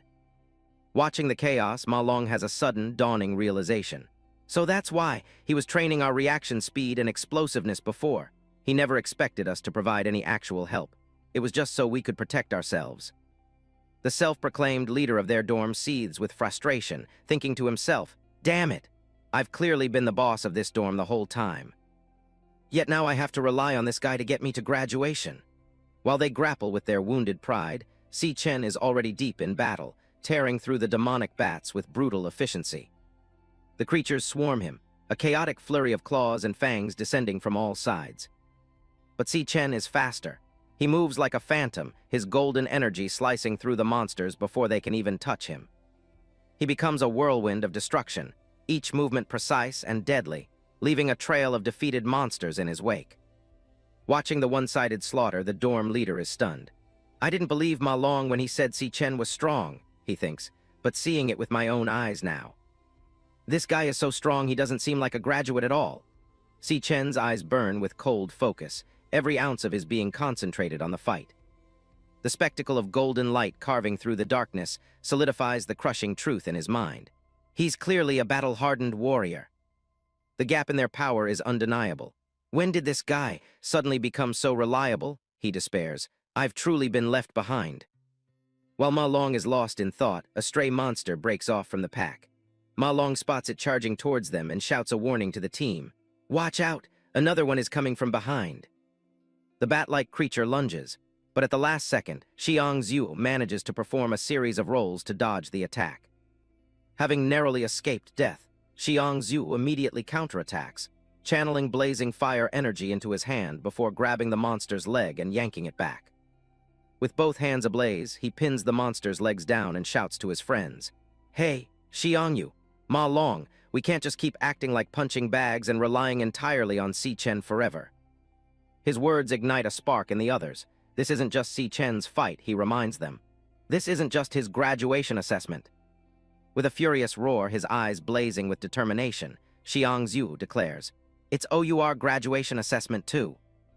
Inspired, Ma Long's spirit soars. "You're right," he agrees, as green light begins to emanate from his outstretched hand. He unleashes his own power, casting a spell. "Flora chant, vine lock," he yells. "Have a taste of this." Thick, twisting vines shoot out from the ground, wrapping around the ghost bat monkey and constricting it tightly. But their opponent is a D-rank monster. It lets out a piercing screech, and with a single flex of power, the thick vines snap like twigs, knocking Xiang Zhu back. Ma Long stares in disbelief, his confidence shattered as he cries out, "Ah!" It broke free instantly. Just as the monster breaks free, a blast of cold air hits it. Another teammate, Xiang Yu, has joined the fight, casting Cloud Chant, Frost Breeze, which visibly slows the creature down. With his hand glowing from the ice magic, Xiang Yu yells, "I slowed it down. Let's attack together." Ma Long, his determination returning, charges his fist with green energy and shouts, "Let's see you run now." This time their powers combine. Combo skill, Frost Breeze plus Vine Lock.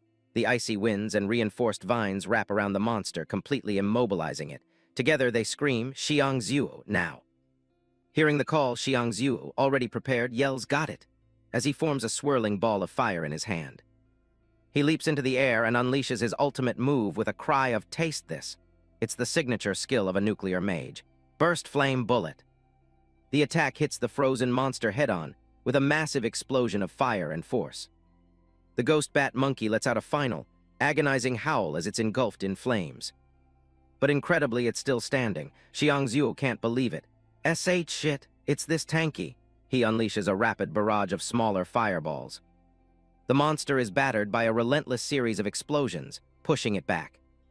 The combined hold is starting to fail. Ma Long strains, sweat pouring down his face as he yells, "I can't hold it back anymore." Xiang Yu is also fatting fast, his face contorted in pain. I'm at my limit," he gasps. Seeing his chance is about to disappear, Xiang Zhu makes a decision. "FCK and I'm going all out." He begins to gather every last bit of his energy into a single, massive sphere of fire above his head. His face becomes a mask of pure rage and effort as he bellows, "This is my nuclear mage, converged burst flame bullet." With a final scream, he hurls the supercharged attack, and the entire area is consumed by a cataclysmic explosion. As the smoke clears, a small drone floats over the monster's remains, its cheerful voice cutting through the silence. "Congratulations, congratulations, successfully killed a ghost bat monkey." Exhausted but victorious, the three of them collapse onto the snow, laughing with relief and pride. "We did it, we actually took down a D-rank monster." Drawn by the massive explosion, Si Chen watches them from a distance, a silent observer. Lying on the ground, one of them spots him and calls out, "Hey, Si Chen, did you see that?" Below them, the monster's corpse dissolves, leaving behind a single item, a ghost bat monkey finger bone. Still giddy with success, Xiang Zhu props himself up with a smug grin, boasting, "It was a piece of cake." Si Chen stands surrounded by the corpses of dozens of monsters he defeated alone. He offers a slight smile, "Yeah, good job." Just then, the drone announces, "Congratulations, all mobs within this devil's cave have been killed." Meanwhile, in a dark observation room, an examiner stares at his monitor, his face pale with shock. How is this possible? These trash students with zero combat experience. He watches the live feed in utter disbelief, stammering to himself, "Actually killed a D-rank monster above their level." Behind the frantic examiner, other, more imposing figures watch the same screens in silence, their expressions unreadable. One of them, a relaxed young man with pinkish hair named Carl Cavendish, finally breaks the silence. He muses. This young man is performing quite excellently. His eyes are fixed on the screen showing Si Chen's face. He continues, and A small, knowing smile plays on his lips as he finishes his thought, a statement that hangs heavy in the air. He looks a lot like an old acquaintance.